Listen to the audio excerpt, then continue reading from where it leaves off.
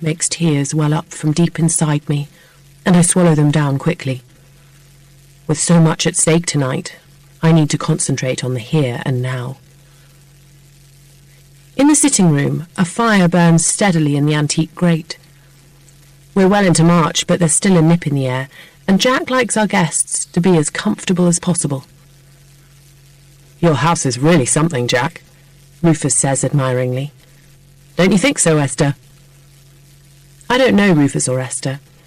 They're new to the area, and tonight is the first time we've met, which makes me feel more nervous than I already am.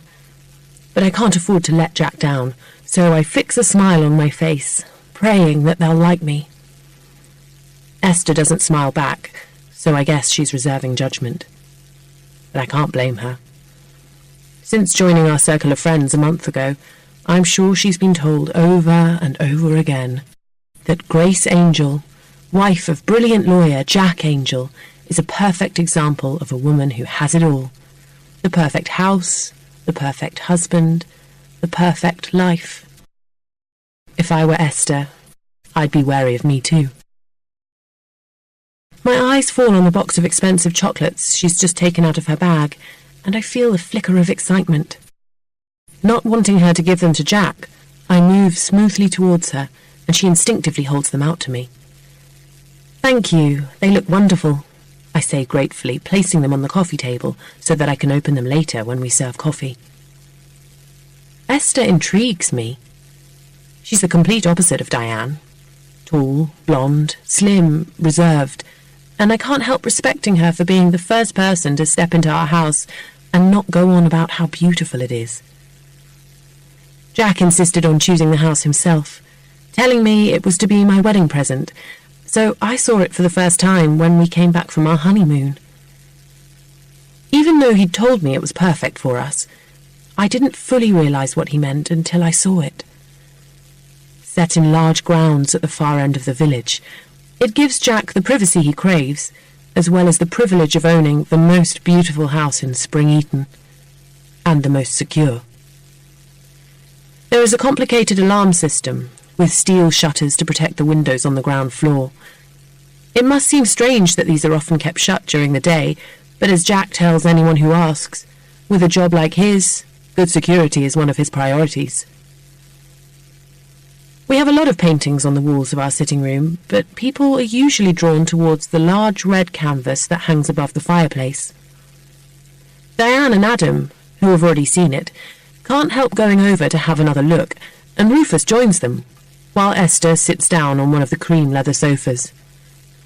"It's amazing," Rufus says, looking in fascination at the hundreds of tiny markings that make up most of the painting. "It's called Fireflies," Jack offers, untwisting the wire from the bottle of champagne. "Oh, I've never seen anything quite like it." "Grace painted it," Diane tells him. "Can you believe it?" "You should see Grace's other paintings." Jack eases the cork from the bottle with only the slightest of sounds. "They really are quite something." Rufus looks around the room with interest. "Are they here?" "No, I'm afraid they're hanging elsewhere in the house." "For Jack's eyes only," Adam jokes. "And Grace's. Isn't that right, darling?" Jack says, smiling over at me. "For our eyes only." "Yes, they are," I agree, turning my head away. We join Esther on the sofa, and Diane exclaims in pleasure as Jack pours the champagne into tall glasses. She looks across at me. "Are you feeling better now?" she asks. "Grace couldn't make lunch with me yesterday because she was ill," she explains, turning to Esther. "It was only a migraine," I protest. Unfortunately, Grace is prone to them. Jack looks over at me sympathetically. But they never last long, thank goodness. "It's the second time you've stood me up," Diane points out. "I'm sorry," I apologise. "Well, at least you didn't just forget this time," she teases. "Why don't we meet up next Friday to make up for it? Would you be free, Grace?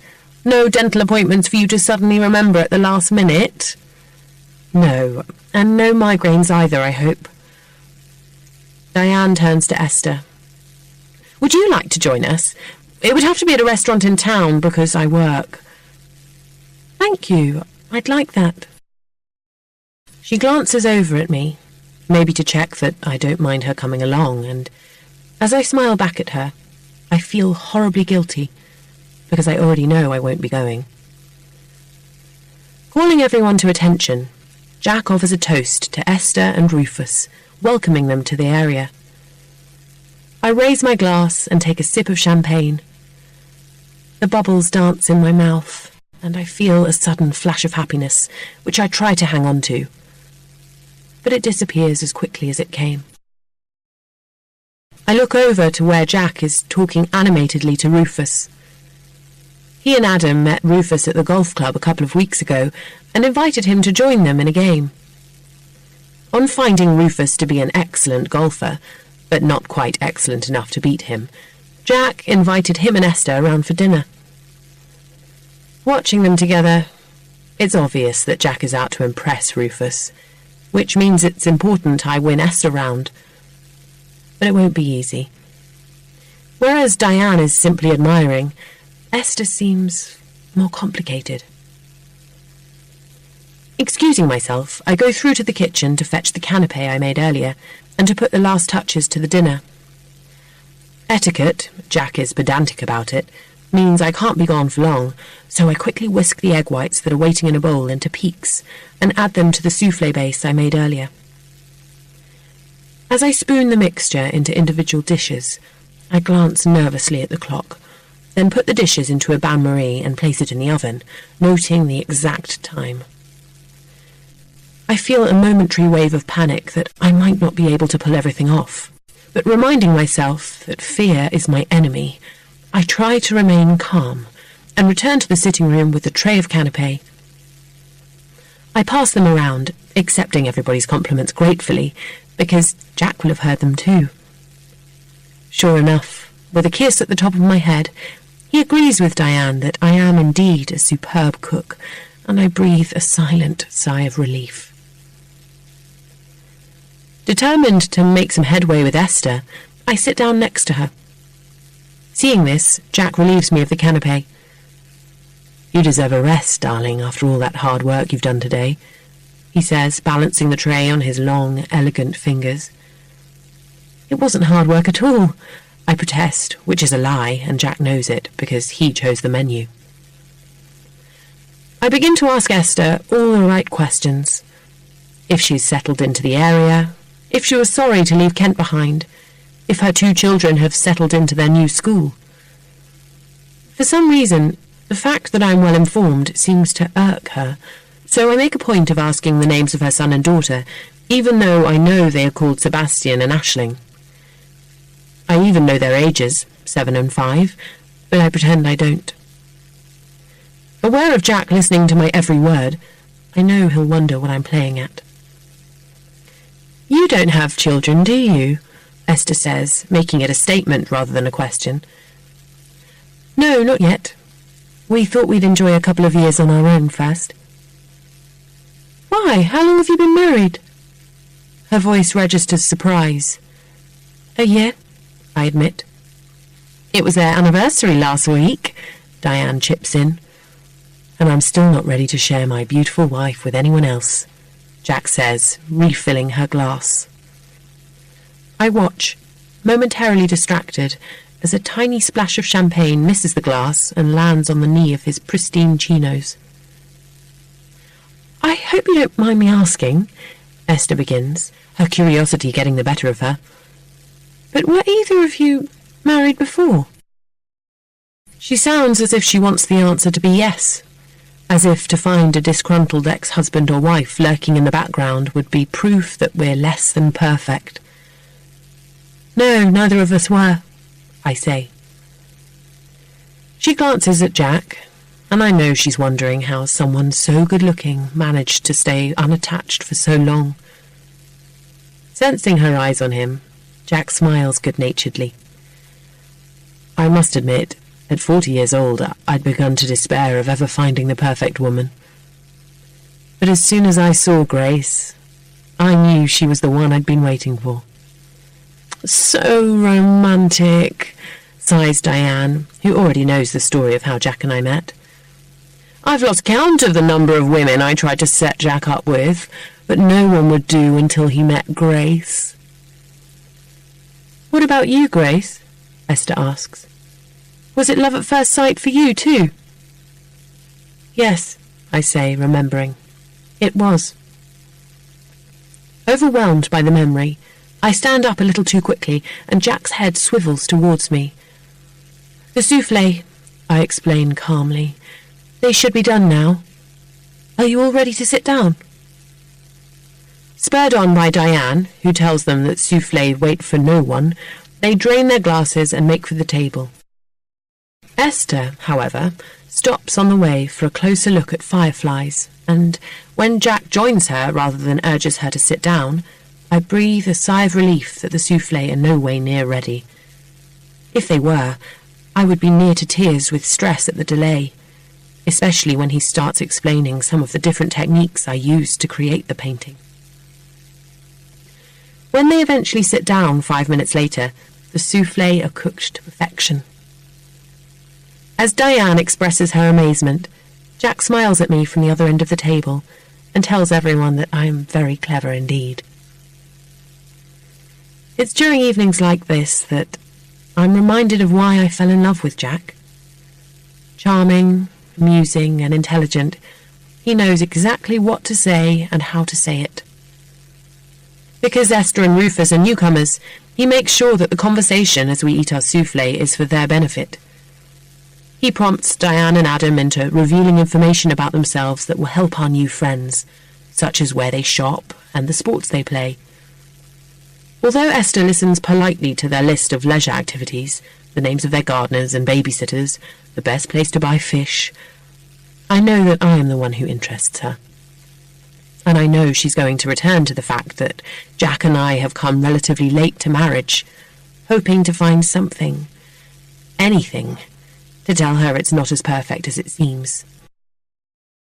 Unfortunately for her, she's going to be disappointed. She waits until Jack has carved the beef Wellington and served it with a gratin of potatoes and carrots lightly glazed with honey. There are also tiny sugar peas, which I plunged into boiling water just before taking the beef from the oven. Diane marvels that I've managed to get everything ready at the same time, and admits she always chooses a main course like curry, which can be prepared earlier and heated through at the last minute.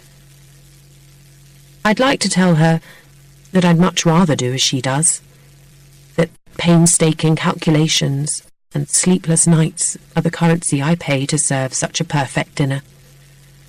But the alternative, serving anything that is less than perfect, isn't an option.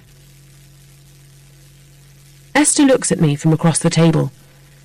So, where did you and Jack meet? In Regent's Park, I say. One Sunday afternoon. Tell her what happened, urges Diane, her pale skin flushed from the champagne. I hesitate a moment, because it's a story I have told before, but it's one that Jack loves to hear me tell, so it's in my interest to repeat it. Luckily, Esther comes to my rescue. Mistaking my pause for reticence, she pounces. Please do, she urges. Well, at the risk of boring those who've already heard it before, I begin with an apologetic smile. I was in the park with my sister Millie.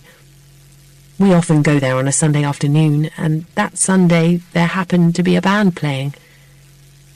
Millie loves music, and she was enjoying herself so much that she got up from her seat and began to dance in front of the bandstand. She'd recently learnt to waltz, and as she danced, she stretched her arms out in front of her as if she was dancing with someone. I find myself smiling at the memory and wish desperately that life was still as simple, still as innocent. Although people were generally indulgent, happy to see Millie enjoying herself, I go on, I could see that one or two were uncomfortable, and I knew I should do something, call her back to her seat perhaps. But there was a part of me that was loath to, because How old is your sister? Esther interrupts. 17. I pause a moment, unwilling to face reality. Nearly 18. Esther raises her eyebrows. She's something of an attention seeker, then. No, she's not. It's just that... Well, she must be. I mean, people don't usually get up and dance in a park, do they? She looks around the table triumphantly, and when everyone avoids her eye, I can't help feeling sorry for her. Millie has Down syndrome. Jack's voice breaks the awkward silence that has descended on the table. It means she's often wonderfully spontaneous. Confusion floods Esther's face, and I feel annoyed that the people who told her everything else about me didn't mention Millie. Anyway, before I could decide what to do, I say, coming to her rescue, this perfect gentleman got up from his seat, went over to where Millie was dancing, bowed and held out his hand to her. Well, Millie was delighted, and as they began to waltz, everyone started applauding, and then other couples got up from their seats and started to dance too. It was a very, very special moment. And, of course, I fell immediately in love with Jack for having made it happen. What Grace didn't know at the time was that I had seen her and Millie in the park the week before, and had immediately fallen in love with her. She was so attentive to Millie, so utterly selfless. I'd never seen that sort of devotion in anybody before, and I was determined to get to know her. And what Jack didn't know at the time, I say in turn, was that I had noticed him the week before but never thought he would be interested in someone like me. It amuses me when everybody nods their head in agreement. Even though I'm attractive, Jack's film star good looks mean that people think I'm lucky he wanted to marry me. But that isn't what I meant. Grace doesn't have any other brothers and sisters, so she thought the fact that Millie will one day be her sole responsibility would discourage me. Jack explains. As it had others, I point out. Jack shakes his head. On the contrary, it was the knowledge that Grace would do anything for Millie that made me realize she was the woman I'd been looking for all my life. In my line of work, it's easy to become demoralized with the human race. I saw from the paper yesterday that congratulations are in order again, Rufus says, raising his glass in Jack's direction. Yes, well done. Adam, who is a lawyer in the same firm as Jack, joins in. Another conviction under your belt. It was a fairly cut-and-dried case, Jack says modestly, although proving that my client hadn't inflicted the wounds herself, given that she had a penchant for self-harm, made it a little more difficult. But, generally speaking, aren't cases of abuse usually easy to prove? Rufus asks, while Diane tells Esther, in case she doesn't already know, that Jack champions the underdog. More specifically, battered wives. I don't want to detract from the wonderful work you do, but there is often physical evidence, or witnesses, are there not? Jack's forte is getting the victims to trust him enough to tell him what's been going on, Diane, who I suspect of being a little in love with Jack, explains. Many women don't have anybody to turn to and are scared they won't be believed. He also makes sure that the perpetrators go down for a very long time, adds Adam. I have nothing but contempt for men who are found to be violent towards their wives, Jack says firmly. They deserve everything they get. I'll drink to that. Rufus raises his glass again. He's never lost a case yet, have you, Jack? Says Diane. No, and I don't intend to. An unbroken track record. That's quite something, muses Rufus, impressed. Esther looks over at me. Your sister, Millie, is quite a bit younger than you, she remarks, bringing the conversation back to where we left off. Yes, there are 17 years between us. Millie didn't come along until my mother was 46. It didn't occur to her she was pregnant at first, so it was a bit of a shock to find she was going to be a mother again. Does Millie live with your parents? No, she boards at a wonderful school in North London, but she'll be 18 in April, so she'll have to leave it this summer, which is a shame because she loves it there. So where will she go? To your parents? No. I pause for a moment, because I know that what I'm about to say will shock her. They live in New Zealand. Esther does a double take. New Zealand? Yes. They retired there last year, just after our wedding. I see, she says, but I know she doesn't. Millie will be moving in with us, Jack explains. He smiles over at me. I knew it would be a condition to Grace accepting to marry me, and it was one that I was more than happy to comply with. That's very generous of you, Esther says. Not at all. I'm delighted that Millie will be living here. It will add another dimension to our lives, won't it, darling? I lift my glass and take a sip of my wine so that I don't have to answer. You obviously get on well with her, Esther remarks. Well, I hope she's as fond of me as I am of her, although it did take her a while once Grace and I were actually married. Why was that? I think the reality of our marriage was a shock to her, I tell her. She had adored Jack from the beginning, but when we came back from our honeymoon and she realised that he was going to be with me the whole time, she became jealous. She's fine now, though. Jack is, once again, her favourite person. Thankfully, George Clooney has taken my place as Millie's object of dislike. Jack laughs. George Clooney? Esther queries. Yes, I nod, glad that Jack has brought it up. I had this thing about him. Don't we all? Murmurs Diane. And Millie was so jealous that when some friends gave me a George Clooney calendar for Christmas one year, she scrawled on it, I don't like George Clooney. Except that she spelt it phonetically. Georjkoony. She has a bit of trouble with the L, I explain. It was so sweet. Everyone laughs. And now she never stops telling everyone that she likes me but that she doesn't like him. It's become a bit of a mantra. I like you, Jack, but I don't like George Clooney. Jack smiles. I must admit that I'm quite flattered at being mentioned in the same breath. He adds modestly. Esther looks at him. You know, you do look a bit like him. Except that Jack is much better looking, Adam grins. You can't believe how relieved we all were when he married Grace. At least it stopped the women in the office fantasizing about him. And some of the men too, he adds laughingly. Jack sighs good-naturedly. That's enough, Adam. You don't work, do you? Esther says, turning back to me. I detect in her voice the thinly veiled scorn that working women reserve for those who don't, and feel compelled to defend myself.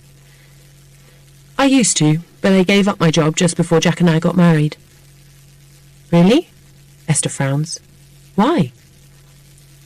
She didn't want to, Jack intervenes, but she had a high-powered job and I didn't want to come home exhausted and find that Grace was just as exhausted as I was.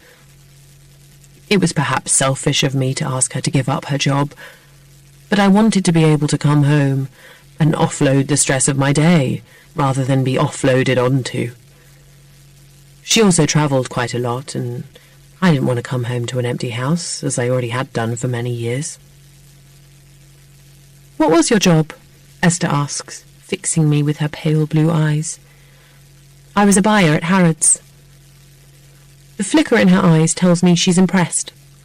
The fact that she doesn't ask me to expand tells me that she's not going to show it yet. She used to travel all over the world first class, Diane says breathlessly. Not all over the world, I correct. Just to South America. I sourced their fruit, mainly from Chile and Argentina, I add, largely for Esther's benefit. Rufus looks at me admiringly. That must have been interesting. It was, I nod. I loved every minute of it. You must miss it then. Another statement from Esther. No, not really. I lie. I have plenty here to keep me occupied. And soon you'll have Millie to look after. Millie is very independent, and anyway, she'll be working most of the time at Meadow Gate. The garden centre? Yes. She loves plants and flowers, so she's very lucky to have been offered the perfect job. So, what will you do all day long? Much the same as I do now. You know, cooking, cleaning, gardening, when the weather permits. You'll have to come for Sunday lunch next time and see the garden, says Jack. Grace has green fingers. Goodness, says Esther lightly. So many talents. I'm so glad I was offered a post at St. Polycarp's. I was getting quite bored being at home all day.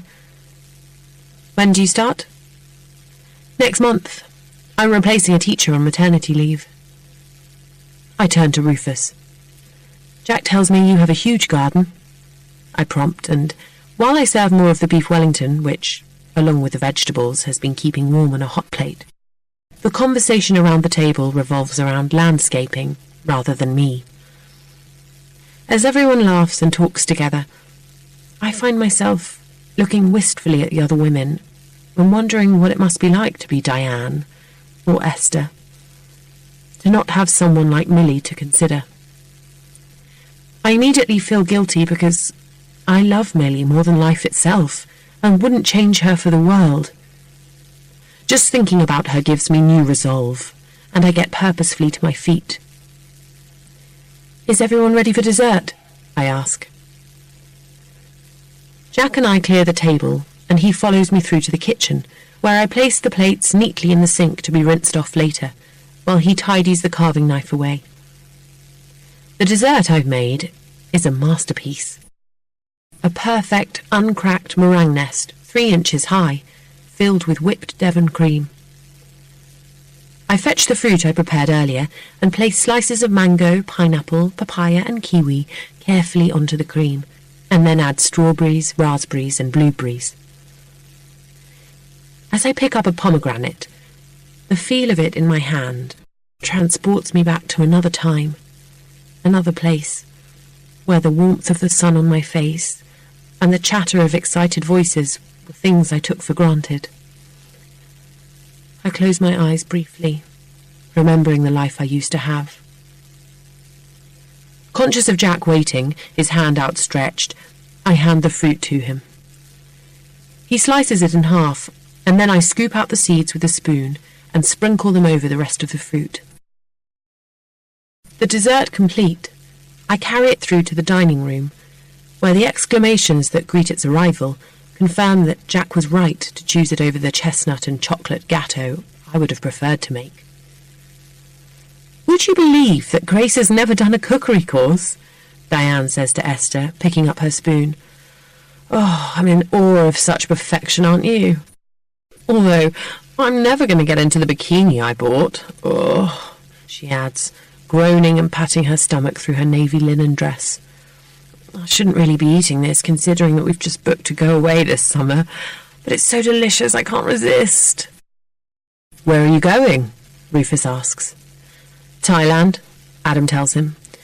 We were going to go to Vietnam, but when we saw the photos of Jack and Grace's latest holiday in Thailand, we decided to keep Vietnam for next year. He looks over at Diane and grins. Once Diane had seen the hotel they stayed in, that was it. So, are you going to the same hotel then? No, it was fully booked. Unfortunately, we don't have the luxury of being able to go on holiday out of term time. Make the most of it while you can, Esther says, turning to me. I intend to. Are you going back to Thailand this year? Adam asks. Only if we can go before June, which isn't likely with the Tomasin case coming up, says Jack. He looks meaningfully across the table at me. After that, well, Millie will be with us. I hold my breath, hoping no one will suggest that if we wait, we'll be able to take Millie along too. Tomasin? Rufus raises his eyebrows. I heard something about that. Is his wife one of your clients? Yes, she is. Dina Anderson, he muses. That must be an interesting case. It is, Jack agrees. He turns to me. Darling, if everyone's finished, why don't you show Esther the photos of our last holiday to Thailand? My heart sinks. I'm sure she doesn't want to see our holiday snaps, I say, keeping my voice purposefully light. But even that slight suggestion of discord between the two of us is enough for Esther. I would love to see them, she exclaims. Jack pushes his chair back and stands up. He takes the photo album from the drawer and hands it to Esther. Then Grace and I will make coffee while you look at the photographs. Why don't you go through to the sitting room? You'll be more comfortable there. By the time we come back from the kitchen with a tray of coffee, Diane is exclaiming over the photos, although Esther doesn't say much. I have to admit that the photos are stunning, and in those where I can be seen, I am shown to my advantage. Beautifully tanned, as slim as I was in my 20s, and wearing one of my many bikinis. In most of the photos, I'm standing in front of a luxurious hotel, or lying on its private beach, or sitting in a bar or restaurant with a colourful cocktail and a plate of exotic food in front of me. In each one, I am smiling up at the camera, the epitome of a relaxed and pampered woman, very much in love with her husband. Jack is something of a perfectionist when it comes to taking photographs, and takes the same shot over and over again until he's happy with the result, so I've learnt to get it right first time. There are also some photographs of the two of us, taken by amenable strangers. It is Diane who points out teasingly that in those photographs, Jack and I are often gazing adoringly at each other rather than at the camera. Jack pours the coffee. Would anyone like a chocolate? I ask, reaching as casually as I can for the box that Esther bought. I'm sure we've all had quite enough to eat, Jack suggests, looking around at everyone for confirmation. Definitely, says Rufus. I couldn't eat another thing, Adam groans. Then I'll put them away for another day.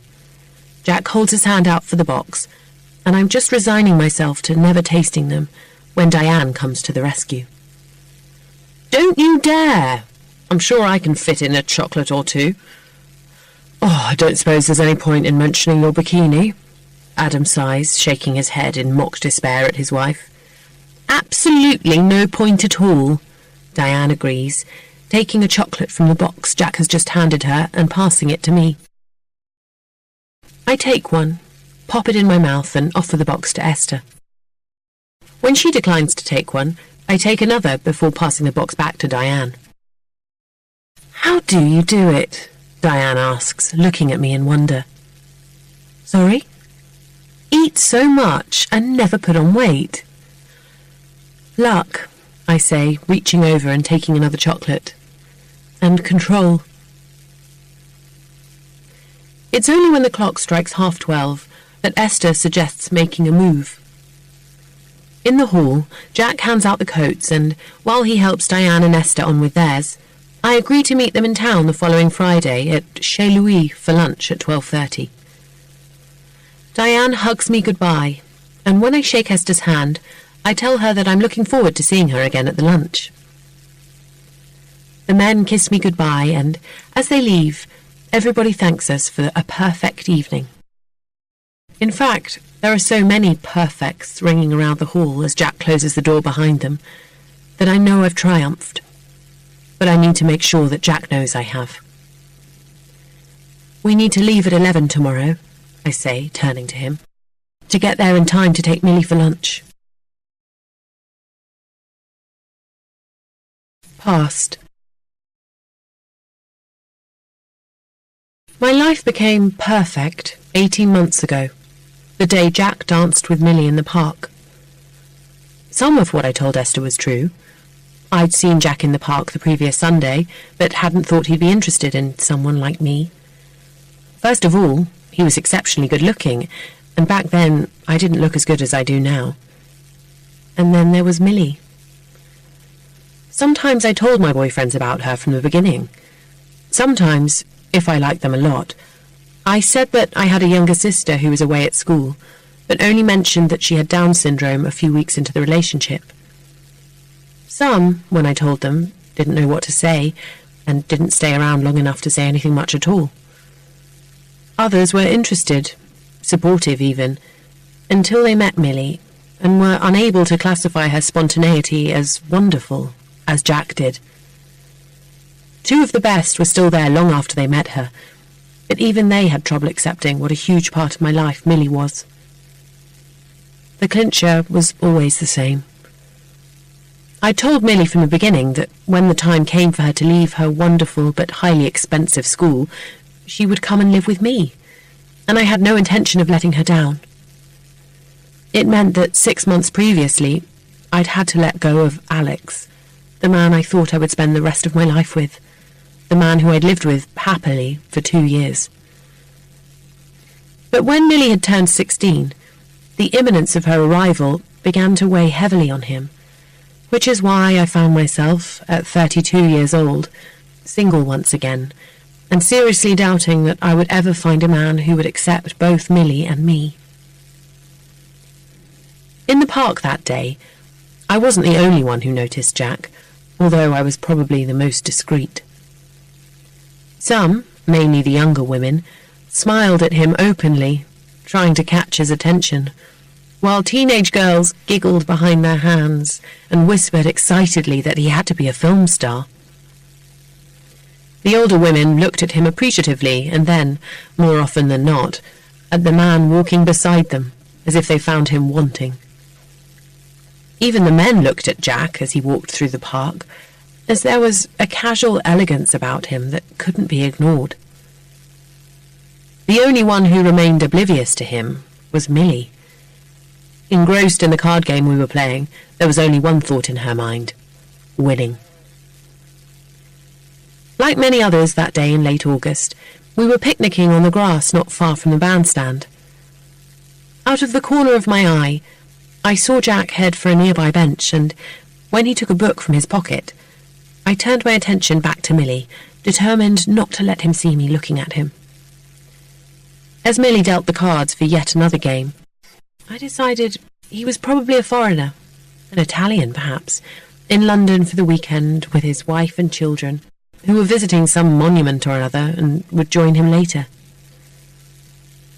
As far as I was concerned, he didn't even look my way that afternoon, unperturbed, it seemed, by Millie's loud cries of "Snap!" We left soon after because I had to get Millie back to her school by 6 o'clock, in time for dinner at 7. Even though I didn't think I'd ever see him again, my mind returned again and again to the man I'd seen in the park, and I found myself pretending that he wasn't married, that he had noticed me and had fallen in love with me, and planned to return to the park the following Sunday in the hope of seeing me again.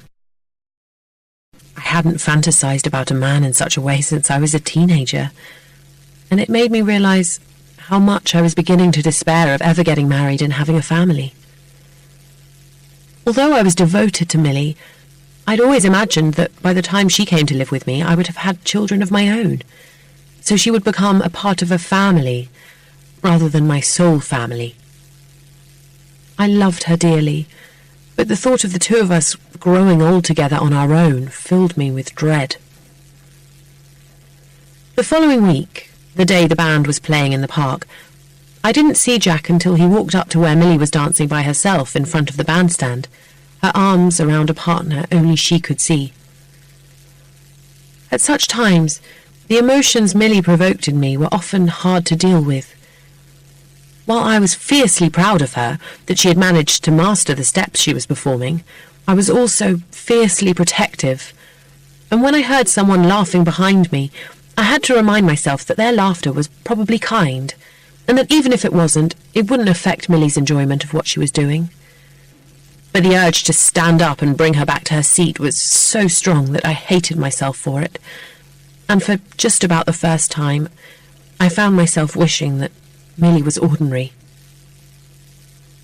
Images flashed through my mind of how our lives, my life, could have been, and it was as I was quickly blinking away the tears of frustration which had filled my eyes, that I saw Jack making his way towards Millie.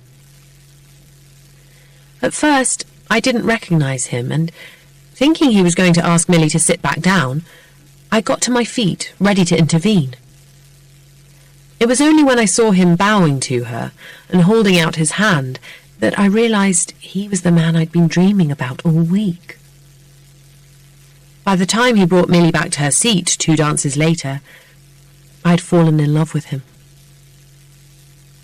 "May I?" he asked, indicating the chair next to me. "Yes, of course." I smiled at him gratefully. "Thank you for dancing with Millie. It was very kind of you." "The pleasure was all mine," he said gravely. "Millie is a very good dancer." "Nice man," Millie said, beaming at him. "Jack." "Nice Jack." I really should introduce myself properly. He held out his hand. "Jack Angel." "Grace Harrington," I said, shaking it. "Millie's my sister. Are you here on holiday?" "No, I live here." I waited for him to add, "with my wife and children," but he didn't. So I stole a look at his left hand, and when I saw that he wasn't wearing a wedding ring, I felt such a rush of relief I had to remind myself it didn't mean anything. "And you? Are you and Millie visiting London?" "Not really. I live in Wimbledon, but I often bring Millie here at weekends." "Does she live with you?" "No, she boards at her school during the week. I try and see her most weekends, but as I travel a lot for my job, it's not always possible. Fortunately, she has a wonderful carer who steps in when I can't be with her. And our parents do, of course." "Your job sounds exciting. Can I ask what you do?" "I buy fruit." He looked at me quizzically. "For Harrods." "And the travelling?" "I source fruit from Argentina and Chile." "That must be interesting." "It is," I agreed. "What about you?" "I'm a lawyer." Millie, bored with our conversation, tugged at my arm. "Drink, Grace, and ice cream. Hot." I smiled apologetically at Jack. "I'm afraid I have to go. Thank you again for dancing with Millie." "Perhaps you would let me take you and Millie to tea?" He leant forward so that he could see Millie sitting on the other side of me. "What do you think, Millie? Would you like some tea?" "Juice," Millie said, beaming at him. "Juice, not tea. Don't like tea." "Juice it is, then," he said, standing up. "Shall we go?"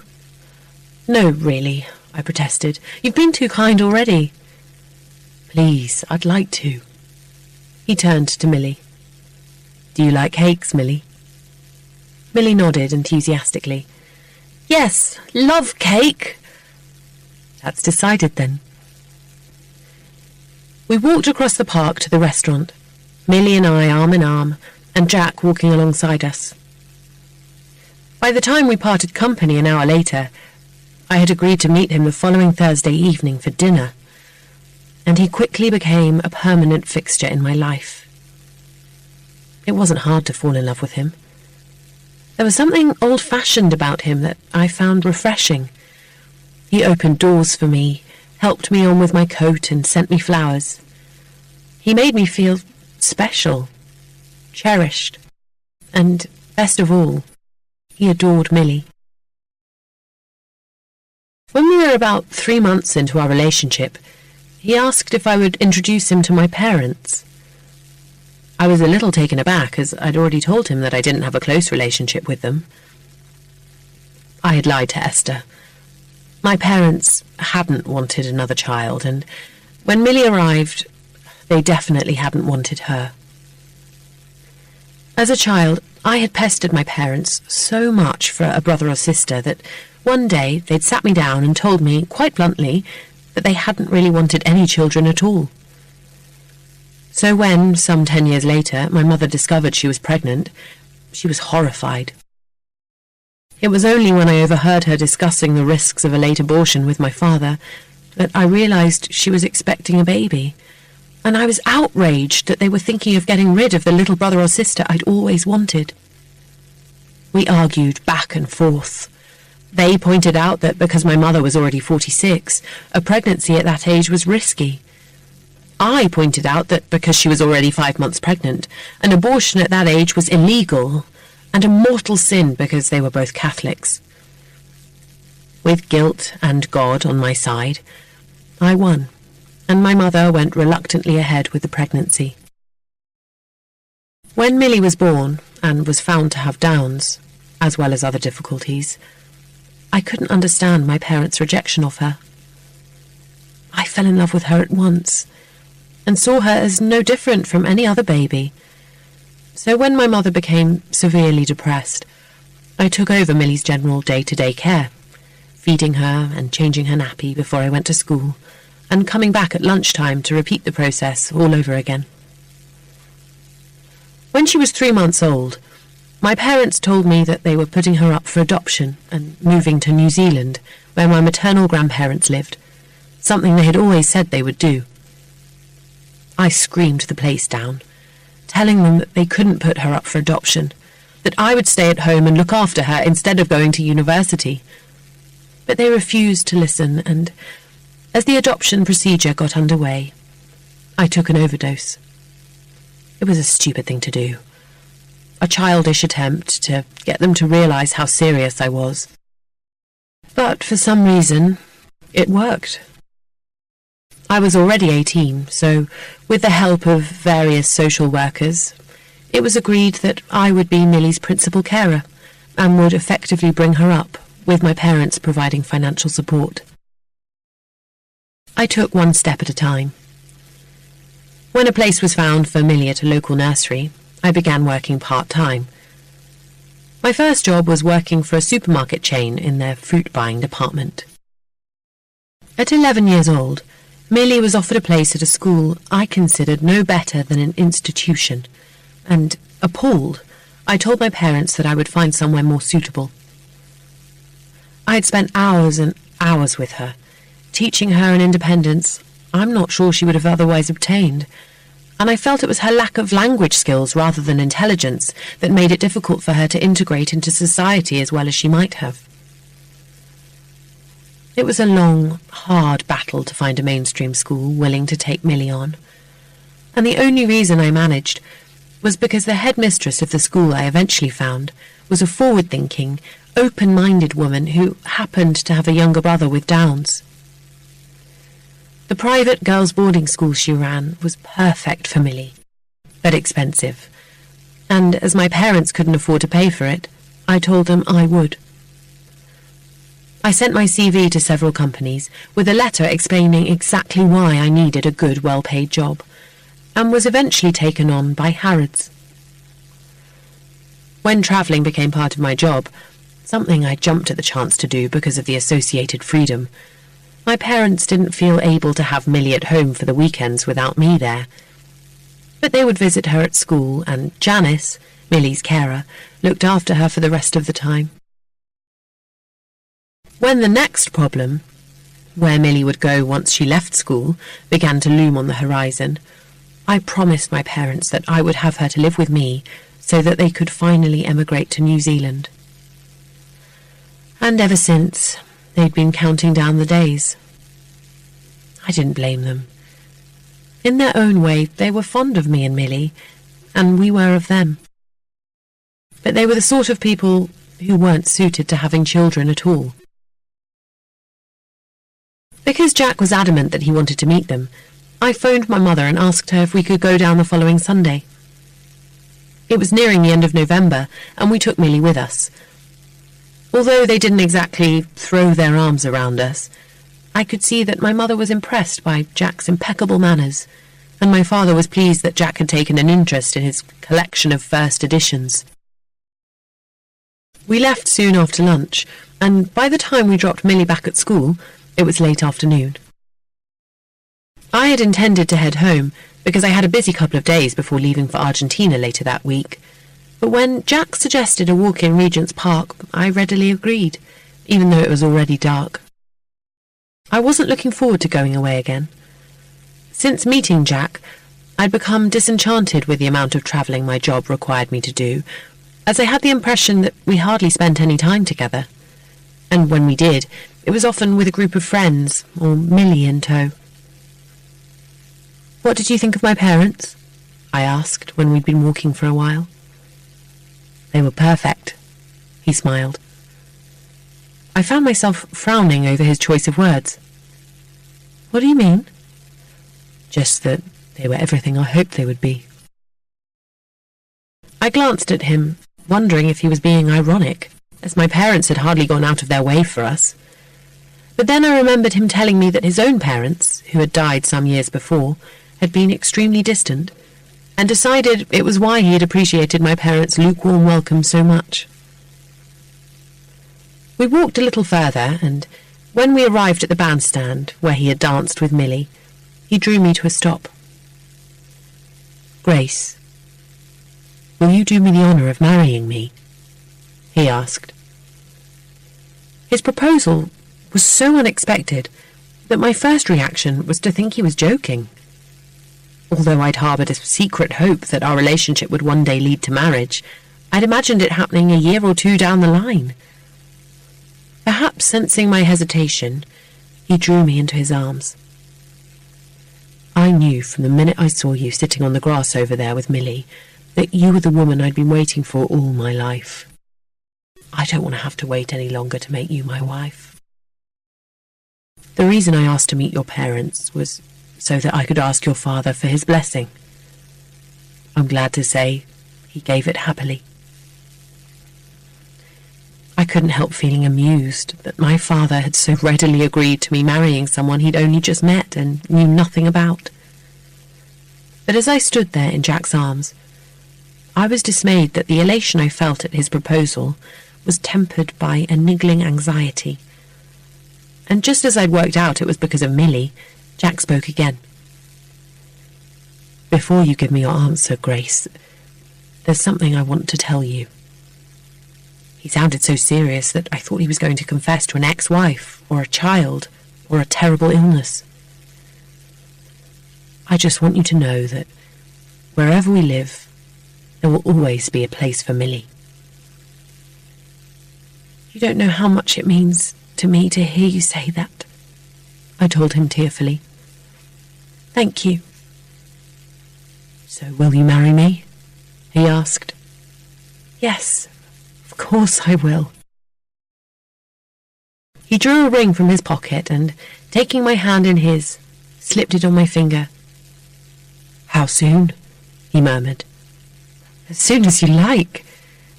I looked down at the solitaire diamond. "Jack, it's beautiful." "I'm glad you like it. So, how about sometime in March?" I burst out laughing. "March? How will we be able to organise a wedding in such a short time?" "It won't be that difficult. I already have somewhere in mind for the reception. Cranley Park in Hecklescombe. It's a private country house and belongs to a friend of mine. Normally he holds wedding receptions for family members, but I know it won't be a problem." "Sounds wonderful," I said happily. "As long as you don't want to invite too many people." "No, just my parents and a few friends." "That's settled then." Later, as he drove me back home, he asked if we could have a drink together the following evening, as there were a couple of things he wanted to discuss with me before I left for Argentina on Wednesday. "You could come in now if you like," I offered. "I'm afraid I really need to be getting back. I have an early start tomorrow." I couldn't help feeling disappointed. "I'd like nothing more than to come in and stay the night with you," he said, noticing. "But I have some files I need to have a look over tonight." "I can't believe I've agreed to marry someone I haven't even slept with yet," I grumbled. "Then how about we go away for a couple of days the weekend after you get back from Argentina? We'll take Millie out to lunch, and after we've dropped her back at school, we'll visit Cranley Park and find a hotel somewhere in the country for the night. Would that do?" "Yes," I nodded gratefully. "Where shall I meet you tomorrow evening?" How about the bar at the Connaught? If I come straight from work, I can be there around 7. Perfect. I spent most of the next day wondering what Jack wanted to discuss with me before I went to Argentina. It never occurred to me that he would ask me to give up my job, or that he would want me to move out of London. I had presumed that once we were married we would carry on much as we were, except that we would be living together in his flat as it was more central. His propositions left me reeling. Seeing how shocked I was, he sought to explain, pointing out what had occurred to me the day before, that in the 3 months since we'd known each other, we'd hardly spent any time together. What's the point of getting married if we never see each other? He asked. We can't go on as we are, and, more to the point, I don't want to. Something has to give, and as I hope we'll be having children sooner rather than later... He stopped. You do want children, don't you? Yes, Jack, of course I do, I smiled. That's a relief. He took my hand in his. The first time I saw you with Millie, I knew you'd make a wonderful mother. I hope I won't have to wait too long before you make me a father. Overwhelmed by a sudden desire to bear his child, I found I couldn't speak. But maybe you'd rather wait a few years, he went on hesitantly. It's not that, I said, finding my voice. It's just that I don't see how I can give up my job, not while Millie is still at school. I pay her fees, you see, so I won't be able to give up work for a year and a half. There's absolutely no question of you working for another 18 months, he said firmly. Millie can move in with us as soon as we come back from our honeymoon. I looked at him guiltily. Much as I love Millie, I'd really like us to have a little time on our own first. And she's so happy at her school, it seems a shame to take her out a year early. I thought for a moment. Can we speak to the school and ask them what they think? Of course. And maybe we should ask Millie what she thinks. I, for one, will be delighted if she chooses to move in with us at once. But if everybody thinks that it's best to leave her where she is for the moment, I insist on paying her fees.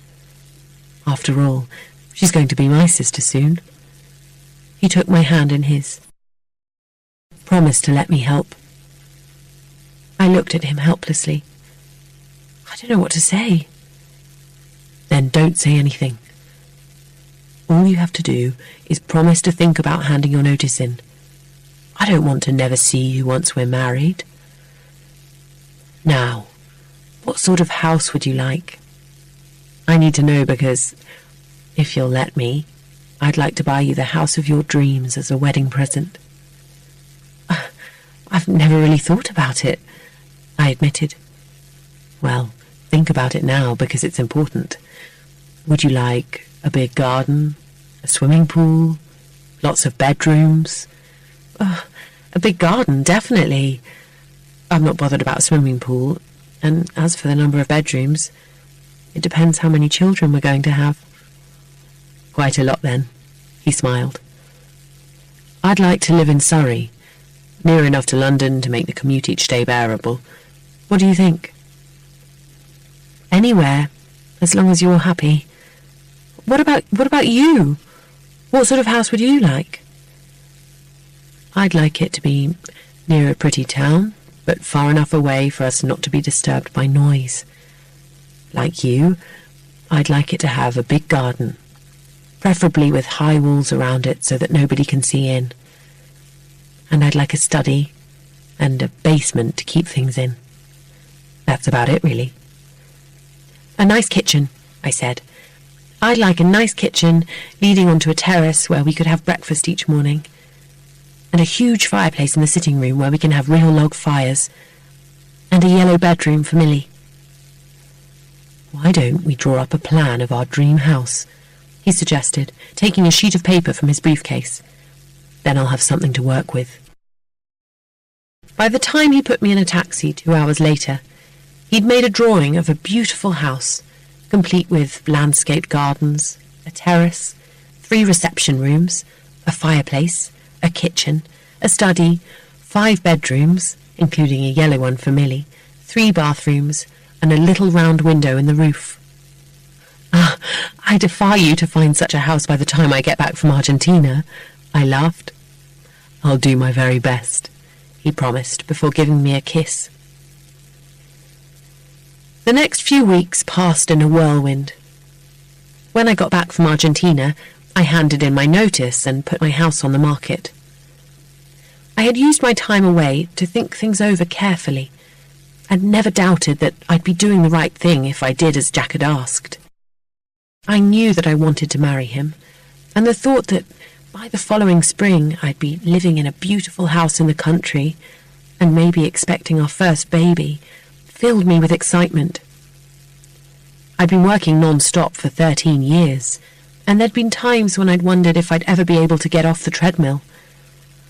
And because I'd known that once Millie came to live with me, I'd no longer be able to travel as I had, or work the long hours that I sometimes worked, I'd been nervous about what sort of job I'd end up with. Suddenly, all my worries disappeared, and as I chose wedding invitations to send out to family and friends, I felt I was the luckiest person in the world. Present. Jack, meticulous as always, comes up to the bedroom at 10:30 in the morning and tells me we'll be leaving at 11 o'clock precisely. I'm not worried that I won't be ready in time. I've already showered, so 30 minutes is long enough to dress and put on my makeup. The shower calmed me down a little as, since waking at 8, I've been in a continuous state of excitement, hardly daring to believe that I'll soon be seeing Millie. Ever cautious, I remind myself that anything could happen. Yet the face I present to Jack shows nothing of my inner turmoil. It is calm and composed, and as he stands back to let me pass, I am just an ordinary young woman about to go on a day out.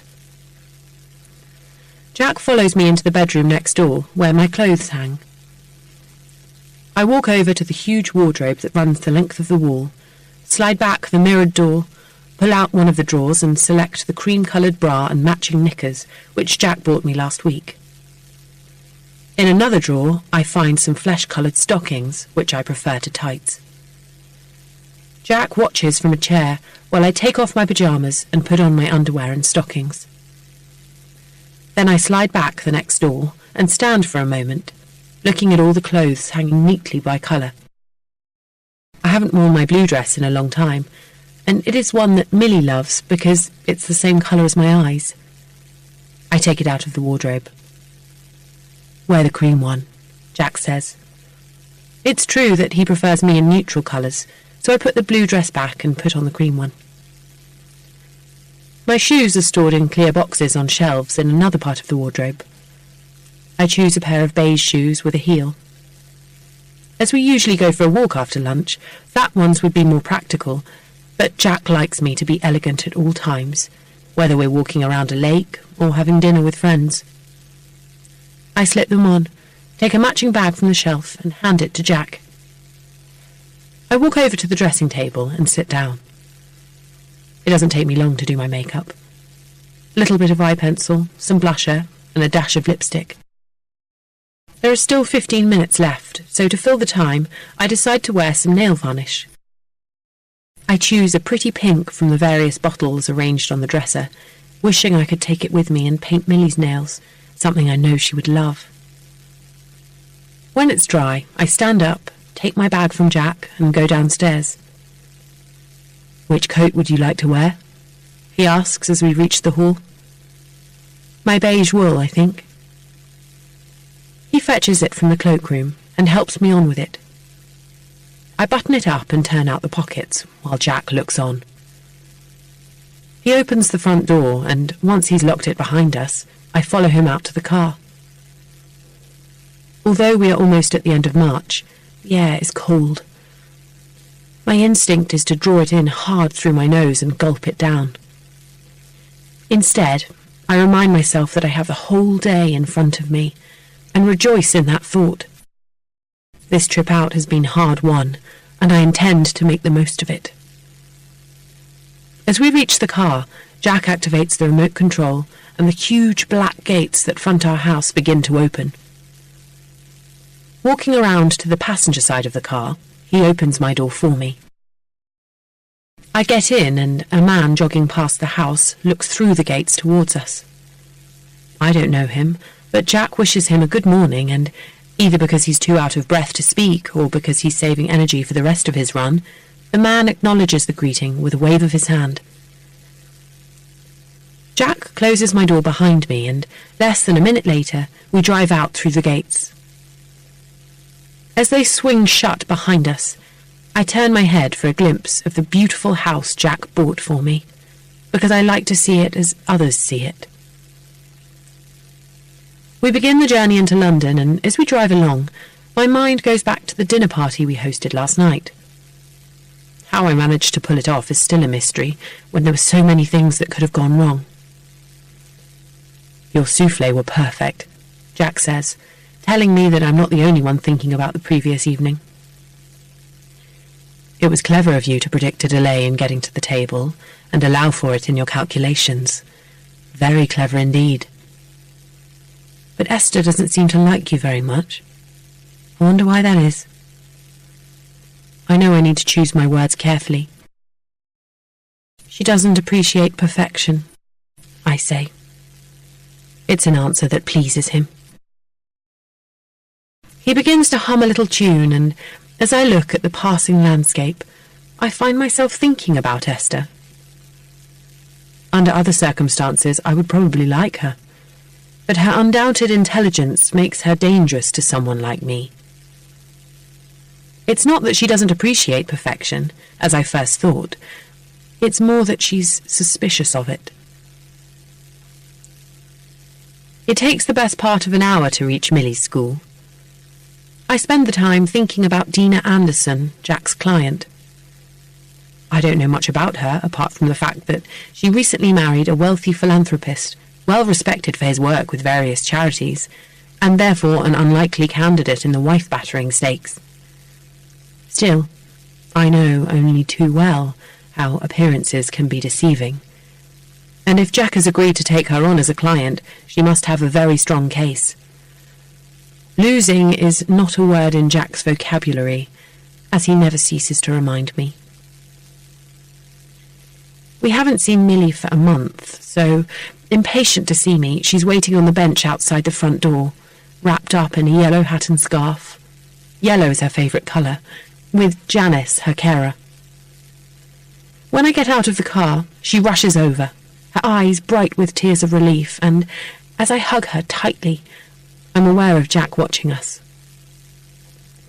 Janice joins us, and I hear Jack telling her that although we knew Millie would be disappointed, we hadn't dared to come and see her until I had completely recovered from the bout of flu that had laid me so low. Janice reassures him that we did the right thing, adding that she had explained to Millie why we couldn't come. But it was very hard for her, she admits. She adores you both so much. And we adore her, Jack says, smiling fondly at Millie. Say hello to Jack, Millie, I remind her quietly, and, disentangling herself, she turns to Jack. Hello, Jack, she says, giving him a big smile. I'm happy to see you. And I'm very happy to see you too, he says, kissing her cheek. You do understand why we couldn't come before, don't you? Millie nods. Yes, poor Grace ill, but better now. Much better, Jack agrees. I have something for you. For being so patient. He puts his hand into his coat pocket. Can you guess what it is? Agatha Christie! Her brown eyes light up with pleasure, as there's nothing she loves more than listening to murder mysteries. Clever girl. He takes an audiobook from his pocket. I don't think you've got And Then There Were None, have you? She shakes her head. It's one of my favourites, Janice says, smiling. Shall we start it tonight, Millie? Yes, Millie nods. Thank you, Jack. It's my pleasure, Jack tells her. And now I'm going to take my 2 favourite ladies out to lunch. Where would you like to go? Hotel, says Millie immediately. I know why she's chosen the hotel, just as I know why Jack is going to refuse. Why don't we go to the restaurant by the lake, he says, as if she hadn't spoken, or the one that serves those delicious pancakes for dessert. Millie's face falls. Which would you prefer? The lake, she mutters, her dark hair swinging in front of her face. Millie doesn't talk much on the way. She had wanted me to sit in the back of the car with her, but Jack told her he would feel as if he was a taxi driver. When we arrive at the restaurant, Jack finds a parking space, and as we walk up the path, he takes our hands so that we're on either side of him. The staff greets us like old friends because we often bring Millie here. They show us to the round table in the corner, the one that Jack likes, by the window. We sit, as we always do, Jack facing the window and Millie and I sitting on either side of him. As we study our menus, I stretch my leg out under the table and find hers, my secret sign to her. Jack chats away to Millie during the meal, encouraging her to talk, asking her what she did during the weekends when we didn't come and see her. She tells us that once Janice took her back to hers for lunch, once they went out for afternoon tea, and once they were both invited to her friend Paige's house. And not for the first time. Thank God that Millie has someone like Janice to step in whenever I can't be with her. Grace, come walk, Millie asks once lunch is over. Round Lake? Yes, of course. I fold my napkin neatly and place it on the table, my movements deliberately unhurried. Shall we go now? Jack pushes back his chair. I'll come too. Even though I didn't expect anything less, there is still a feeling of crushing disappointment. We go all the way round, Millie warns. Not all the way around, protests Jack. It's too cold. It's too cold to be outside for long. Then Jack, stay here, Millie tells him. I go with Grace. No, says Jack. We'll all go. Millie looks solemnly at Jack from across the table. I like you, Jack, she says. But I don't like George Cooney. I know, Jack nods. I don't like him either. He ugly, says Millie. Yes, he's very ugly, agrees Jack, and Millie bursts into fits of laughter. We walk a little way around the lake, Jack walking between me and Millie. Jack tells Millie that he's very busy getting her room ready for when she comes to live with us, and when she asks if it's going to be yellow, he says that of course it is. He was right. It is too cold to be outside for very long, and after about 20 minutes, we head back to the car. Millie is even quieter on the way back to her school, and I know she feels the same frustration that I feel. When we say goodbye, she asks if we'll be back to see her the following weekend. And when Jack says he's sure we will be, I'm glad that Janice is within earshot. Past. When Jack and I told Millie that we were getting married, the first thing she asked was if she could be our bridesmaid. Of course you can, I said, hugging her. That's all right, isn't it, Jack? I added, dismayed to see a frown on his face. I thought we were having a simple wedding, he said pointedly. We are, but I'll still need a bridesmaid. Really? Well, yes, I said, feeling flustered. It's traditional. You don't mind, do you? Don't you think it'll be a bit much for Millie? He asked, lowering his voice. If you really need a bridesmaid, why not ask Kate or Emily? Because I want Millie, I insisted, aware of her watching us anxiously. There was a moment's awkward silence. Then Millie you shall have, he said, smiling and holding his arm out to her. Come on, let's go and tell your headmistress the good news. Mrs. Goodrich and Janice were delighted to hear we were getting married. After sending Millie off to wash her hands in preparation for dinner, Mrs. Goodrich agreed that it would be best if Millie stayed at school for another 15 months, until she turned 18, as had been planned all along, despite Jack reiterating that he would be quite happy to have Millie move in with us at once. I was glad when Mrs. Goodrich suggested it would be nice for us to have some time on our own, and I wondered if maybe she'd guessed that we hoped to start a family straight away.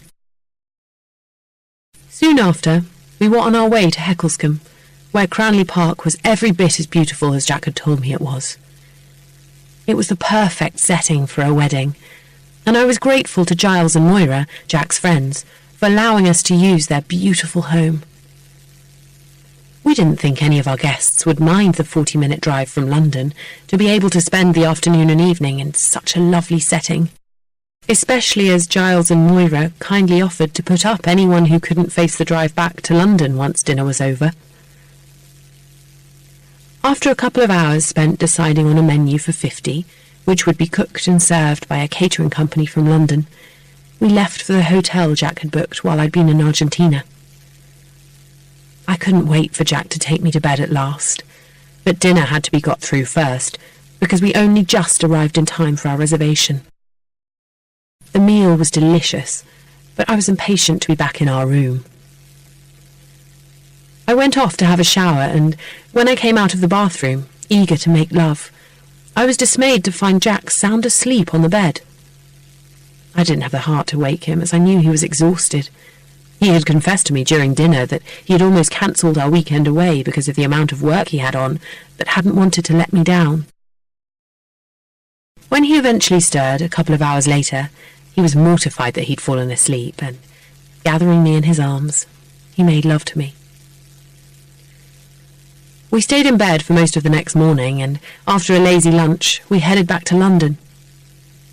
Even though it meant that I didn't see Jack for the whole of the following week, I was glad we'd managed to take some time out from the frenzy our imminent wedding had precipitated us into. And not being able to see Jack gave me the chance to finish the painting I'd started for him 2 months previously. Because I had rarely the time to work on it, I'd resigned myself to giving it to him as a wedding present rather than for Christmas, as I'd wanted to do. But with Jack busy in the evenings, and my suitcases consigned indefinitely to the back of the cupboard, I managed to complete it in time for Christmas Day. I hoped that, if he liked it, it would grace the walls of our new home. I could easily imagine it hanging above the fireplace we'd talked about having. It was a large painting, and, at first glance, it seemed to be an abstract design of different shades of red, with tiny spots of silver running through it. It was only on closer inspection that one could distinguish the mass of red as hundreds of tiny fireflies, and only Jack and I would know that the mass of red had been created not from paint, but from lipstick, which I had then sealed with a clear varnish before completing the painting. I had never told Jack that I enjoyed painting, and even when he had admired one of the canvases that hung in my kitchen, I hadn't mentioned that I was the artist. So when I told him on Christmas Day, once I was certain he liked the painting I'd given him, that not only had I painted fireflies myself, but that I'd created it by kissing the canvas hundreds of times wearing different shades of red lipstick, he lavished so many compliments on me that I was pleased I'd managed to surprise him. He was delighted that I could paint, and told me that once we moved into our house, he would expect me to cover the walls with my work. My house sold quickly. I wanted Jack to put the money I received from the sale towards the house he'd found us in Spring Eton, but he refused, reminding me that it was his wedding present to me. He had discovered the sleepy village of Spring Eton whilst driving back from Adam and Diane's one Sunday, and found its situation some 20 miles south of London ideal. Because there was some minor work to be done to the house before we moved in, he didn't want me to see it until we came back from our honeymoon. When I badgered him to tell me what it was like, he simply smiled and told me it was perfect. When I asked him if it was like the one in the picture we'd drawn up together, he replied solemnly that of course it was. I told him that I wanted to use the money from the sale of my house to furnish our new home as my wedding present to him, and After a lot of persuasion, he agreed. It was strange shopping for furniture for a house I'd never seen, but Jack knew exactly what he wanted, and I couldn't fault his taste.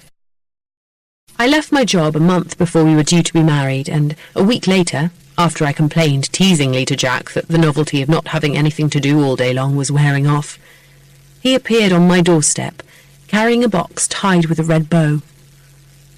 Opening it, I found a 3-month-old Labrador puppy staring up at me. "Jack, she's adorable!" I cried, lifting her out. "Where did you get her? Is she yours?" "No, she's yours," he said. "Something to keep you busy." "She'll certainly do that," I laughed. I put her down on the ground, and she ran around the hall, exploring everything. But I don't understand what I'm meant to do with her while we're on honeymoon in Thailand. We could ask my parents to have her, I suppose, but I'm not sure they'd agree. Don't worry, it's all arranged. I've found a housekeeper to look after our house while we're away. I don't want it lying empty, and there's still some furniture to be delivered, so she's going to live in until we get back. And she's going to look after Molly for us. "Molly?"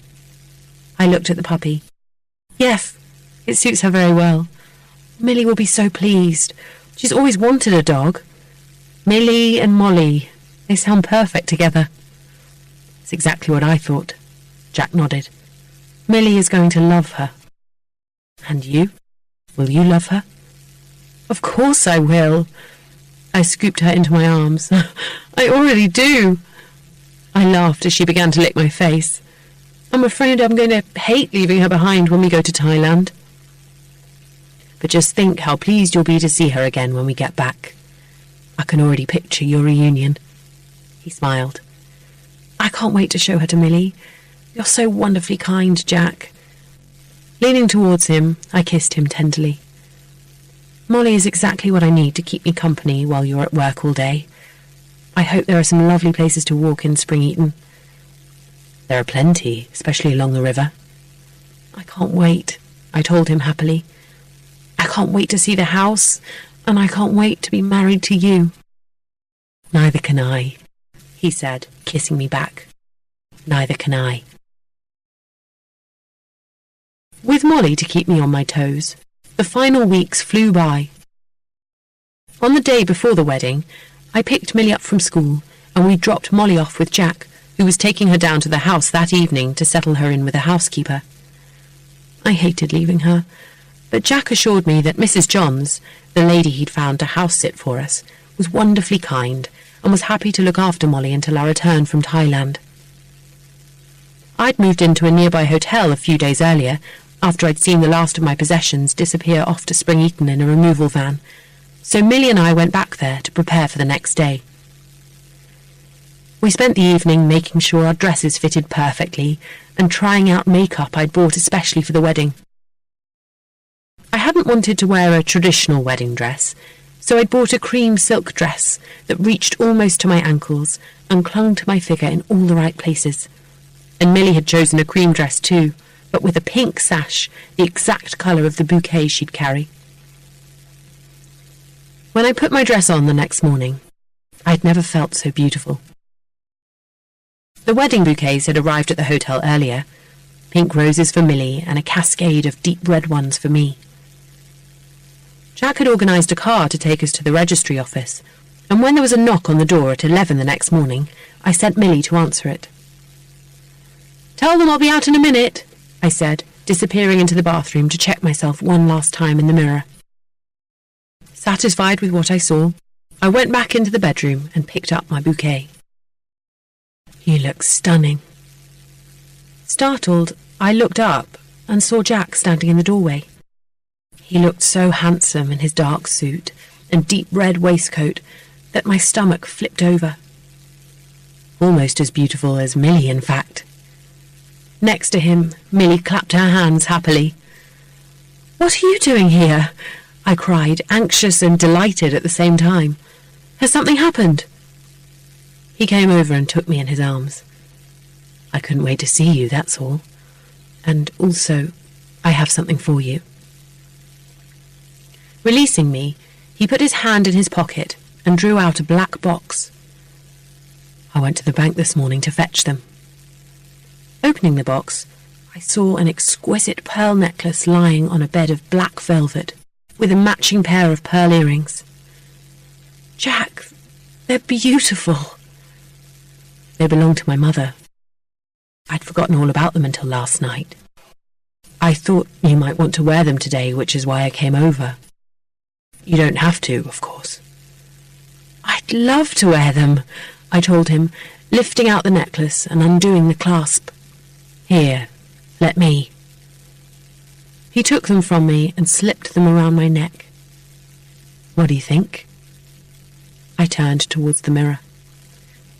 I can't believe how perfectly they match the dress, I said, fingering them. They're exactly the same shade of cream. I unclipped the gold earrings I was wearing and replaced them with the pearls. Grace, pretty, very, very pretty, Millie laughed. I agree, said Jack gravely. He put his hand in his other pocket and drew out a smaller box. I have something for you too, Millie. When Millie saw the tear-shaped pearl on the silver chain, she gave a gasp of delight. Thank you, Jack, she said, beaming. I wear it now. You're so kind, Jack, I told him as I put it around Millie's neck. But did you know it's supposed to be bad luck to see your bride on her wedding day? Well, I guess I'll just have to take my chance, he smiled. How's Molly? Did she settle in all right? Perfectly. Look. He took his phone out of his pocket and showed Millie and me a photograph of Molly, curled up asleep in her basket. So, the floor has tiles, I mused. At least I know one thing about my future home.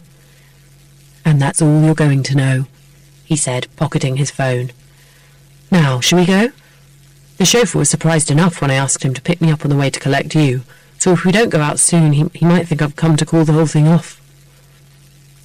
After offering me and Millie an arm each, he escorted us down to the car, and we set off for the registry office.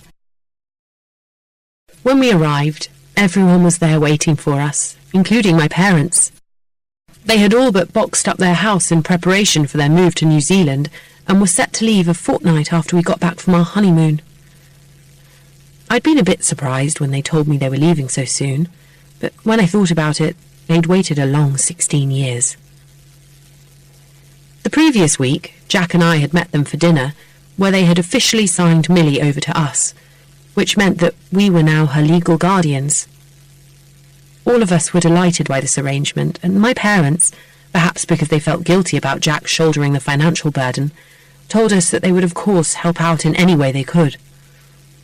But Jack was adamant that he and I would be responsible for Millie, and promised my parents that she would want for nothing. Our guests were surprised to see Jack stepping out of the car alongside Millie and me, and as we set off up the flight of steps that led to the registry office, they teased him good-naturedly about not being able to resist riding in a Rolls-Royce.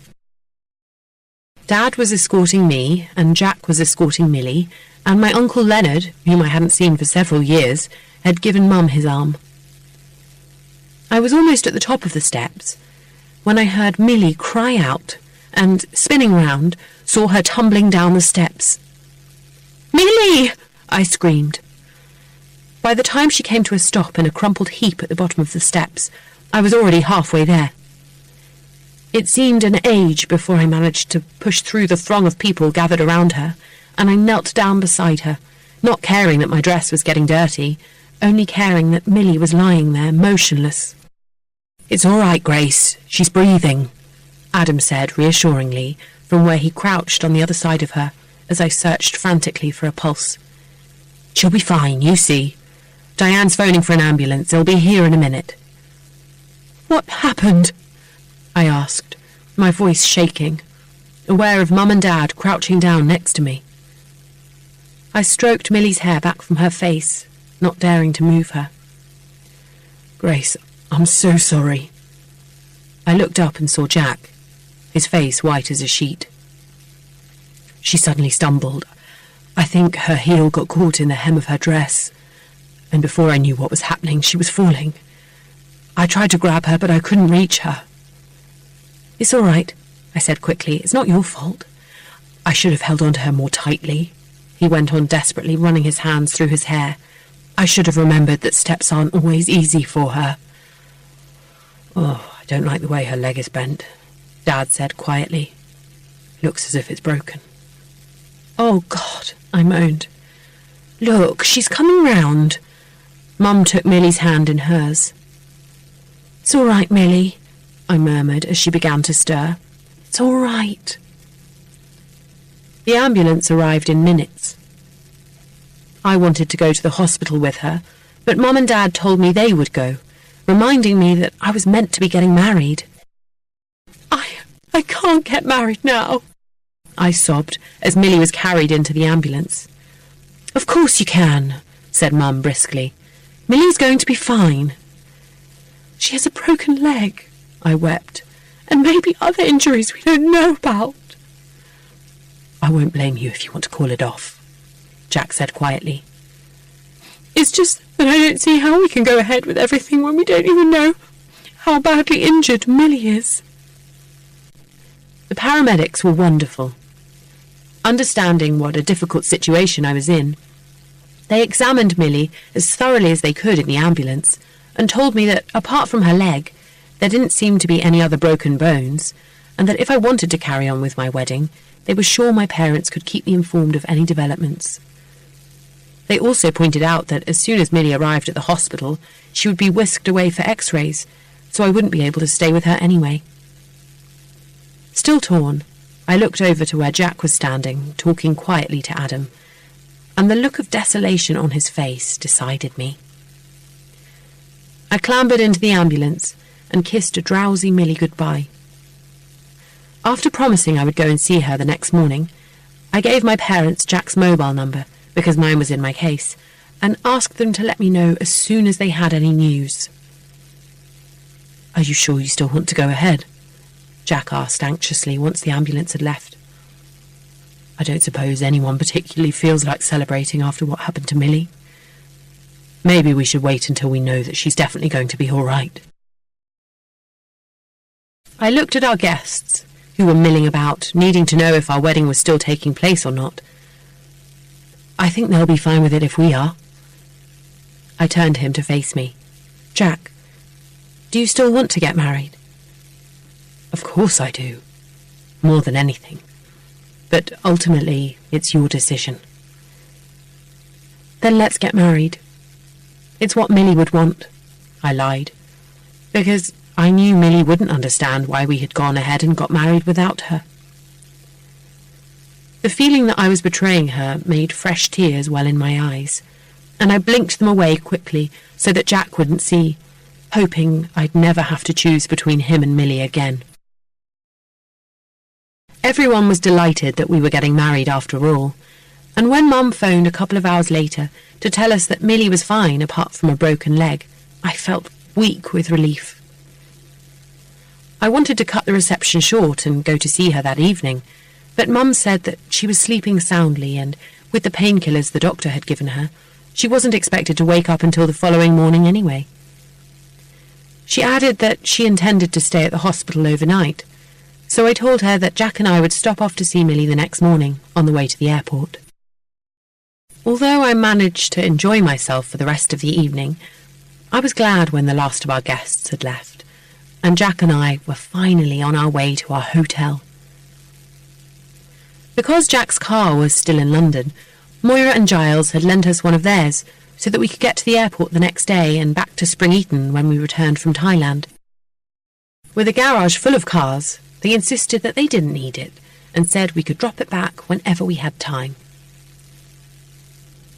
When we arrived at the hotel where we were to spend our wedding night, I went straight to the bathroom and ran myself a hot bath, leaving Jack to pour himself a whiskey while he waited for me.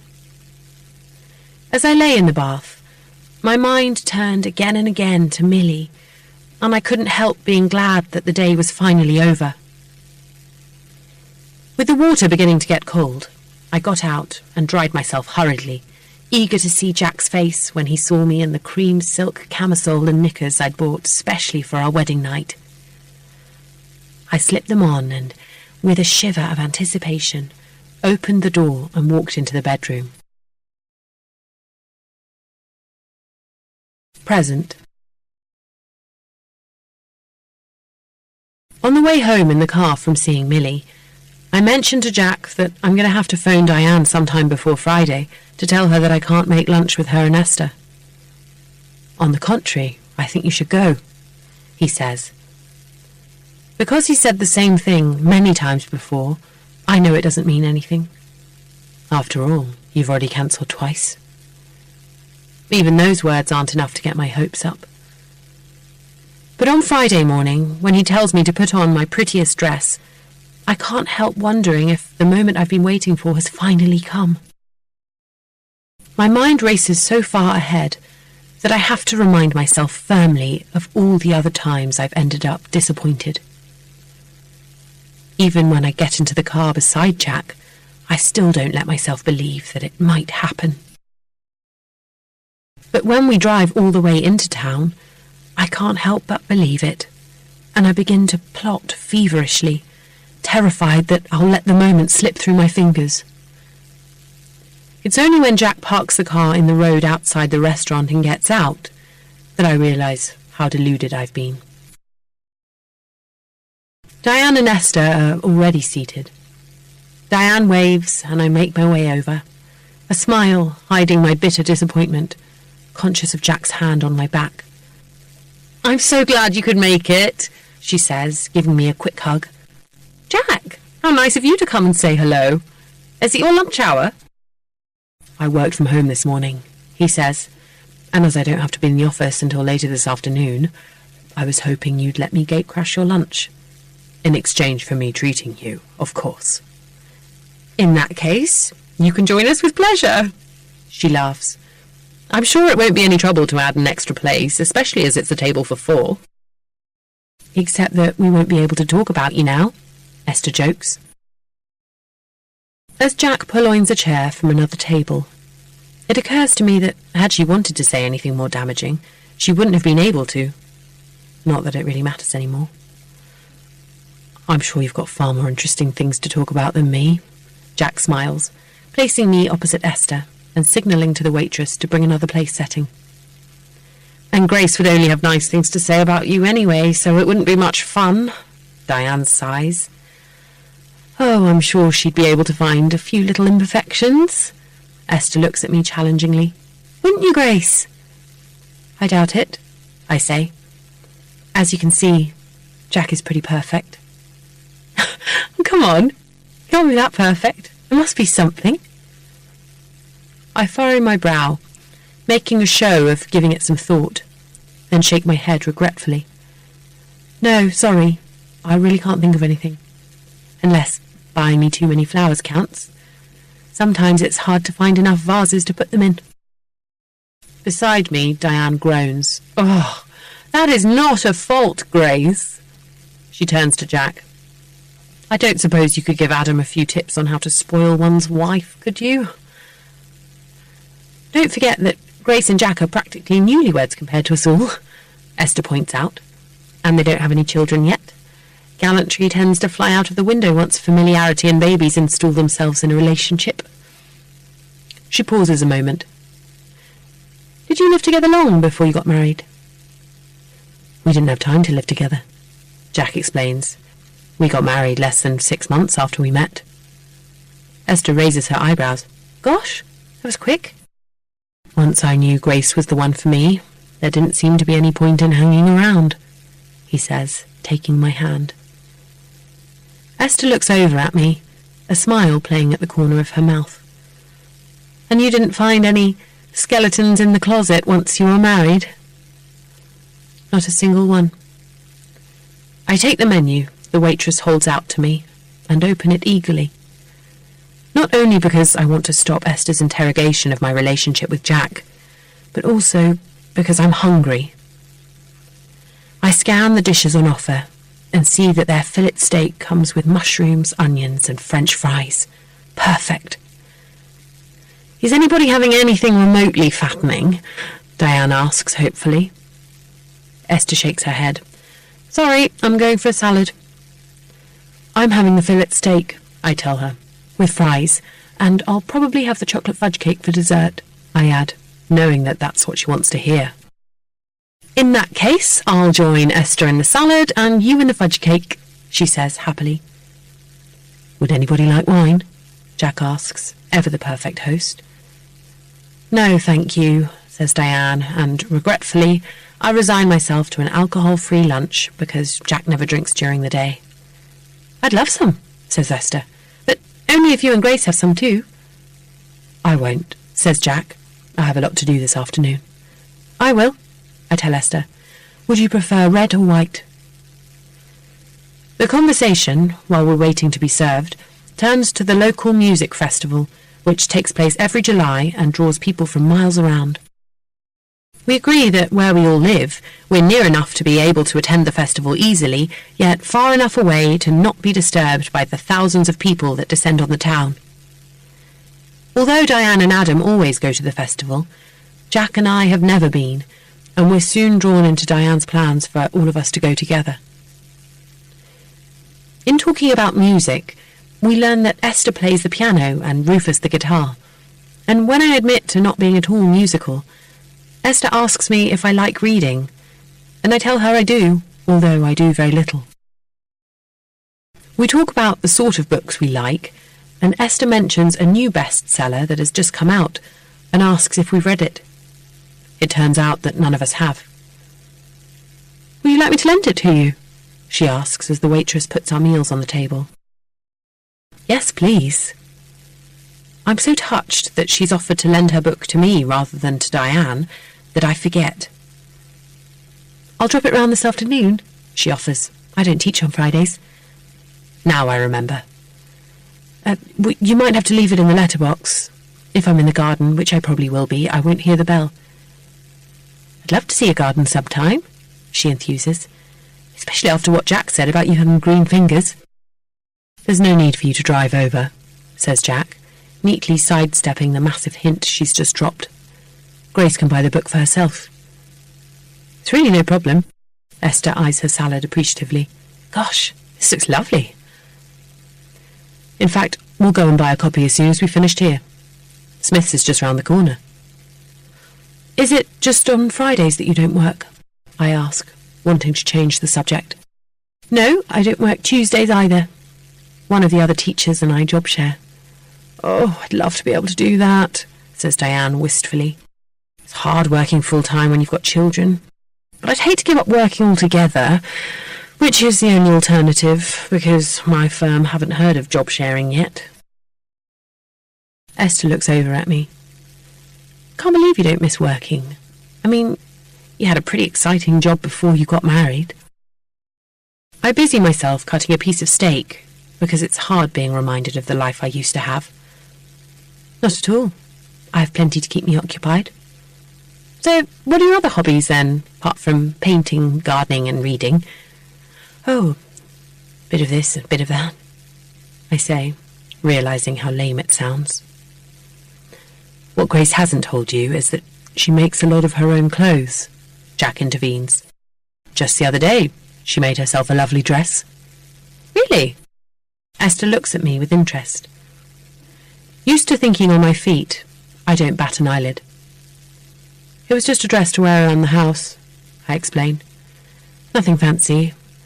I don't make clothes to wear out in the evening or anything too complicated. I didn't know you were good with a needle. Diane's eyes gleam. I'd love to be able to sew. Me too, says Esther. Perhaps you could teach me, Grace. Maybe we could start a sewing circle with you as our teacher, Diane suggests. I'm really not that good, I protest, which is why I've never mentioned it before. I'm too worried people will ask to see something I've made. Well, if you sew anything like you cook, I'm sure the dress you made is beautiful. You have to show it to us sometime, Esther says. I will, I promise, but only if you don't ask me to make you one. The constant need to field her remarks makes me feel so tense that I consider skipping dessert, something I wouldn't normally do. But if I don't have one, Diane won't, and because Esther has just professed herself too full to eat another thing, it means that the meal can be rounded up quickly. I weigh the pros and cons, but in the end, the lure of chocolate fudge cake is too strong. I take another sip of wine, hoping to stave off more of Esther's questioning, wishing she would turn her attention to Diane for a while. As if reading my mind, she asks Diane about her son. His eating habits is one of Diane's favourite topics of conversation, so I get a few minutes reprieve while the conversation revolves around how best to get children to eat vegetables they don't like. Jack listens attentively, as if the subject is of real interest to him, and my mind turns to Millie, worrying how she will take it if I'm not able to go and see her over the weekend, because it's getting harder and harder to explain my absences to her. Once, it would never have occurred to me to wish her to be any different to how she's always been. Now, I'm constantly wishing that she didn't have downs, that she wasn't dependent on me, that she could live her own life, instead of having to share mine. Called abruptly back to the present by Diane ordering my dessert for me, I tell Esther, when she asks what I was dreaming about, that I was thinking about Millie. Diane asks if we've seen her recently, so I tell her that we saw her the previous Sunday, and that Jack took us out for a lovely lunch. I wait for someone to ask if we'll be going to see her again this weekend, but nobody does, so I'm none the wiser. She must be looking forward to coming to live with you, Esther says as the desserts arrive. Yes, she is, I agree. Jack smiles. We're looking forward to it too. What does she think of the house? I reach for my glass. Actually, she hasn't seen it yet. But didn't you move in a year ago? Yes, but we want everything to be perfect before she sees it, Jack explains. It looked pretty perfect to me when I saw it, she remarks. Her room isn't quite finished yet, but I'm having so much fun doing it up, aren't I, darling? To my horror, I feel tears welling up inside me and bow my head quickly, conscious of Esther's eyes on me. What colour will it be? Asks Diane. Red, says Jack. It's her favourite colour. He nods at my chocolate fudge cake. Eat up, darling. I pick up my spoon, wondering how I'm going to be able to do as he says. Looks delicious, says Esther. Don't suppose you want to share it with me, do you? I hesitate, feigning reluctance, wondering why I'm bothering because I won't have fooled Jack. Help yourself, I say, offering her my fork. Thank you. She spears a piece of the cake. Did you and Jack come in separate cars? No, we came together. Then I'll drop you back if you like. It's fine. I intend taking Grace home before going into the office, Jack says. Isn't that a bit of a detour? She frowns. You can get straight on the motorway to London from here. I'll take her home, Jack. It's really no problem. That's very kind of you. But there are some documents that I need to pick up before seeing one of my clients later this afternoon. He pauses. It's a shame I didn't bring them with me, because I would have let you take Grace home with pleasure. Another time, then. Esther turns to me. Grace, perhaps we can exchange telephone numbers? I'd like to have you all round to dinner, but I need to check with Rufus to see when he's free. He has a trip to Berlin coming up, and I'm not sure when it is. Of course. I give her our home number, and she taps it into her mobile. And your mobile? I don't have one. She does a double take.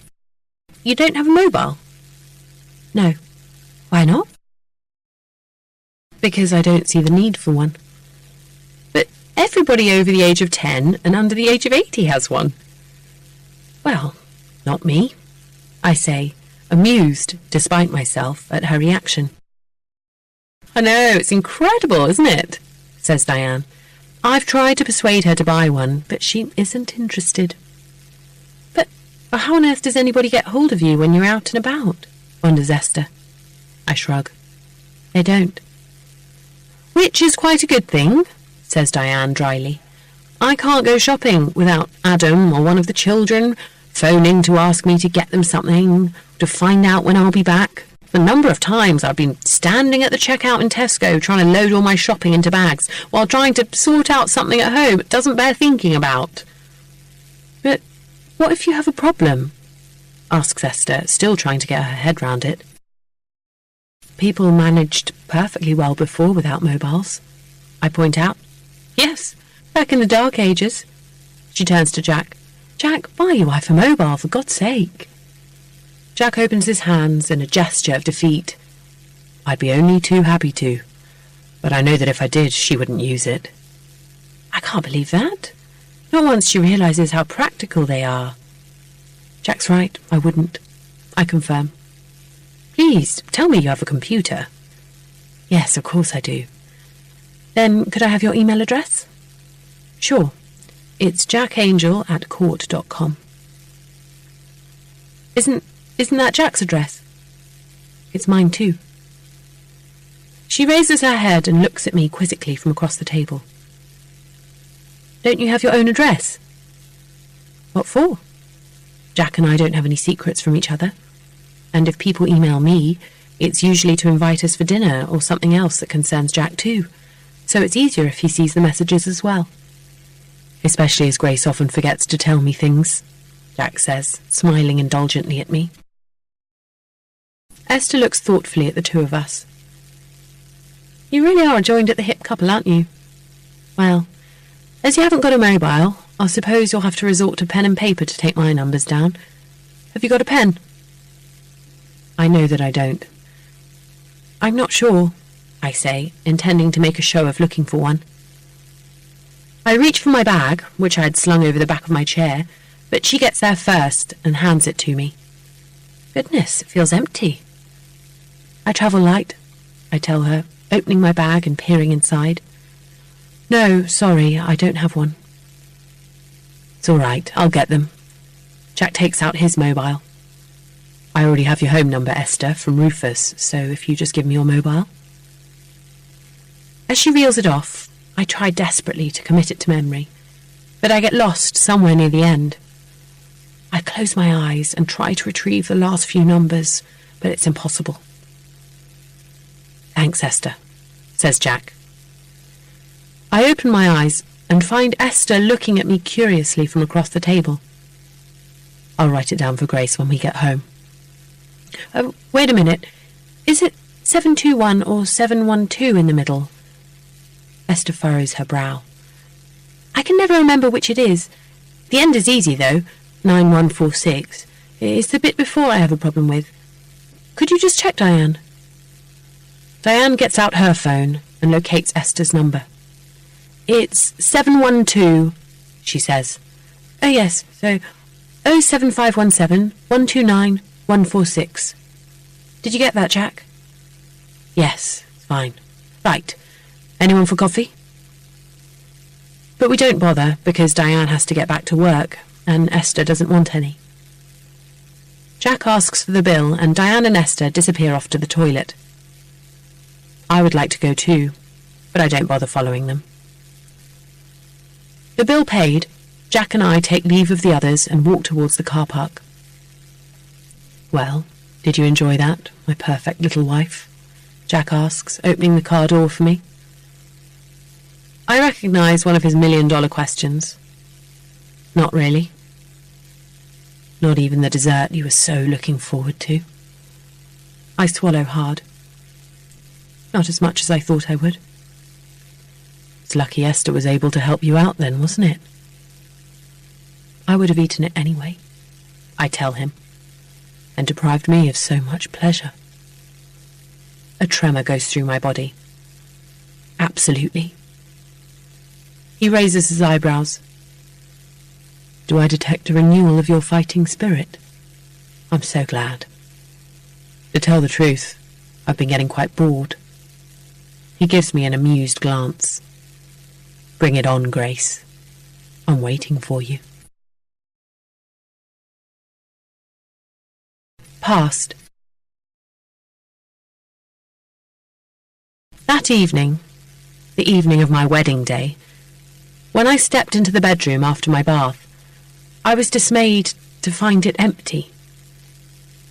Presuming that Jack had gone off to make a phone call, I felt irritated that something could be more important to him on our wedding day than me. But my irritation quickly turned to anxiety when I remembered that Millie was in hospital, and in the space of a couple of seconds I managed to convince myself that something terrible had happened to her, that Mum had phoned Jack to tell him, and that he had left the room because he didn't want me to hear their conversation. I ran to the bedroom door and flung it open, expecting to see Jack pacing up and down the corridor, trying to work out how to break some tragic news to me. But it was empty.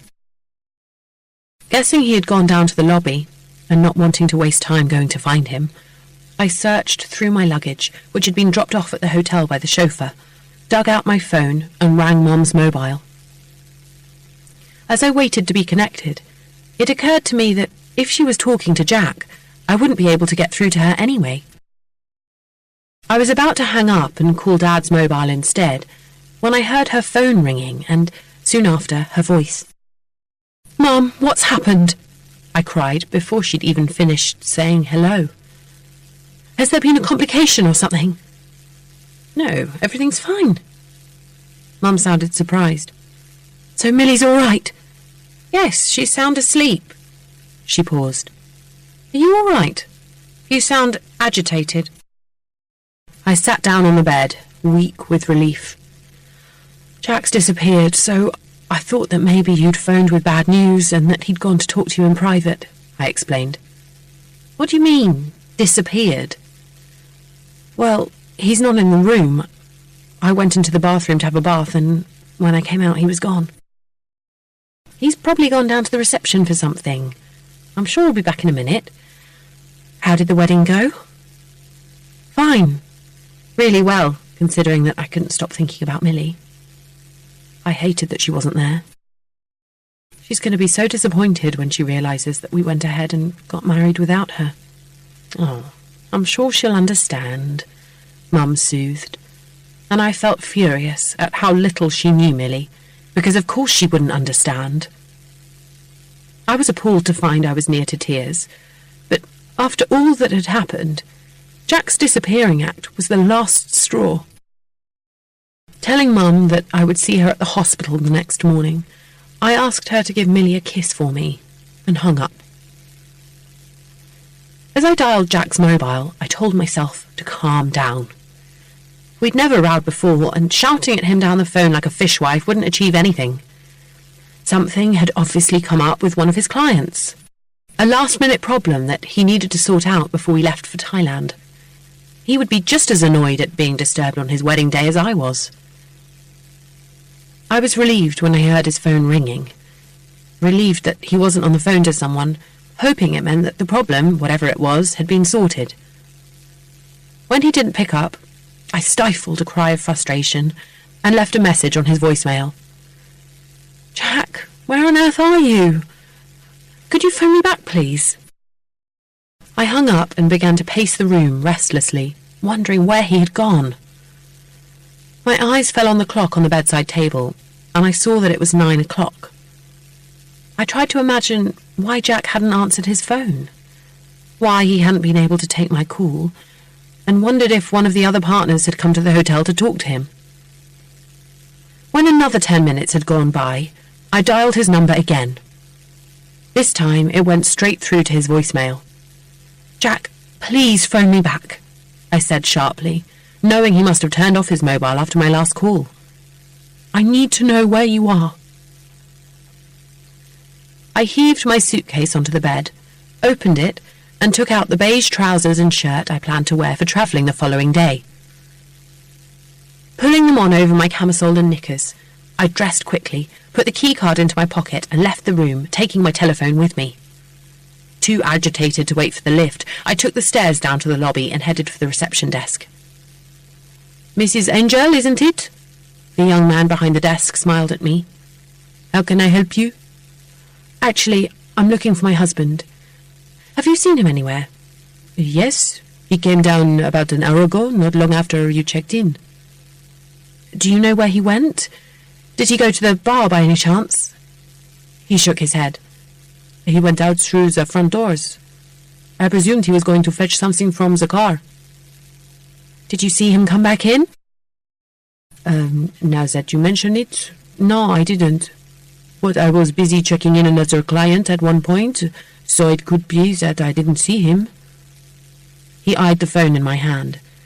"Have you tried phoning him?" "Yes, but his mobile's switched off. He's probably in the bar, drowning his sorrows that he's now a married man." I smiled, trying to make light of it. "I'll go and have a look." I made my way to the bar, but there was no sign of Jack.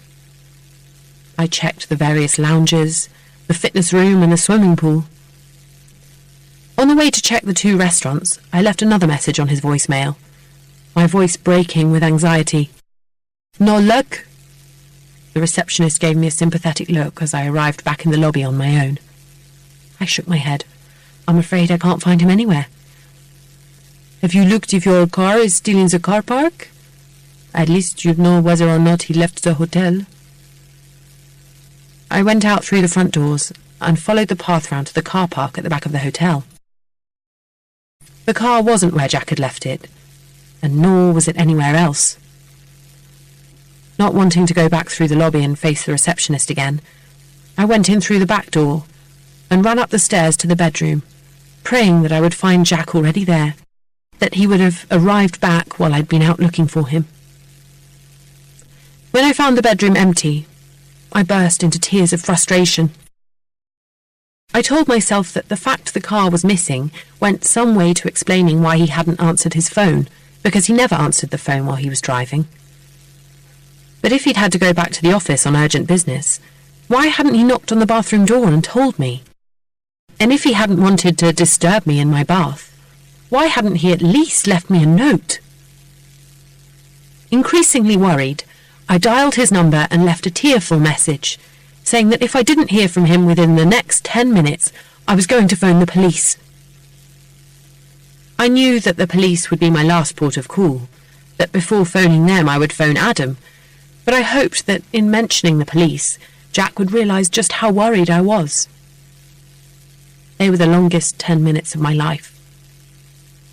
Then, just as I was about to call Adam, my phone beeped, telling me I'd received a text message. Letting out a shaky sigh of relief, I opened it, and when I saw it was from Jack, tears of relief fell from my eyes, making it impossible to read what he'd written. But it didn't matter, because I knew what it would say. I knew it would say that he'd been called away unexpectedly, that he was sorry I'd been worried, but that he hadn't been able to answer his phone because he'd been in a meeting, that he'd be back soon, and that he loved me. I reached for a tissue from the box on the desk, wiped my eyes, blew my nose, and looked at the message again. "Don't be so hysterical, it doesn't suit you. Something's come up. I'll see you in the morning." Stunned, I sat down on the bed, reading the message over and over again, convinced I'd misunderstood it in some way. I couldn't believe that Jack would have written something so cruel, or been so cutting. He had never spoken to me in such a way before. He had never even raised his voice to me. I felt as if I'd been slapped in the face. And why wouldn't he be back until the following morning? Surely I deserved some explanation, and at the very least an apology. Suddenly furious, I called him back, trembling with anger, daring him to answer his phone, and when he didn't, I had to force myself not to leave a voicemail that I would later regret. I needed to talk to someone, badly, so it was sobering to realise there was no one I could call. My parents and I didn't have the sort of relationship that would allow me to sob down the phone that Jack had left me by myself on our wedding night, and for some reason, I felt too ashamed to tell any of my friends. I would normally have confided in Kate or Emily, but at the wedding, I realised how much I'd neglected them since I met Jack, so I didn't feel able to call them either. I thought about phoning Adam to see if he knew why Jack had been called away so suddenly, but as they didn't work in the same field, I doubted he would know. And again, there was the feeling of shame that something could be more important to Jack on our wedding night than me. Stemming the tears that fell from my eyes with a tissue, I made an effort to understand. If he was with one of the other lawyers, I reasoned, locked in some delicate meeting, It was normal that he had turned his phone off after my first attempt to contact him so that he wouldn't be further disturbed. He'd probably intended to phone me back as soon as he had a chance, but the meeting must have gone on longer than expected. Maybe, during a quick break, he had listened to my messages and, angry at my tone of voice, had retaliated by sending me a sharp text message instead of phoning me. And maybe he had guessed that if he did speak to me, I'd be so overwrought that he wouldn't have been able to get back to his meeting until he'd calmed me down. It all sounded so plausible that I regretted acting as hysterically as I had. Jack had been right to be angry with me. I had already seen how his work could impinge on our relationship. God knew how many times he had been too tired or too stressed for sex, and he had already apologised for it, and had begged me to understand that the very nature of his work meant that he couldn't always be there, both mentally and physically, for me. I had been proud of the fact that we'd never rowed, but now I had fallen at the first hurdle. I wanted nothing more but to see Jack, to tell him how sorry I was, to feel his arms around me, to hear him say that he forgave me. Reading his message again, I realised that when he said he'd see me in the morning, he probably meant the small hours. Feeling much calmer and suddenly very tired, I got undressed and climbed into bed, relishing the thought of being woken before too long by Jack making love to me. I just had time to hope that Millie was still sleeping soundly before I fell into a deep sleep. It hadn't occurred to me that Jack might be spending the night with another woman, but it was the first thought that entered my mind when I woke sometime after 8 the next morning and realised that he hadn't come back after all. Fighting down panic, I reached for my mobile, expecting to find a message from him, if only to say at what time he would be at the hotel. But there was nothing. And because there was the possibility that he decided to snatch a couple of hours' sleep in the office rather than disturb me, I was reluctant to phone him in case I woke him up. But I was desperate to speak to him, so I called him anyway. When I got his voicemail, I took a deep breath and left a message in as normal a tone as I could muster, asking him to let me know what time I could expect him at the hotel, and telling him that we needed to call by the hospital to see Millie on the way to the airport. Then I showered, dressed, and sat down to wait. As I waited, I realised that I didn't even know what time our flight was due to leave. I vaguely remembered Jack saying something about an afternoon flight, so I guessed that we would have to be at the airport at least a couple of hours before. When I eventually received a text message from Jack, almost an hour later, I was again bewildered by its tone. There was no apology, no mention of anything, except an order to meet him in the hotel car park at 11. By the time I struggled into the lift with our 2 suitcases and my hand luggage, my stomach was churning with anxiety. As I handed the room key in at the reception, I was glad that the man I had spoken to the night before had been replaced by a young woman who, I hoped, knew nothing of my missing husband. A porter helped me take the luggage out to the car park. I told him that my husband had gone to fill the car with petrol and headed for a nearby bench, ignoring his suggestion that I'd be better off waiting in the warmth of the hotel.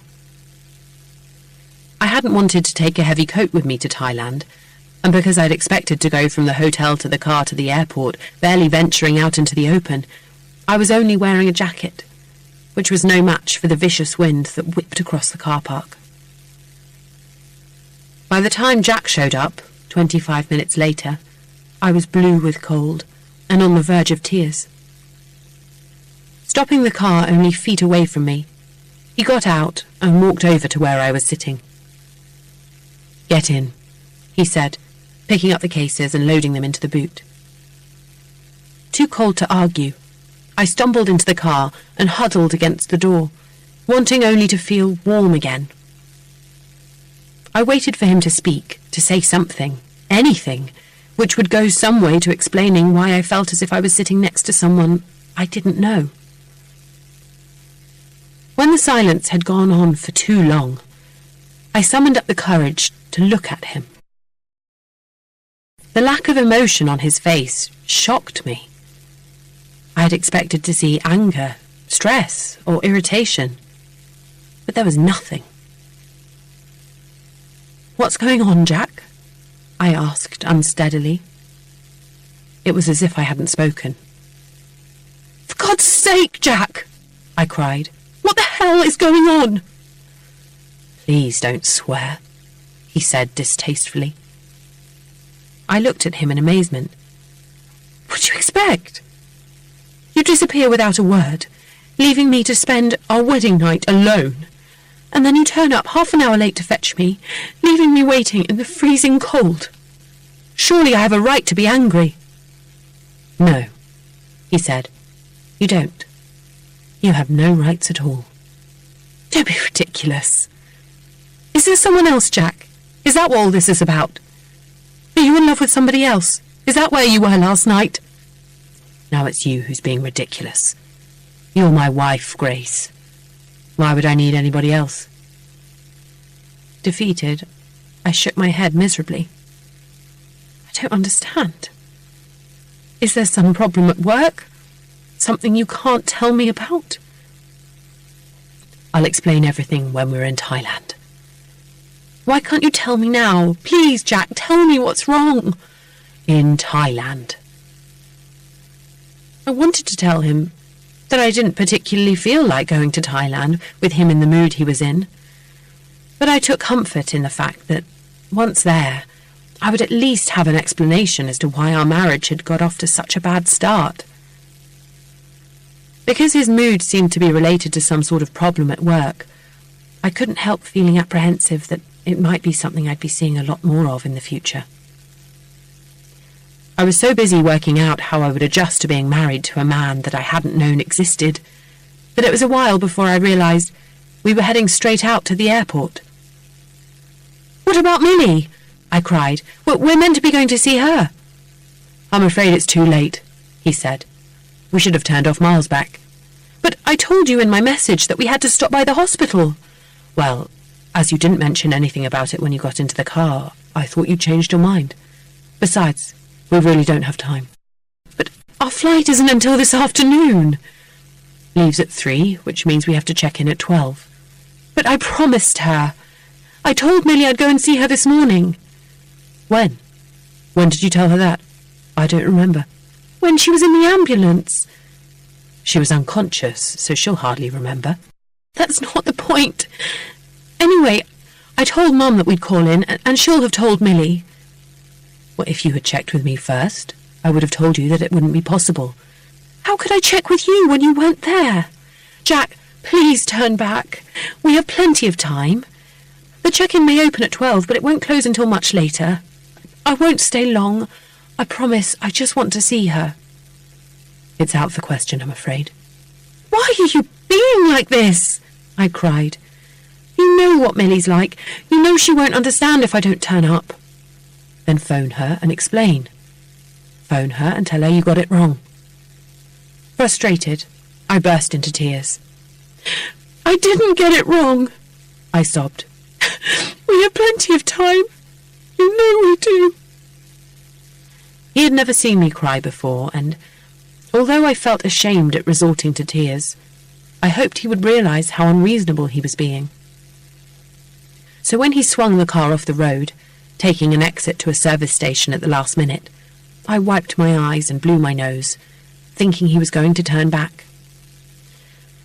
"Thank you," I said, as he brought the car to a standstill. Switching off the ignition, he turned towards me. "Listen to me, Grace, and listen carefully. If you want to go and see Millie, you can. You can get out of the car now and take a taxi to the hospital. But I'm going on to the airport, and if you choose to go to the hospital, you won't be coming to Thailand with me. It's as simple as that." I shook my head, making fresh tears cascade down my cheeks. "I don't believe you," I wept. "You wouldn't make me choose between you and Millie. Not if you loved me." but that's exactly what I'm doing. How can I choose? I looked at him in anguish. I love both of you. He gave a sigh of irritation. It saddens me that you're making such a song and dance about it. Surely it should be simple. Are you really going to throw away our marriage simply because I refuse to turn back to see Millie when we're already well on the way to the airport? Is that how little I mean to you? No, of course not, I gulped, swallowing down my tears. And don't you think I've been very generous in the past? Never complaining about the amount of time we have to spend with Millie each weekend? Yes, I said miserably. He nodded, satisfied. So what's it to be, Grace? The airport or the hospital? Your husband or your sister? He paused a moment. Me or Millie? You, Jack, I said quietly. You, of course. Good. Now, where's your passport? In my bag, I mumbled. Can I have it? I picked up my bag, took out my passport, and handed it to him. Thank you, he said, slipping it into the inside pocket of his jacket. Without another word, he put the car into gear, drove out of the service station and back onto the motorway.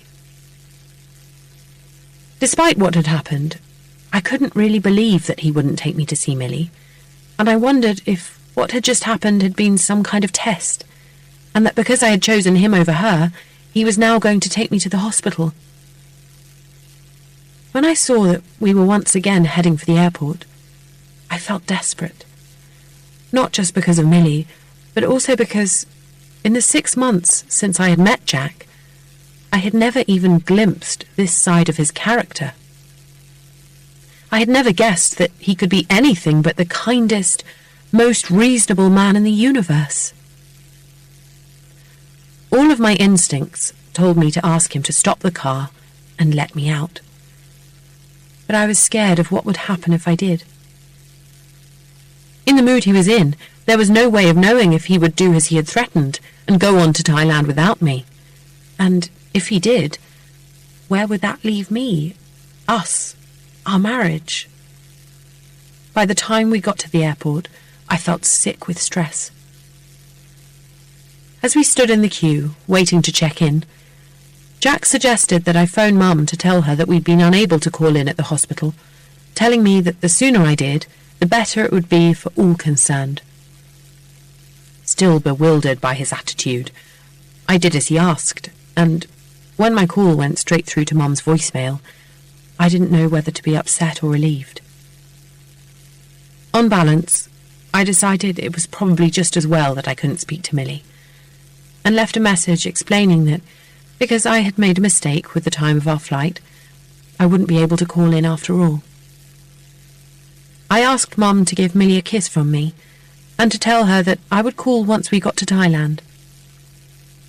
As I hung up, Jack smiled and took my hand in his, and, for the first time ever, I wanted to snatch it away again. When it was time for us to approach the desk, Jack was so utterly charming to the hostess, explaining we were newlyweds and that we had had a disastrous wedding day because our bridesmaid, who had Down syndrome, had fallen down the stairs and broken her leg, that we were upgraded to first class. But it didn't make me feel any better. If anything, the fact that he had used Millie's condition to gain sympathy disgusted me. The old Jack would never have done such a thing, and the thought of spending the next 2 weeks with someone who had become a virtual stranger was terrifying. Yet the alternative, telling Jack I didn't want to go to Thailand with him, was equally so. As we went through passport control, I couldn't shake the feeling that I was making the biggest mistake of my life. I felt even more confused in the departure lounge when Jack sat and read the paper with his arm draped around my shoulders, as if he didn't have a care in the world. I refused champagne when it was offered to us, hoping Jack would understand that I wasn't in the mood for a celebration. But he accepted a glass readily, seemingly unaffected by the chasm that now existed between us. I tried to tell myself that what had happened between us was nothing more than a lover's tiff, a momentary blip on the path to a long and happy marriage. But I knew it was more serious than that. Desperate to understand where we had gone wrong, I went over everything that had happened since I'd stepped out of the bathroom less than 24 hours earlier, and when I remembered the panicked messages I'd left on his phone, I began to wonder if I was the one in the wrong. But I knew I wasn't. I knew it was Jack's fault. It was just that I was so tired, I couldn't work out why. Suddenly, I couldn't wait to be on the plane, hoping that after being pampered for 14 hours, I would arrive in Thailand in a better frame of mind. Because I had also refused to eat anything in the departure lounge, I was desperately hungry by the time we boarded, as I'd been too upset to eat breakfast. Jack was solicitous as we settled into our seats, making sure I had everything I needed, and my mood began to lift slightly. As I began to relax, I could feel my eyes closing. "Tired?" Jack asked. "Yes," I nodded. "And very hungry. If I fall asleep, could you wake me for dinner?" "Of course." I was gone before the plane had even taken off. When I eventually opened my eyes again, the cabin was in darkness, and everyone seemed to be sleeping. Only Jack was awake, reading the newspaper. I looked at him in dismay. "I thought I asked you to wake me for dinner." "I thought it better not to disturb you. Don't worry, they'll be serving breakfast in a couple of hours." "I can't wait a couple of hours. I haven't eaten since yesterday." "Then ask one of the hostesses to bring you something." I stared at him, over the divide between us. In our other life, before we'd got married, he would have rung for the hostess himself. Where had the perfect gentleman I'd thought him to be gone? Had it all been a facade? Had he covered his true self with a cloak of geniality and good humour to impress me? Aware of my eyes on him, he put down his paper. "Who are you, Jack?" I asked quietly. "Your husband," he said. "I am your husband." Taking my hand in his, he raised it to his lips and kissed it. "For better or for worse, in sickness and in health, till death do us part." Letting go of my hand, he pushed the button, summoning the hostess. She came immediately. "Could you bring my wife something to eat, please? She missed dinner, I'm afraid." "Certainly, sir," she smiled. "There," said Jack, once she'd left. "Happy?"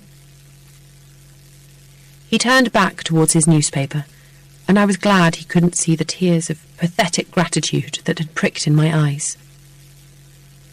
When my food was brought, I ate it quickly and, not particularly wanting to talk to Jack, I slept until we began our descent into Bangkok. Jack had insisted on making all the arrangements for our honeymoon because he wanted it to be a surprise for me. He had already been to Thailand several times and knew the best places to stay, so even though I had hinted heavily about Koh Samui, I had little idea of where we were actually going. I couldn't help feeling disappointed when, rather than head for domestic departures, Jack led me towards the taxi rank. Soon we were on our way into the centre of Bangkok, and I couldn't help feeling excited by the hustle and bustle of the city, although a little appalled at the noise. When the taxi slowed down in front of a hotel called the Golden Temple, my spirits lifted even more, as it was one of the most beautiful hotels I'd ever seen. But instead of coming to a stop, the taxi continued on its way until we arrived in front of a good but less luxurious hotel 300 metres further down the road. The lobby was better than its facade, but when we arrived in our room and found the bathroom to be so small that Jack would have trouble using the shower, I fully expected him to turn round and leave at once. "Perfect," he said, taking off his jacket and hanging it in the wardrobe. "This will do nicely." "Jack, you can't be serious." I looked around the room. "Surely we can do better than this." "It's time to wake up, Grace." He looked so solemn. I wondered why it hadn't occurred to me that he might have lost his job. And the more I thought about it, the more I realised that I'd found the perfect explanation for his sudden change of character. If he had been told some time on Friday evening, I reasoned, my mind darting back and forth as I tried to work it out, he'd probably gone back to the office on Saturday while I was having my bath to try to sort things out with the other partners before we left on honeymoon. Of course he wouldn't have wanted to tell me during our wedding. Of course my visit to Millie must have seemed paltry compared to what he was going through. No wonder he'd wanted to wait until we were in Thailand to tell me what had happened, and as he had obviously changed our hotel reservation for something cheaper, I prepared myself to hear that he hadn't managed to negotiate his job back. "What's happened?" I asked. "The dream is over, I'm afraid."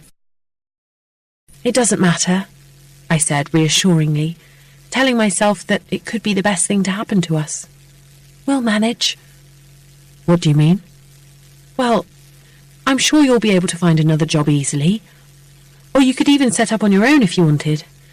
And if things are really tight, I could always go back to work. I wouldn't be able to have my old job back, but I'm sure they'd take me on in some capacity or other." He gave me an amused look. "I haven't lost my job, Grace." I stared at him. Then what is all this about?" He shook his head sorrowfully. "You should have chosen Millie. You really should have." I felt a prickle of fear run down my spine. "What's going on?" I asked, trying to keep my voice calm. "Why are you being like this?" "Do you realise what you've done? Do you realise that you've sold your soul to me? And Millie's, for that matter." He paused. "Especially Millie's." "Stop it," I said sharply. "Stop playing games with me." "It's not a game." The calmness of his voice sent panic shooting through me. I felt my eyes dart around the room, subconsciously looking for a way out. "It's too late," he said, noticing. "Far too late." "I don't understand," I said, choking back a sob. "What is it that you want?" "Exactly what I've got. You and Millie." "You haven't got Millie, and you certainly haven't got me."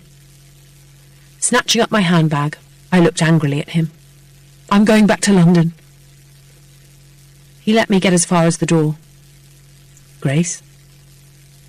I took my time turning round, because I wasn't sure how I was going to react when he told me what I knew he was going to tell me, that it had all been some kind of stupid joke. Neither did I want him to see how relieved I was, because I couldn't bear to think what would have happened if he had let me step over the threshold. "What?" I asked coolly. He put his hand in his pocket and drew out my passport. "Aren't you forgetting something?" Holding it between his finger and thumb, he dangled it in front of me.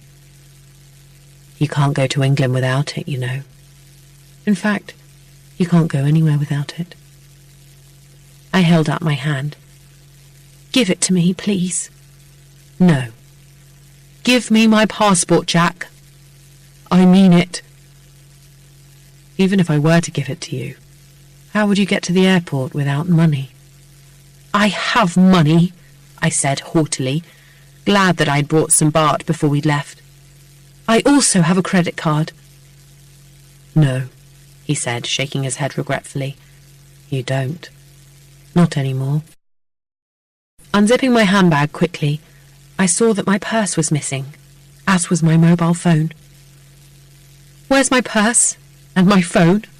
What have you done with them?" I lunged for his travel bag and scrabbled through it, looking for them. "You won't find them in there," he said, amused.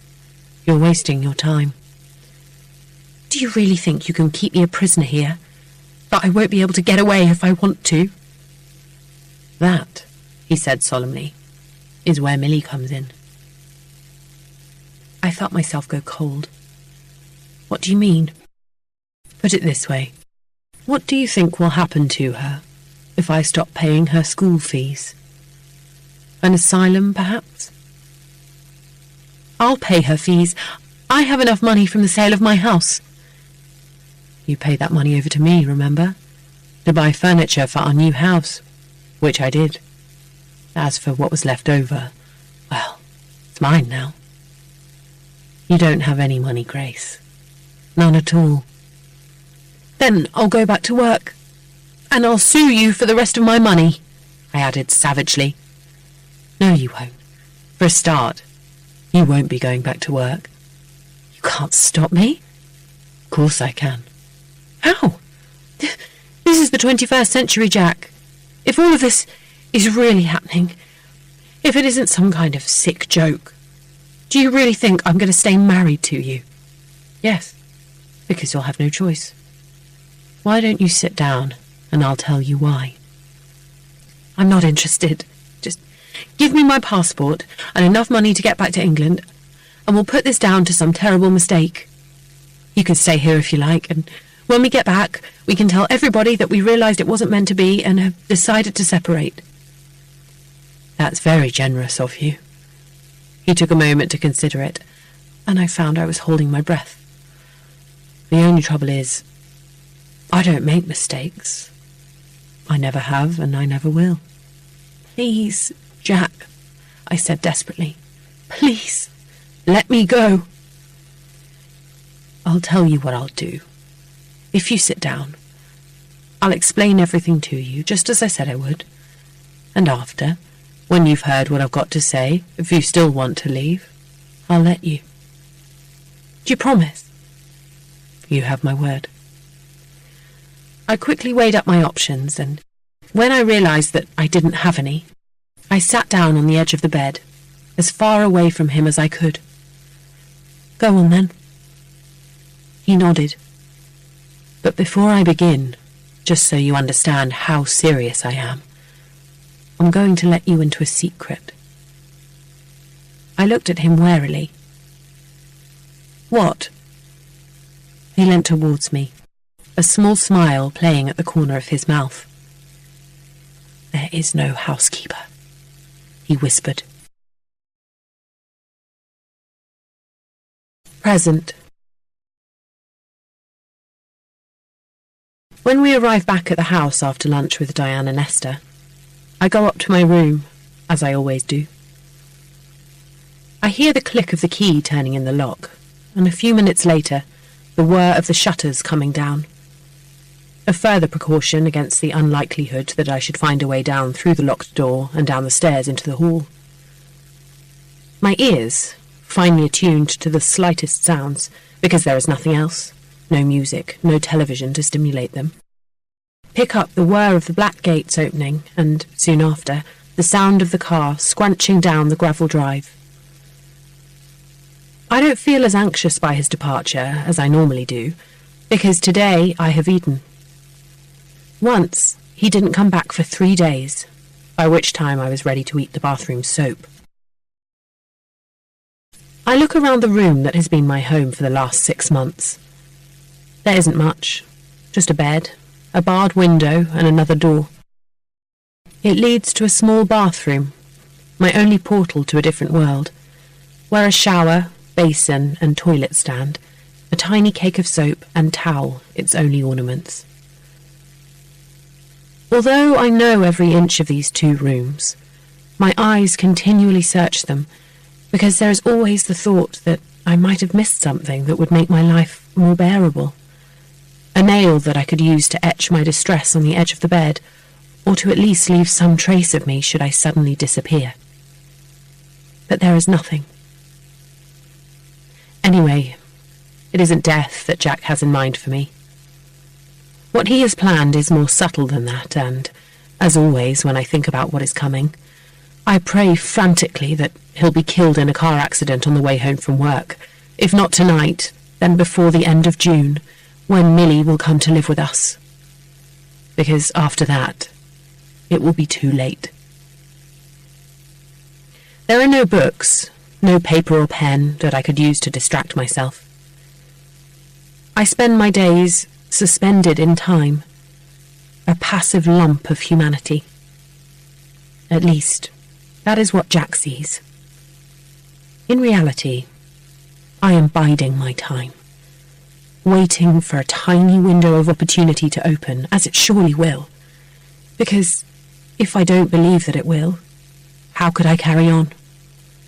How could I continue with the charade my life has become? I almost thought my chance had come today, which, in retrospect, was pretty stupid of me.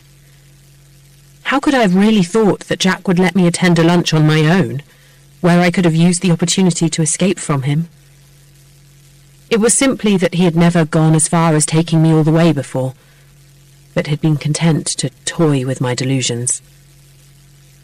Once, the time I pretended to Diane that I'd forgotten I was supposed to be meeting her for lunch, he had driven me halfway to the restaurant before turning back, laughing at the way my face had crumpled in desperate disappointment when I realised that my chance to escape had gone. I often think about killing him, but I can't. For a start, I don't have the means. I have no access to medicine, knives, or any other instrument of destruction, because he has me covered in every way. If I ask for an aspirin for a headache, and he deigns to bring me one, he waits until I have swallowed it so that I can't hide it somewhere, and little by little, headache after headache, stockpile enough to poison him with.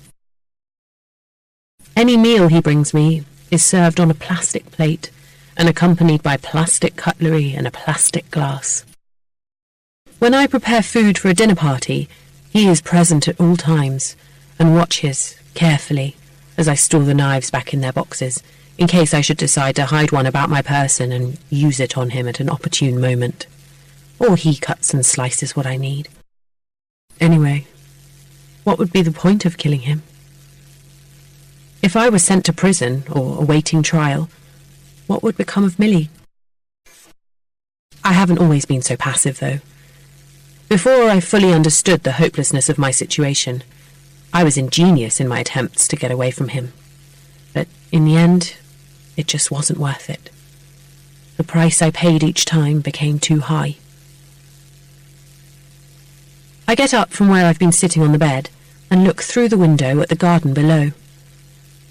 The bars are set so close together it would be futile to break the glass in the hope of squeezing through them, and my chances of finding a convenient object with which to file through them are nil.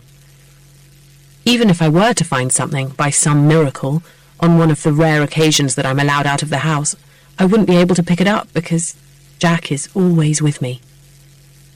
He is my keeper, my guardian, my jailer. I'm not allowed to go anywhere without him by my side, not even to the toilet in a restaurant. Jack thinks that if he were to let me out of his sight for even 2 seconds, I would use the opportunity to tell someone of my plight, to ask for help, to flee. But I wouldn't. Not anymore. Not unless I was 100% sure that I would be believed, because I have Millie to think about. She is the reason I don't call out for help in the street or in a restaurant. That, and the fact that Jack is far more credible than I am. I tried it once and was thought of as a madwoman, while Jack got sympathy for having to put up with my incoherent ravings. There is no clock in my bedroom, and I have no watch, but I've become quite adept at judging the time. It's easier in winter-time, when night falls early, but in the summer I have no real idea of the exact time Jack comes back from work. It could be anything from 7 to 10, for all I know. Bizarre as it seems, I'm always comforted by the sound of his return. Since the time he didn't come back for 3 days, I have a fear of starving to death. He did it to teach me a lesson. If I have learned anything about Jack, It is that everything he does and everything he says is calculated down to the last full stop. He prides himself on uttering only the truth, and enjoys that I am the only one who understands the meaning behind his words. The comment he made at our dinner party, when he said that Millie coming to live with us would add another dimension to our lives, is just one example of his double entendres. His other comment, that it was the knowledge I would do anything for Millie which made him realise I was the woman he'd been looking for all his life, another. Tonight, he comes home, by my estimation, at about 8 o'clock. I hear the front door opening, then closing behind him, his footsteps in the hall, the sound of his keys being thrown down on the hall table. I imagine him taking his phone from his pocket, and seconds later, I hear the rattle as he puts it down next to the keys. There is a pause, then the sound of the door to the cloakroom opening as he hangs up his jacket. I know enough about him to know he'll go straight to the kitchen and pour himself a whiskey, but I only know this because my room lies above the kitchen, and I've learnt to distinguish the different sounds as his evening begins.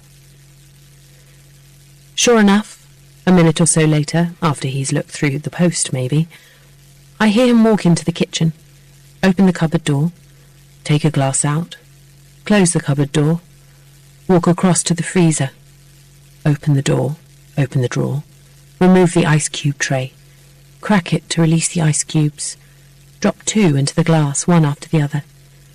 I hear him turn on the tap, refill the tray, put it back in the drawer, close the door, pick up the bottle of whiskey from where it stands on the side, unscrew the cap, pour a shot of whiskey into his glass, put the cap back on, replace the bottle on the side, pick up the glass, swirl the whiskey around with the ice. I don't actually hear the sound of him taking his first sip, but I imagine he does, because a few seconds always pass before I hear him walking back across the kitchen floor, out into the hall and into his study. It could be that he'll bring me up some food during the evening, but after all I ate at lunchtime, I'm not worried if he doesn't. There is no regularity to the meals he brings me. I may get one in the morning, or one in the evening, or none at all.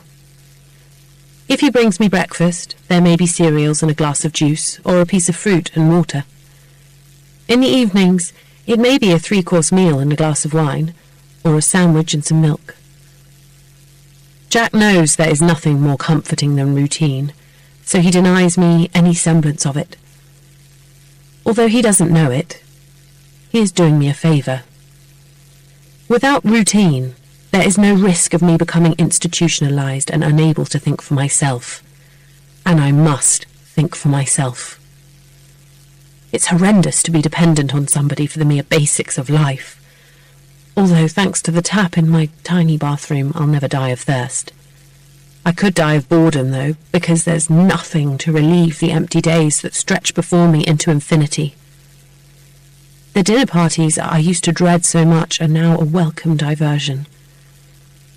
I even enjoy the challenge of Jack's increasingly exacting demands about what we will serve our guests to eat, because when I triumph, as I did last Saturday, the taste of success makes my existence bearable. Such is my life. Maybe half an hour or so after he arrived home, I hear his footsteps on the stairs, then on the landing. The key turns in the lock. The door opens, and he stands in the doorway, my handsome, psychopathic husband. I look hopefully at his hands, but he isn't carrying a tray. We've received an email from Millie's school saying they'd like to speak to us. He watches me for a moment. What could they possibly want to talk to us about, I wonder? I feel myself go cold. I have no idea, I say, glad he can't see the way my heart has started beating faster. Well, we'll just have to go and find out, won't we?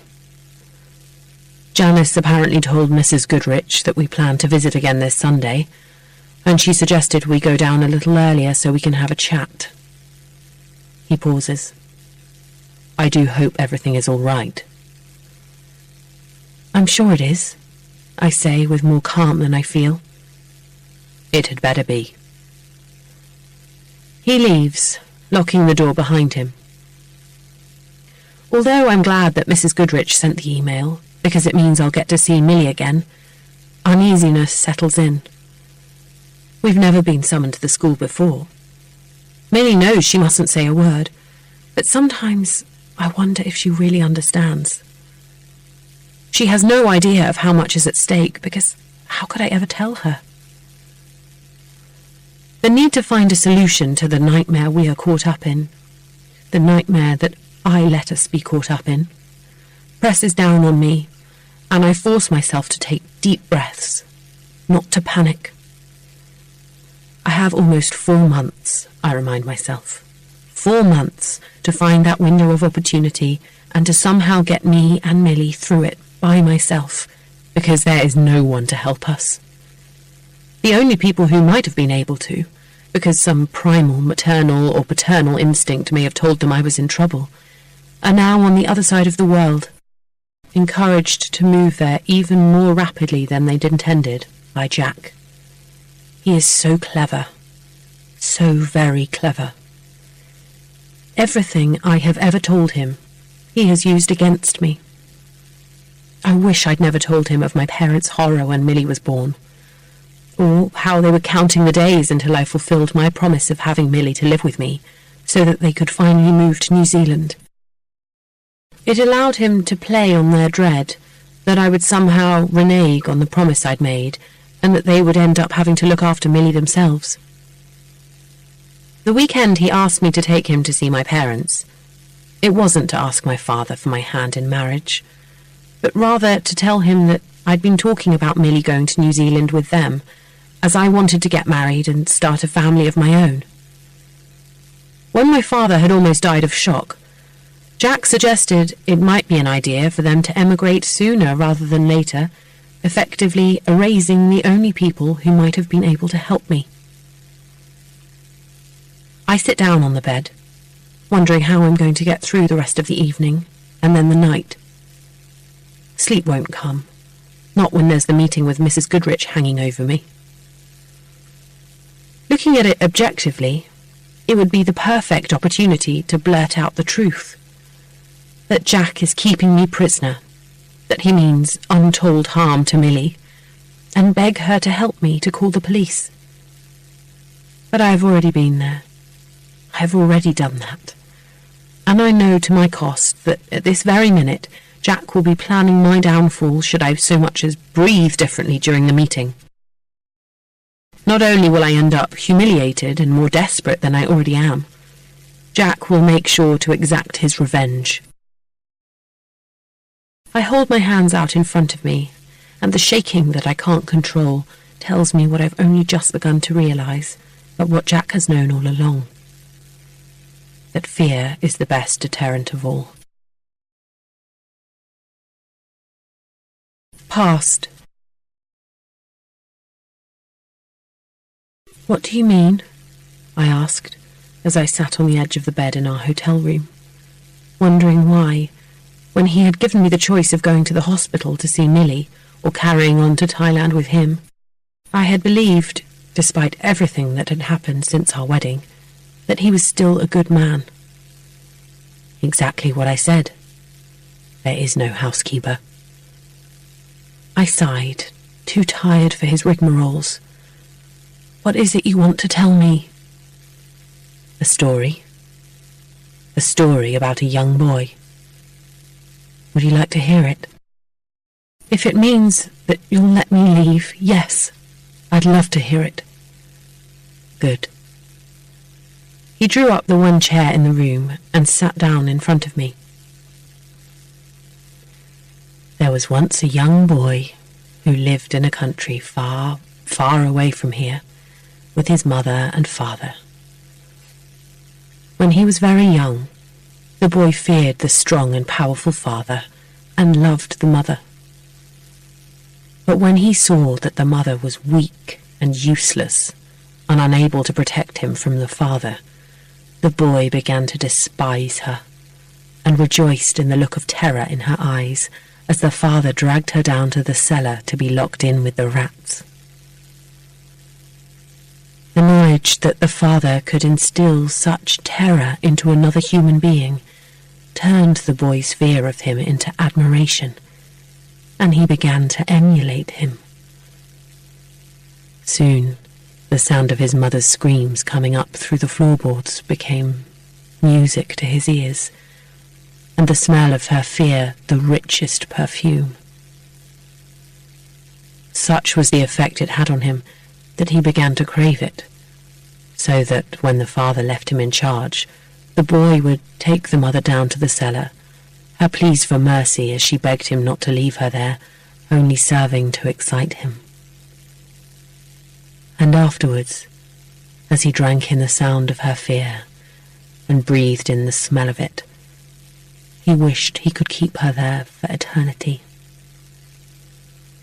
One night, when the boy was about 13 years old, the mother managed to escape from the basement while the father was working outside in the allotment. But the boy knew that if she left, he would never hear the sound of her fear again, so he hit her to stop her from leaving. And when she screamed, he hit her again, and again, and the more she screamed, the more he hit her, and he found he couldn't stop, even when she fell to the ground. And as he looked down at her smashed and bloodied face, he thought she had never looked so beautiful. The father, brought by the mother's screams, arrived and pulled the boy off her, but it was too late, because she was already dead. The father was angry and hit the boy, and the boy hit him back. When the police came, the boy told them that his father had killed the mother, and that he had tried to protect her. So the father went to prison, and the boy was glad. As the boy grew older, he began to crave someone of his own, someone in whom he could instill fear whenever he wanted, however he wanted, someone he could keep hidden away, someone nobody would ever miss. He knew it wouldn't be easy to find such a person, but he was convinced that if he looked hard enough, he eventually would. And while he looked, he searched for a way to satisfy his cravings. So, do you know what he did? I shook my head numbly. He became a lawyer, specializing in cases of domestic violence. And then, do you know what he did? He leant forward and put his mouth close to my ear. He married you, Grace. I found I could hardly breathe. All the time he'd been speaking, I hadn't wanted to believe he was the boy in the story. But now, a terrible shaking took hold of me. As the room swam before my eyes, he sat back and stretched his legs out in front of him, a satisfied look on his face. Now, tell me, did you enjoy that story? No, I said, my voice trembling. But I listened to it. So, can I go now? I made to stand up, but he pushed me back down. I'm afraid not. Tears of fright spilled from my eyes. You promised. Did I? Please let me go. I won't tell anyone what you just told me. I promise. Of course you would. I shook my head. No, I wouldn't. He was silent for a moment, as if he was considering what I'd said. The thing is, Grace, I can't let you go, because I need you. Seeing the fear in my eyes, he crouched down next to me and drew air in through his nose. Perfect. he breathed. There was something about the way he said it that terrified me, and I shrank away from him. "Don't worry, I'm not going to hurt you," he said, reaching out and stroking my cheek. "That isn't why you're here. But let's get back to the story. So, while I was waiting to find someone all of my own, I cloaked myself in respectability. First, I looked for a perfect name and came up with Angel. I actually considered calling myself Gabriel Angel, but I thought it might be going a step too far. So I had a little think, did a little investigating, discovered that the good men in films are often called Jack, and hey presto, Jack Angel was born. Then I found myself the perfect job. He shook his head in amusement. The irony of it never ceases to amaze me. Jack Angel, defender of battered women. But I also needed a perfect life. When a man gets to 40 with no sign of a wife in sight, people begin to ask questions. So you can imagine how I felt when I saw you and Millie together in the park. My perfect wife and my... "Never!" I spat. "I will never be your perfect wife. If you think I'm going to stay married to you after what you've told me, have your children." He burst out laughing, cutting me off. "Children? Do you know what the hardest thing I've ever done is? It wasn't killing my mother or seeing my father go off to prison. Both those things were easy, a pleasure even. No, the hardest thing I've ever done is have sex with you. How could you not have guessed? How could you not have seen through my excuses? How could you not have realized when I did finally have sex with you that I found it an effort, disgusting, unnatural? That's why I disappeared last night. I knew you'd be expecting me to make love to you. After all, it was our wedding night. And the thought of having to go through with it just to keep up appearances was more than I could bear. So, you see, I am not expecting you to have my children. When people begin asking, we will tell them that we are experiencing problems, and after that, they will ask no more out of politeness. I need you to be my wife, but in name only. You are not my reward, Grace. Millie is." I stared at him. "Millie?"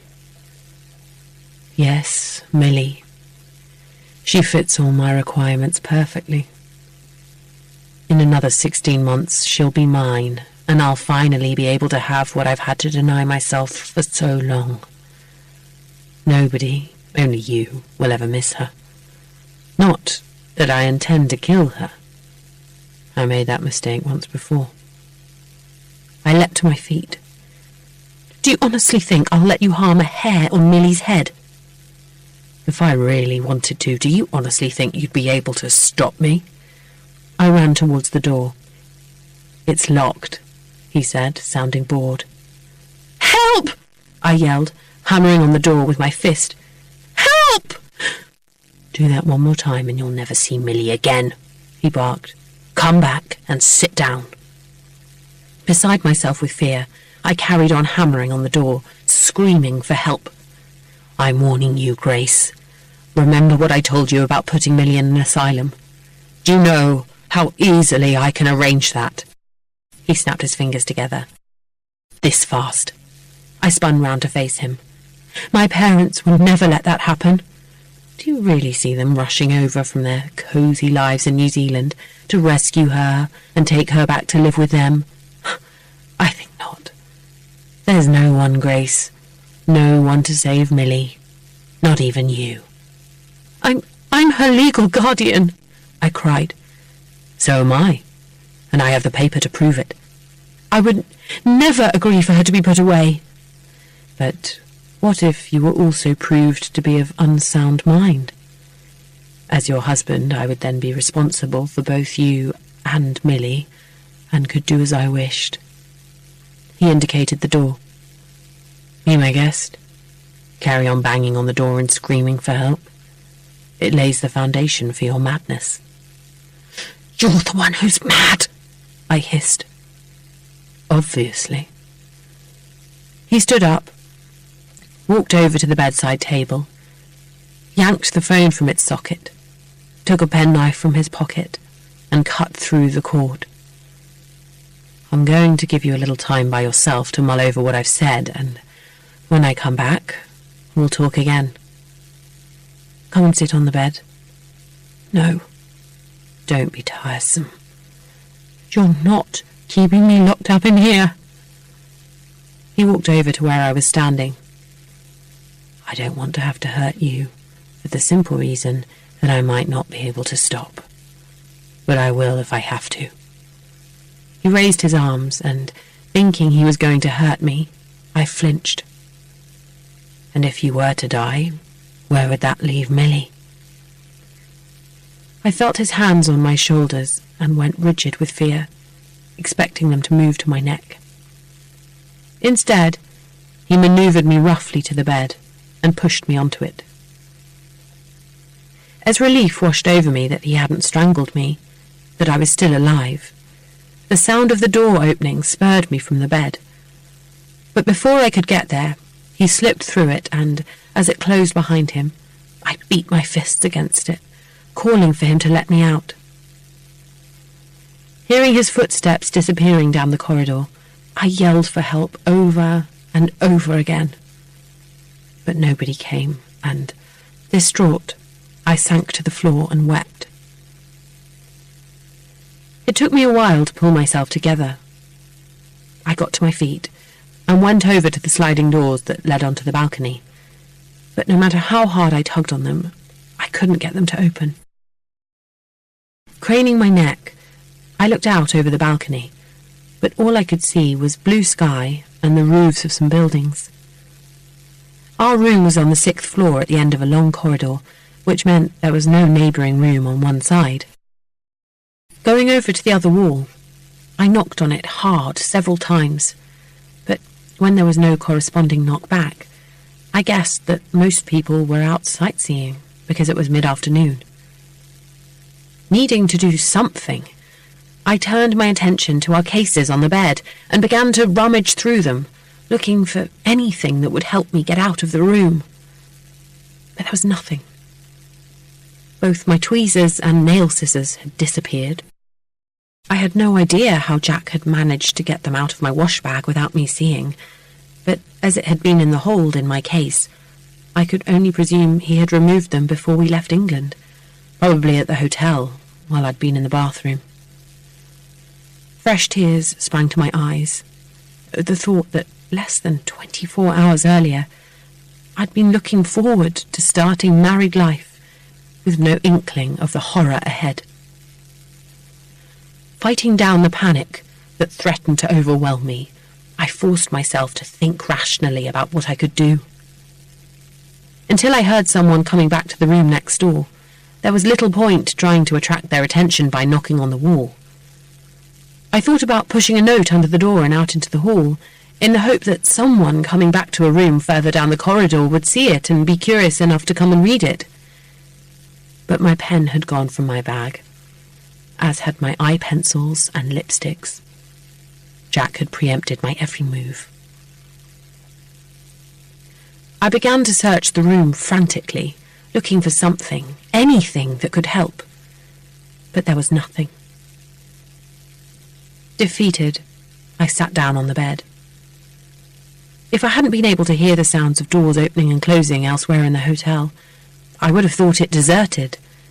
Yet, comforting though these sounds were, the sense of disorientation I felt was frightening.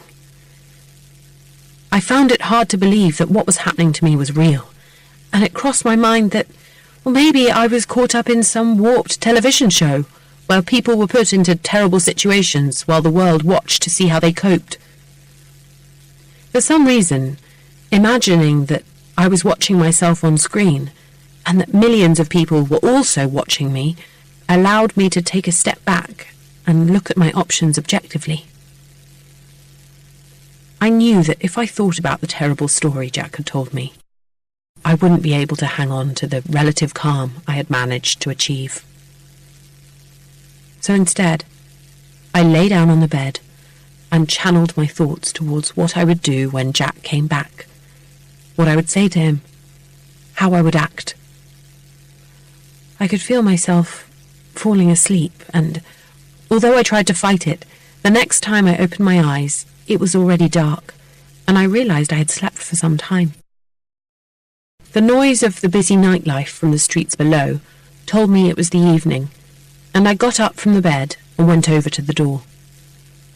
I don't know why. Maybe because I was still drowsy, but I found myself instinctively turning the handle. When I realized that it turned easily and that the door wasn't locked, I was so shocked it took me a while to react. As I stood there, trying to work it out, it dawned on me that I hadn't actually heard him lock the door. I had simply presumed that he had, so I hadn't tried to open it. Nor, I realized, had he said that he was going to lock me in. I had come to that conclusion all on my own. When I remembered how I had panicked, how I had hammered on the door and knocked on the wall, I felt both stupid and ashamed, imagining Jack laughing as he walked away. Tears of fury pricked my eyelids. Blinking them back angrily, I reminded myself that as he had my passport and purse, I was still, to all intents and purposes, a prisoner. But at least I could get out of the room. Opening the door quietly, terrified that I might find Jack standing outside, waiting to pounce, I forced myself to look out into the corridor. Finding it empty, I turned back into the room, found my shoes, retrieved my handbag from the floor, and left. As I ran towards the lift, the thought that I might find Jack standing there when the lift doors opened made me decide to take the stairs. I ran down them 2 at a time, hardly able to believe that I had wasted precious hours thinking I was locked in. When I got to the lobby and found it busy with people, the sense of relief was incredible. Taking a deep breath to steady myself, I walked quickly over to the reception desk, where Jack and I had checked in only hours before, glad that my nightmare was over. "Good evening, can I help you?" The young girl behind the desk smiled at me. "Yes, please. I would like you to telephone the British Embassy," I said, forcing myself to speak calmly. "I need to get back to England, and I've lost my passport and money." "Oh, I'm so sorry." The young woman looked contrite. "Could I ask you for your room number, please?" "I'm afraid I don't know it, but it's on the 6th floor. My name is Grace Angel, and I checked in earlier this afternoon with my husband." "Room 601, she confirmed, checking her screen. "May I ask you where you lost your passport? Was it at the airport?" "No, I had it here in the hotel." I gave a shaky laugh. "I haven't actually lost it. My husband has it, and my purse. He took them, and now I can't get back to England." I looked at her pleadingly. "I really need you to help me." "Where is your husband, Mrs. Angel?" "I have no idea." I wanted to tell her that he had locked me in the room, but I stopped myself just in time, reminding myself that I'd only thought he had. He left a couple of hours ago, taking my passport and money with him. "Look, could you phone the British Embassy for me, please? If you would just hold on a moment while I speak to my manager." Giving me an encouraging smile, she went over to speak to a man standing a little further away. As she explained my problem to him, he looked over at me, and I gave him a watery smile, aware for the first time of how unkempt I must look, wishing I had thought to change out of my crumpled travelling clothes. Nodding his head as he listened, he smiled reassuringly at me and picking up the phone began dialing. "Perhaps you would like to sit down while we sort things out," the young woman suggested, coming back towards me. "No, it's fine. Anyway, I'll probably need to speak to the embassy myself." Realizing that the man had hung up, I went over to him. "What did they say?" I asked. "It's all being sorted out, Mrs. Angel. Why don't you take a seat while you're waiting?" "Is somebody coming from the embassy then?" "If you would just like to take a seat, perhaps." "Grace?" Spinning round, I saw Jack hurrying towards me. "It's all right, Grace. I'm here." Fear coursed through me. "Get away from me!" I cried. I turned to the young woman who was looking at me in alarm. "Help me, please. This man is dangerous." "It's all right, Grace," Jack said soothingly. He gave the manager a rueful smile. "Thank you for letting me know she was here. Now, Grace," he continued, as if he was speaking to a child, "why don't we go back to our room so that you can have a sleep? You'll feel much better once you've rested." "I don't need to sleep. All I need is to get back to England." Aware of people watching us curiously, I made an effort to lower my voice. "Give me my passport, Jack, and my purse and mobile." I held up my hand. "Now!" He groaned. "Why do you always have to do this?" "I want my passport, Jack." He shook his head. "I gave your passport back to you at the airport, as I always do, and you put it in your bag, as you always do." "You know very well it isn't in there." I put my bag on the counter and opened it. "Look," I said to the woman, my voice trembling with emotion. I shook the contents out onto the counter. "It isn't in there, and neither is my purse. He took them and—" I stopped and stared, as my passport and purse spilled from the bag, followed by my makeup bag, hairbrush, a packet of wet wipes, a bottle of pills I had never seen before, and my mobile. "You put them back!" I cried accusingly to Jack. "You came back while I was asleep and replaced them." I turned to the manager. "They weren't there before, I swear. He took them and then he went out, making me believe I was locked in the room." The manager looked puzzled. "But you can open the door from the inside." "Yes, but he made me think I'd been locked in." Even as I said it, I could hear how hysterical I sounded. "I think I know what happened." Jack picked up the bottle of pills and shook it. "You forgot to take your medication, didn't you?" "I'm not on medication. They're not mine. You must have put them there," I cried. "That's enough, Grace." Jack's voice was firm. "You're being ridiculous." "Is there anything we can do to help?" the manager offered. "A glass of water, perhaps?" "Yes, you can call the police. This man is a dangerous criminal." There was a shocked silence. "It's true," I added desperately, hearing people murmuring behind me. "He killed his own mother. Call the police, please." "This is exactly what I warned you about," sighed Jack, exchanging a look with the manager. "It's not the first time this has happened, unfortunately." He put his hand under my elbow. "Come on, Grace, let's go." I shrugged him off. "Would you please just call the police?" The young woman who I had spoken to first looked uneasily at me. "Please," I begged. "I'm telling the truth." "Look, Grace." This time Jack sounded exasperated. "If you really want to call the police, go ahead. But do you remember what happened last time? We couldn't leave the country until they had investigated your claims, and when they realized they were on a wild goose chase, they threatened to sue you for wasting police time. And that was in America.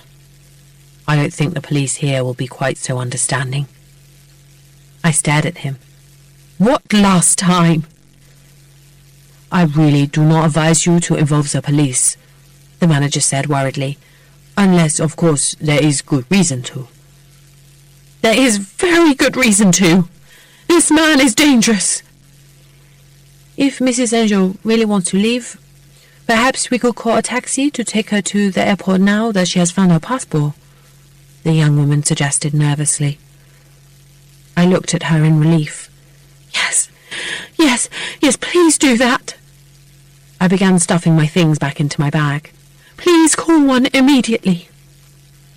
Are you really going to go through with this? Jack asked resignedly. Definitely. Then there's nothing more I can do. He turned to the manager. I really must apologise for all this fuss. Perhaps one of your staff would escort my wife up to our room so that she can collect her case. Of course.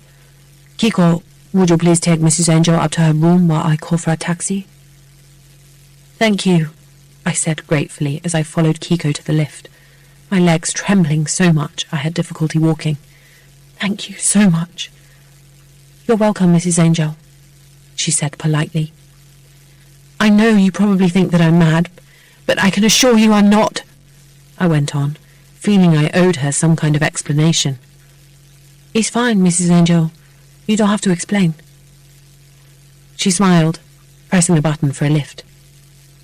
You must call the police, I told her. Once I'm gone, you must call the police and tell them that my husband, Mr. Angel, is a dangerous criminal. I'm sure our manager will sort everything out. The lift arrived and I followed her into it, knowing that she didn't believe me for 1 minute that Jack was dangerous or a criminal. But it didn't matter, because as soon as I was in the taxi, I intended phoning the police myself. We arrived on the 6th floor, and I followed her down the corridor to our room. I took the key from my bag, opened the door, and stood back, suddenly apprehensive about going in. But I needn't have worried. Everything was just as I'd left it. I went over to my case and rummaged through it for some clean clothes. I won't be a moment, I said, disappearing into the bathroom. I'm just going to change. I undressed hurriedly, gave myself a quick wash, and got dressed again. As I rolled my dirty clothes into a ball, I felt physically refreshed and mentally stronger. Not wanting to delay a moment longer, I opened the door, but before I could step out of the bathroom, a hand shot out and pushed me back inside while another clapped over my mouth, stifling the scream that tore through me. Did you enjoy that little scenario I set up for you? Jack asked, his face inches from mine. I did, immensely. And, even better, I've managed to kill 2 birds with 1 stone. First and foremost, you've just proved in front of dozens of people that you're unstable. The manager is, at this very moment, writing an account of your behaviour earlier on, so there's a record of it. And, secondly, you have hopefully learnt that I will always be 1 step ahead of you. He paused a moment to let his words sink in. Now, this is what we're going to do. I'm going to take my hand off your mouth, and if you so much as whimper, I'll force-feed you enough pills to kill you and make your death look like the suicide of an unbalanced young woman. If that were to happen, as Millie's only surviving guardian, I would, of course, keep the promise we made her and bring her to live in our lovely new house. Except that you won't be there, and who would protect her? Have I made myself clear? I nodded mutely. Good. He removed his hand from my mouth and, dragging me out of the bathroom, threw me onto the bed. Now, I need you to listen, and listen well. Each time you try to escape, whether by hammering on the door, or speaking to someone, or trying to make a run for it, it is Millie who will pay. For example, because of your attempt to escape today, we won't be going to see her the weekend after we get back, as she is expecting us to do. If you do anything stupid again tomorrow, we won't be going the following week either, and so on. We'll invent a particularly nasty stomach bug that you picked up here in Thailand to excuse our absence. A stomach bug that will go on for as many weeks as necessary. So, if you want to see Millie again, within a reasonable amount of time.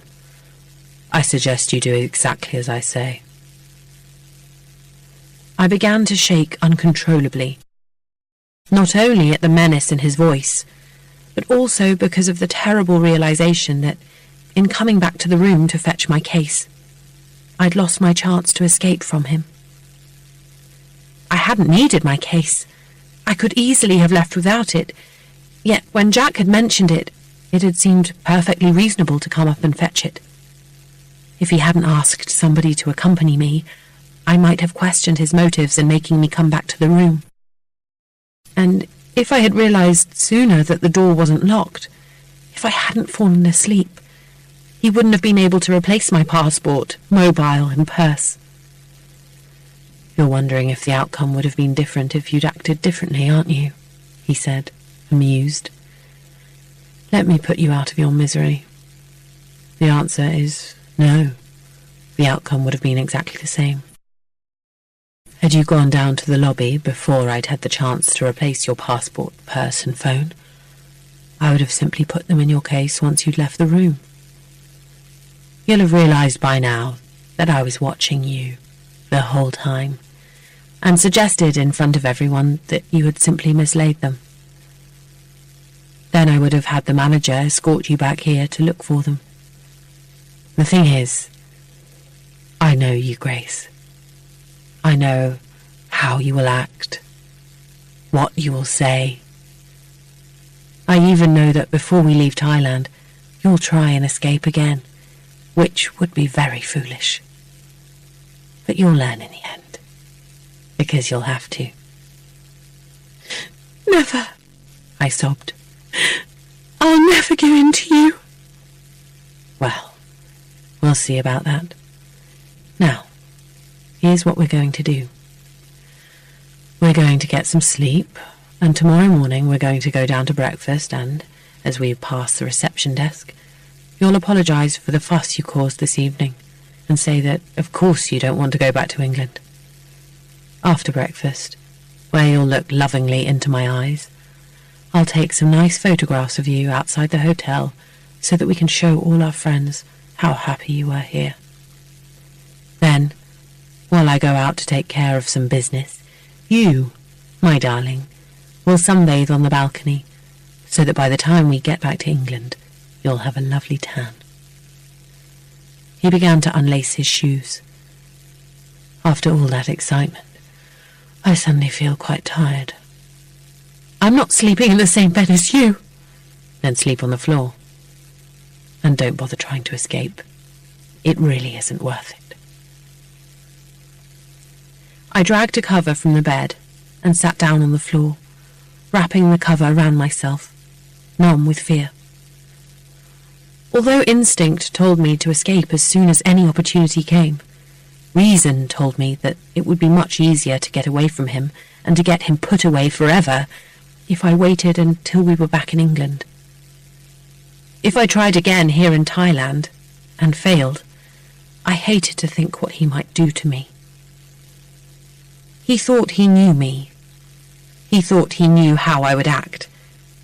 He had predicted that I would try to escape again. The only thing I could do was wrong-foot him, make him think that I had given in, that I had given up. Much as I wanted to get away from him, my main priority had to be getting back to England, getting back to Millie. Present. As we drive to Millie's school on Sunday morning, I'm so stressed about why Mrs. Goodrich has asked to see us that it's a relief Jack didn't bring me breakfast before leaving. He didn't bring any food yesterday either, which means I've had nothing to eat since lunch in the restaurant on Friday. I don't know why he chose not to feed me, but it was probably because Esther helped me finish my dessert, which he would consider as cheating, knowing all too well that I wouldn't have been able to eat it after the reference he made to Millie's bedroom. In the sick world that Jack has created for me, there are many things I'm not allowed to do, and wasting food is one of them. My heart starts hammering as soon as we're ushered into Mrs. Goodrich's office. especially when Janice sits down with us, her face grave. We haven't seen Millie yet, so I presume that she doesn't know Jack and I are already here. But I needn't have worried. All they want to tell us is that because she's been having trouble sleeping, which makes her irritable during the day, the school doctor has prescribed something to calm her before bedtime. Do you mean sleeping pills? I ask. Yes, Mrs. Goodrich says. To be administered, with your permission, of course, as and when she needs them. I don't have a problem with that, do you, darling? Jack asks, turning to me, if it's in Millie's interest. No, not if the doctor thinks she needs them, I say slowly. It's just that, well, I don't particularly want her to become dependent on drugs to help her sleep. He hasn't prescribed anything too strong, I hope? Jack inquires. No, not at all. They can be bought over the counter. Mrs. Goodrich opens a folder on the desk in front of her, takes out a piece of paper and hands it to him. Thank you. I'll just make a note of the name, if you don't mind. I actually gave her one last night because she seemed particularly disturbed, Janice says as he types the name of the pills into his phone. I hope that was all right. Of course, I say reassuringly. You already have my written permission to take any action you see fit in my absence. What we are wondering, Mrs. Goodrich goes on, is if there is any reason why Millie should suddenly have trouble sleeping. She pauses delicately. Did she seem anxious or unhappy when you visited last weekend, for example? Jack shakes his head. She just seemed her usual self to me. To me, too, although she was a little put out that we didn't go to the hotel for lunch, I say. For some reason, it's her favourite place, although Jack and I prefer the restaurant by the lake. But she soon rallied round. Mrs. Goodrich exchanges a glance with Janice. We rather wondered if it's because she hasn't seen the house yet, she says. I doubt it, I say quickly. I mean, she understands that we prefer her to see it once it's completely finished, rather than with half of it covered in dust sheets and ladders. Unless she mentioned something to you, darling? Nothing at all, Jack confirms. But if it's bothering her, I'm perfectly happy for her to come and see it as soon as her bedroom's finished. The only danger is that she'll probably fall in love with it and won't want to leave, he adds with a laugh. I think it's probably the thought of leaving here that is weighing heavily on her mind, I suggest, ignoring the way my heart has suddenly plummeted. After all, it has been her home for the last 7 years, and she's been very, very happy here. You're right, of course, Janice nods. I should have thought of that. And she's particularly attached to you. Perhaps you could reassure her that you'll always keep in touch, that you'll continue to see her once she's left, I go on. If you want to, that is. Of course I do. Millie has become like a little sister to me. Well, if you can tell her that you'll come and see her regularly once she's moved in with us, I'm sure that will be enough to allay any fears she may have. Jack smiles, understanding only too well what I've just done. And if Millie says anything at all, no matter how insignificant it may seem, that gives you cause for concern, please let us know, he says. All we want is for Millie to be happy. Well, may I say once again how fortunate Millie is to have you both, says Mrs. Goodrich. It is we who are fortunate, Jack corrects modestly. In fact, with both Grace and Millie in my life, I count myself as the most fortunate man in the world. He gets to his feet. Now, perhaps we can take Millie to lunch, although she'll probably be disappointed that we won't be going to the hotel. I've reserved a table at a new restaurant. It's meant to have the most wonderful food. I don't bother getting my hopes up. If Jack is taking us somewhere new, it means he's already checked it out. We go hotel today? Millie asks hopefully when we go and fetch her. Actually, "There's a new restaurant I'd like to take you to," Jack says. "I like hotel best," she scowls. "Another day. Come on, let's go." Millie's face is glum as we make our way to the car, the frustration of not being able to go to the hotel evident. I manage to give her hand a squeeze as we get into the car, and, understanding that I'm telling her to be careful, she makes an effort to perk up a bit. During lunch, Jack asks Millie why she can't sleep at night, and she tells him that she can hear flies buzzing around in her head. He asks if the pill that Janice had given her the night before had helped, and she says that it did, that she slept very well. "Like baby." So he tells her that we've given our permission for her to carry on taking them whenever she needs them. She asks if Molly has come back yet, and because my throat has suddenly tightened, as it always does when I think of Molly, it is Jack who tells her gently that it is unlikely she will, that she was probably found by a little girl who doesn't know that she's a runaway and loves her very much. He promises that as soon as she moves in with us, he'll take her to choose a puppy of her own, and when Millie's face lights up with happiness, the urge to grab a knife off the table and stick it deep into his heart is overwhelming. Sensing this, perhaps, Jack reaches out and covers my hand with his, making the waitress who has come to take away our plates smile at this display of affection between us. When we've finished our desserts, Millie says she needs to go to the toilet. "Go on then," says Jack. Millie looks at me. "You come, Grace?" I stand up. "Yes, I need to go too." "We'll all go," says Jack. We follow him along to the toilets, which are exactly as I thought they'd be. A single one for women and a single one for men, the two doors side by side. The ladies is engaged, so we wait on either side of Jack for it to become vacant. A lady comes out, and Jack's hand grips my elbow tightly, as a reminder that I'm not to tell her my husband is a psychopath. As Millie disappears into the cubicle, the lady turns and smiles at us, and I know that all she sees is a charming young couple standing so close to each other that they must be very much in love, which makes me realise, once again, how hopeless my situation is.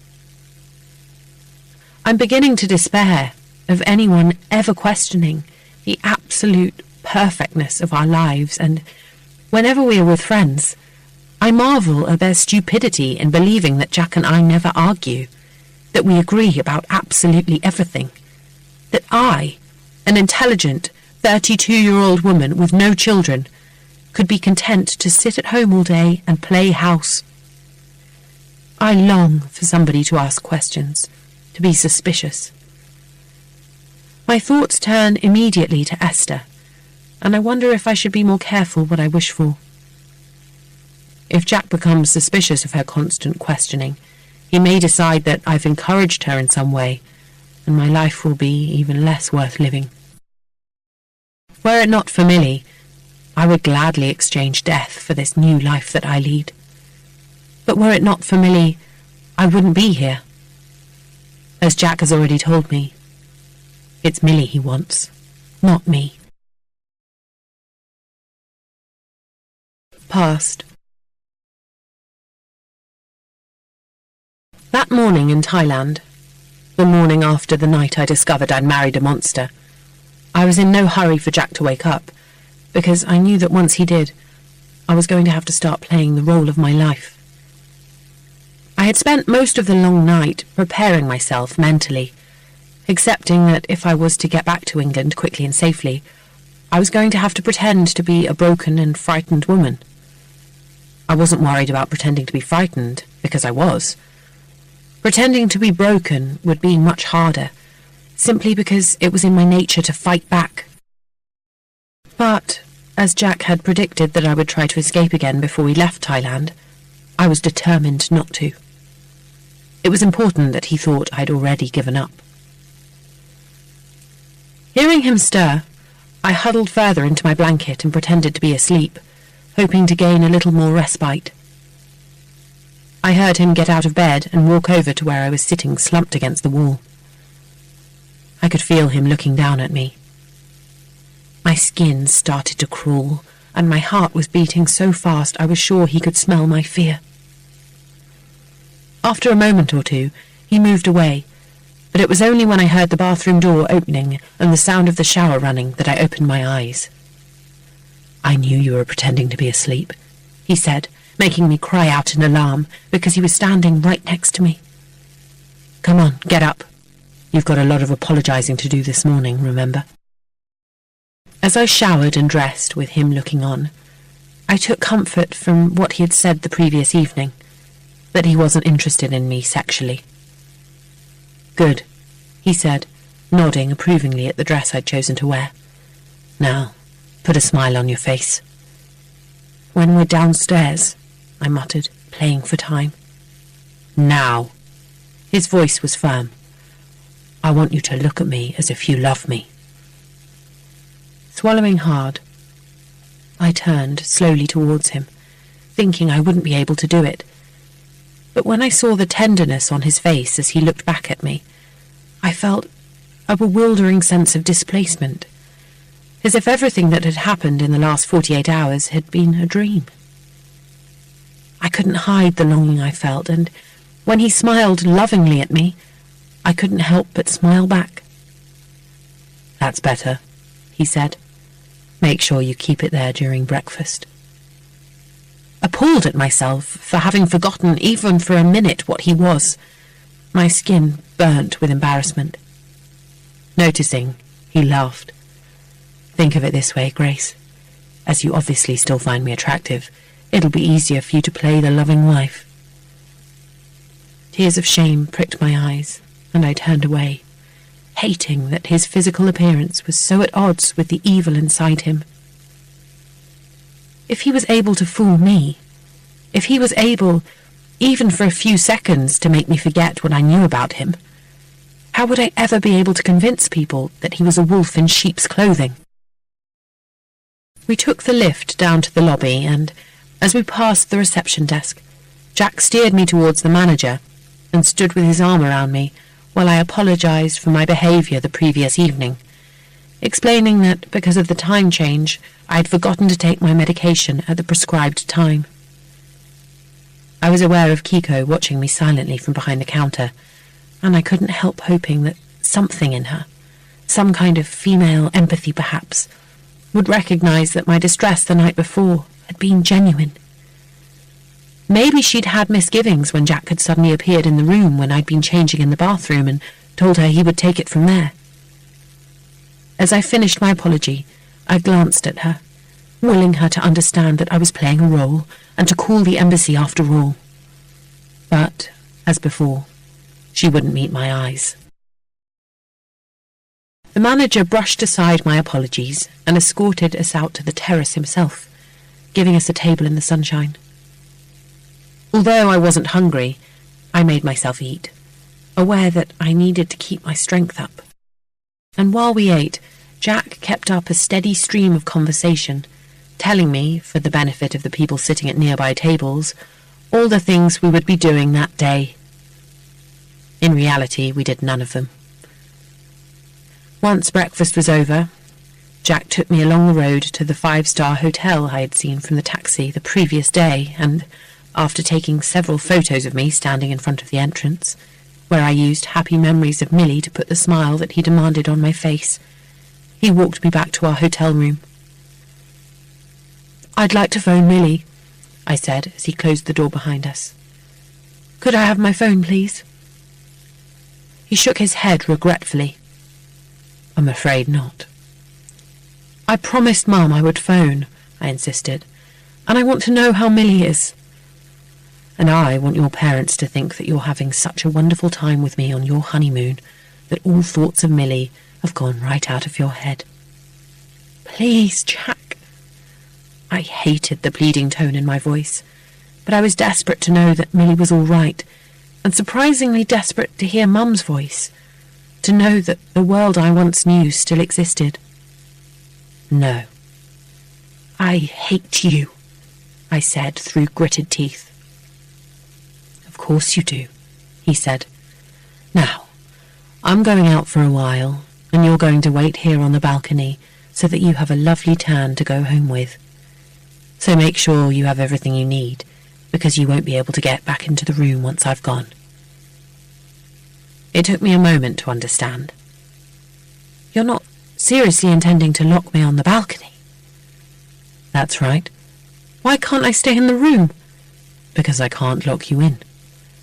I looked at him in dismay. "What if I need to go to the toilet?" "You won't be able to, so I suggest you go now." "But how long will you be gone?" 2 or 3 hours. 4, maybe.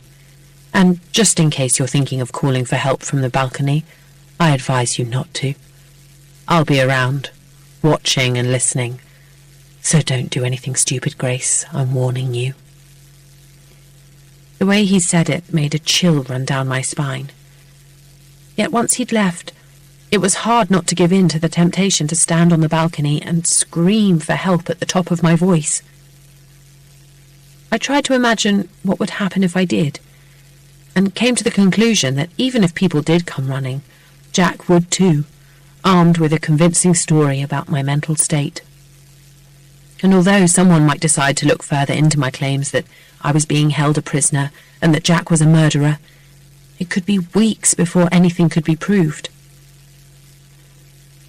I could repeat the story he told me, and eventually the authorities might find a case of a father beating his wife to death which matched the version I had told them, and track down Jack's father. But even if he said that it was his son who had committed the crime, it was doubtful he would be believed some 30 years after the event, and the chances were that he was already dead anyway. Also, I had no way of knowing if the story was true. It had sounded horribly plausible, but Jack could have made the whole thing up, just to frighten me. The balcony I was to spend the next few hours on gave onto a terrace at the back of the hotel, and, looking down, I could see people milling around the swimming pool, preparing for a swim or a spot of sunbathing. Realizing that Jack could be anywhere down there watching me, and would be able to see me more easily than I could see him, I moved away from the edge of the balcony. The balcony itself was furnished with 2 wooden slatted chairs, the uncomfortable kind that left marks on the back of your legs if you sat on them for too long. There was also a small table, but no cushioned sunbed, which would have made my time there more comfortable. Luckily, I had thought to bring my towel with me, so I made a cushion of it and put it on one of the chairs. Jack had given me just enough time to gather together a bikini, suntan lotion and sunglasses, but I hadn't thought to take one of the many books I'd brought with me. Not that it mattered. I knew I wouldn't be able to concentrate, no matter how exciting the story was. After only a few minutes on the balcony, I suddenly felt like a caged lion, which made my desire to escape even stronger, and I was glad the room next door was empty, because the temptation to call over the balcony for help would have been too strong to resist. The next week was torture. Sometimes Jack took me down to breakfast in the morning. Sometimes he didn't. And it became obvious from the way that he was treated by the manager that he was a regular visitor to the hotel. If we did go down for breakfast, Jack would take me straight back to the room once we'd finished, and I would be locked on the balcony until he came back from wherever he'd been and let me into the room, so that I could use the toilet and eat whatever he'd brought for me for lunch. An hour or so later, he would force me back onto the balcony and disappear until the evening. Terrible though it was, there were a few things I was grateful for. There was always a part of the balcony where I could find shade, and, because I insisted, Jack gave me bottles of water, although I had to be careful how much I drank. He never left me for more than 4 hours at a time, but the time passed excruciatingly slowly. When everything, the loneliness, the boredom, the fear, the despair, got too much to bear, I closed my eyes and thought of Millie. Although I longed to get off the balcony, when Jack did decide to take me out, not because he felt sorry for me, but because he wanted to take photographs, they were such stressful occasions that I was often glad to get back to the hotel room. One evening, he took me to dinner in a wonderful restaurant, where he took photo after photo of me at various stages of the meal. One afternoon, he booked a taxi and we crammed 4 days sightseeing into 4 hours, during which he took more photos of me as proof of the lovely time I was having. Another afternoon, he took me to what must have been one of the best hotels in Bangkok, where he miraculously had access to its private beach, and as I changed into bikini after bikini, so it would look as if the photos he took had been on different days, I wondered if it was there that Jack spent his days while I was stuck on the balcony. I hoped that the staff back at the hotel where I stayed might wonder why they rarely saw me around. But when Jack took me down to breakfast one morning, and they asked me solicitously if I was feeling better, I understood that he had told them I was confined to our room with a stomach bug. The worst thing about these small forays into normality was the hope they gave me, because, in public, Jack reverted to the man I had fallen in love with. Sometimes, over the course of a meal, for example, as he played the attentive and loving husband, I forgot what he was.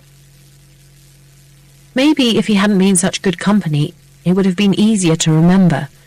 But even when I did remember, it was so hard to equate the man who looked adoringly at me from the other side of the table with the man who held me prisoner, that I almost believed I'd imagined everything. The crashing back down to reality was doubly hard, for along with the disappointment, there was the shame of having succumbed to his charm, and I would look around wildly, searching for a way out, somewhere to run to, someone to tell. Seeing this, he would look at me in amusement and tell me to go ahead. "Run," he would say. "Go on. Go and tell that person over there, or perhaps that one over there, that I'm holding you prisoner, that I'm a monster, a murderer.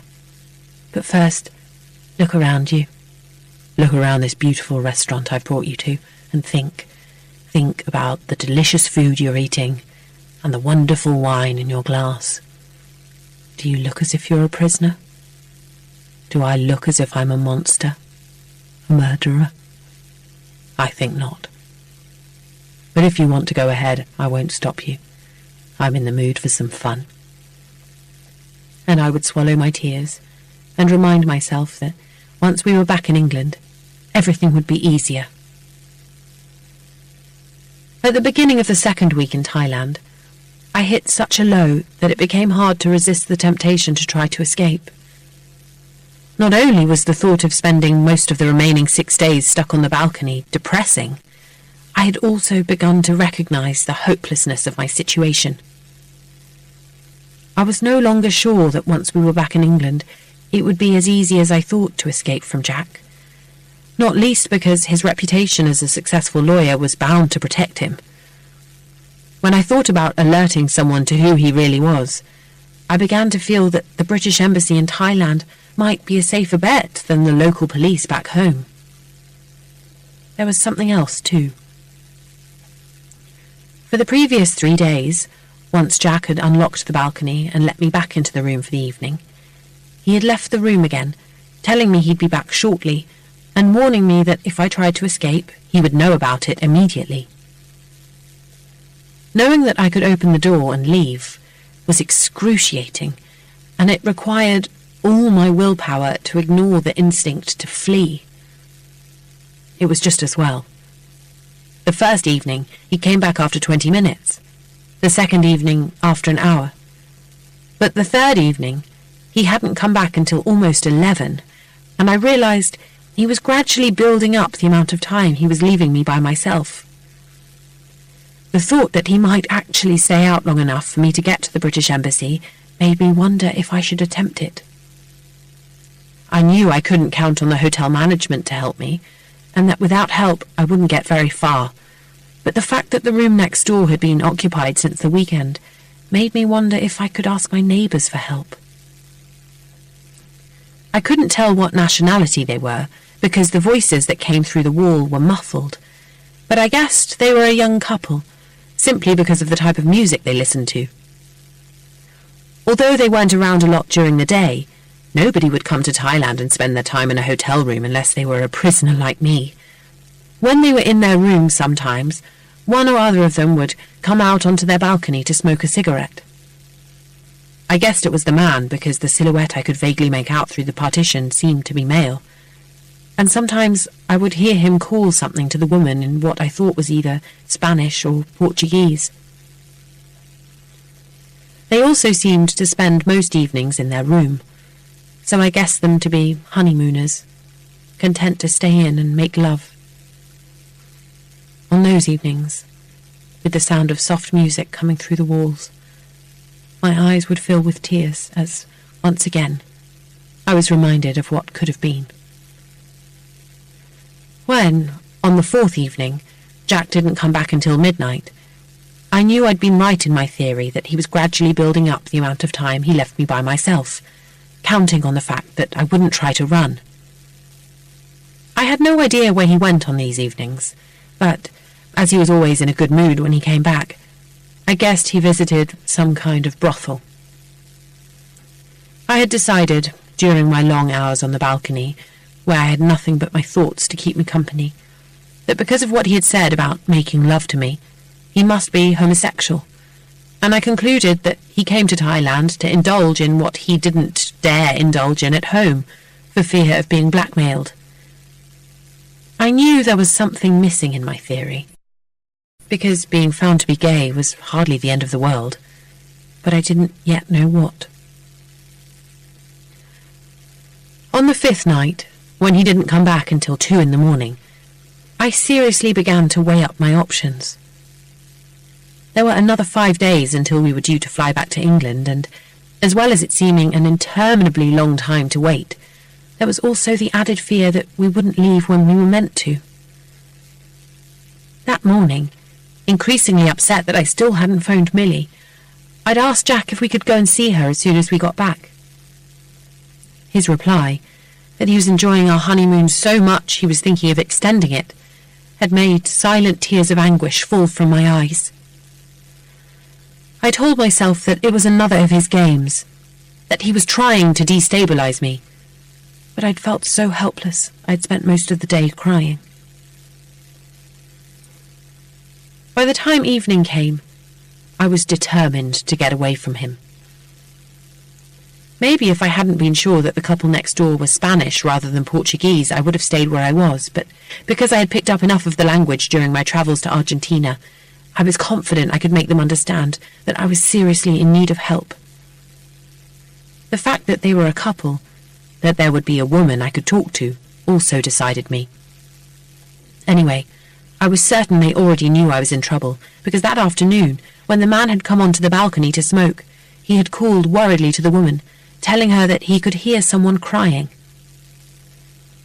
Scared that Jack might see them trying to look over the balcony from wherever he was watching from, I'd stifled my sobs and remained as still as possible so that they would think I had gone back into the room. But I hoped the fact that they had heard me crying would stand me in good stead.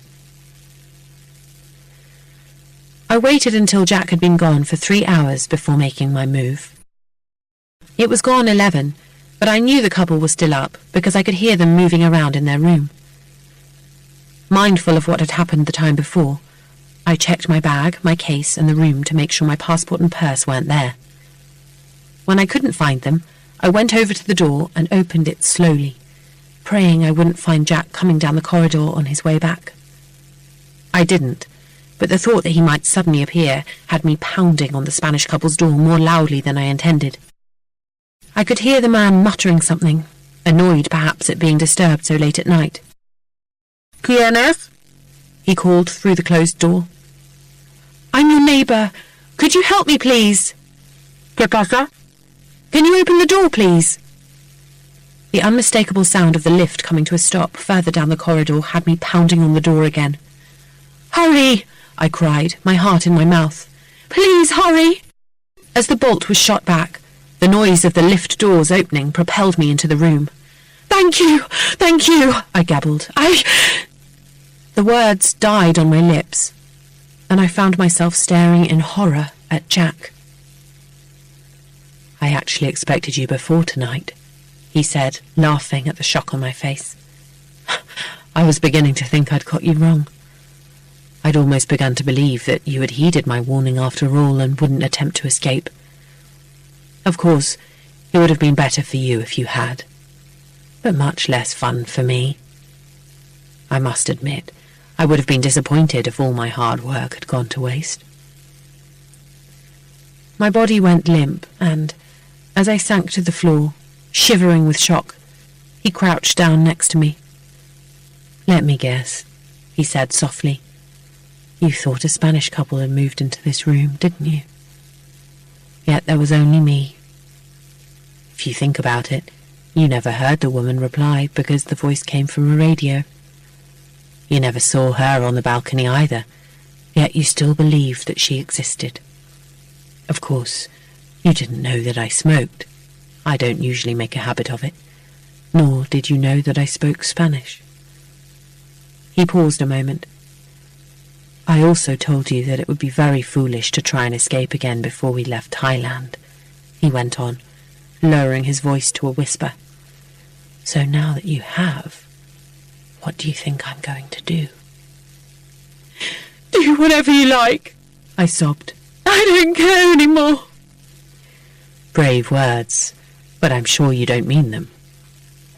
For example, I'm sure you would be distraught if I decided to kill you, because it would mean you'd never see Millie again. "You're not going to kill me," I said, with more assurance than I felt. "You're right, I'm not. Not yet, anyway. First and foremost, I need you to do for Millie what she can't do for herself." He stood up and looked down at me dispassionately. "Unfortunately, I can't punish you here, because there is nothing I can really deprive you of. But because you have now tried to escape twice, we won't be going to see Millie either the first weekend or the second weekend after we get back to England." "You can't do that," I cried. "Of course I can. What's more, I warned you that I would." He reached down and hauled me to my feet. "Come on, let's go." He opened the door and pushed me out into the corridor. "It was well worth paying for the extra room," he said, closing the door behind him. Mr. Ho, the manager, quite understood why I might need a separate room for myself, given your mental state. "How does it feel to know that I was watching you the whole time?" "Not as good as it'll feel the day I see you go to prison," I snarled. "That, Grace, is never going to happen," he said, bundling me back into our room. "And do you know why? Because I'm squeaky clean." It was the lowest point of my 2 weeks in Thailand. It wasn't so much that I'd failed to escape.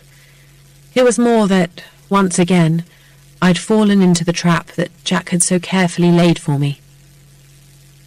I tried to work out why he had gone to such lengths to set me up when I wouldn't otherwise have tried to escape.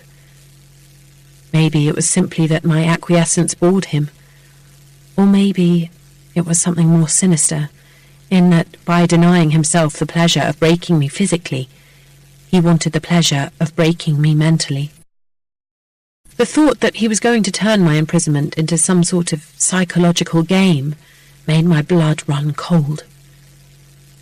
Even if another opportunity to escape presented itself, there would always be the fear that he was orchestrating the whole thing. And I realised that if I didn't get away from him as soon as we arrived in England, before we had even left the airport, it would be much, much harder once we were installed in a house. Battling despair, I forced myself to think about what I could do, both on the plane and when we arrived at Heathrow. If I told one of the air hostesses, once we had taken off, that Jack was keeping me prisoner, would I be able to remain calm when he maintained that I was delusional? What if he brought out the report from the hotel manager to back up his claim? What would I do then? And if I managed to remain calm and told them that he meant great harm to me and my sister, would I be able to persuade them to run checks on him while we were still in the air? And if they did, would they find that he was an imposter, or would they find that Jack Angel was a successful lawyer who championed battered women? I didn't know. But I was determined to make myself heard, and equally determined that if nobody listened, I would kick up such a fuss once we arrived at Heathrow that I would be taken to a hospital or a police station. I didn't think too much about it when I began to feel sleepy shortly after our evening flight had taken off. But by the time we landed the next morning, I was so groggy that a wheelchair had to be brought so that I could get off the plane, and my words were so slurred I could barely speak. Although I couldn't hear what Jack was saying to the doctor who came to check on me because of the fog that had permeated my brain, I could see that he was holding a bottle of pills in his hand. Aware that my chances of getting away from him were slipping through my fingers, I made a valiant effort to call for help as we were escorted through passport control, but all that came out of my mouth were unintelligible sounds. In the car, Jack strapped me into my seat, and I slumped against the door, unable to fight the drowsiness that rendered me helpless. The next time I came to, it was to find Jack force-feeding me strong black coffee he'd brought from a machine at a service station. It cleared my head a little, but I still felt confused and disorientated. "Where are we?" I slurred, making an effort to sit upright. "Nearly home," he replied, and there was such excitement in his voice that I felt afraid. He got me back in the car, and as we drove along, I tried to work out where we were, but I didn't recognize the names of any of the villages we passed. After about half an hour, he turned into a lane. "Well, here it is, my darling wife," he said, slowing the car down. "I hope you're going to like it." We stopped beside a pair of huge black gates. A little further along, there was a smaller single black gate with a bell set into the wall beside it. He took a remote control from his pocket, pressed a button, and the double gates swung open. "The house that I promised you as your wedding present. Now, what do you think of it?" At first, I thought that whatever he had drugged me with was making me hallucinate. But then I realized that I really was looking at the house we had drawn together, on a piece of paper, in the bar of the Connaught Hotel. The house he promised he would find for me, right down to the little round window in the roof. "I see that you're lost for words," he laughed as he drove in through the gates. After drawing to a stop near the front door, he got out of the car and came round to open my door for me. When I just sat there, he put his hands under my arms, hauled me unceremoniously from the car, and dragged me onto the porch. He unlocked the front door and pushed me into the hall, slamming the door behind him. "Welcome home," he said mockingly. "I hope you'll be very happy here." The hall was beautiful, with its high ceiling and magnificent staircase. The doors to the right were closed, as were the huge double doors to the left. "I'm sure you'd like me to show you around," he went on. "But first, wouldn't you like to see Molly?" I stared at him. "Molly?" "Yes, Molly. Don't tell me you'd forgotten all about her." "Where is she?"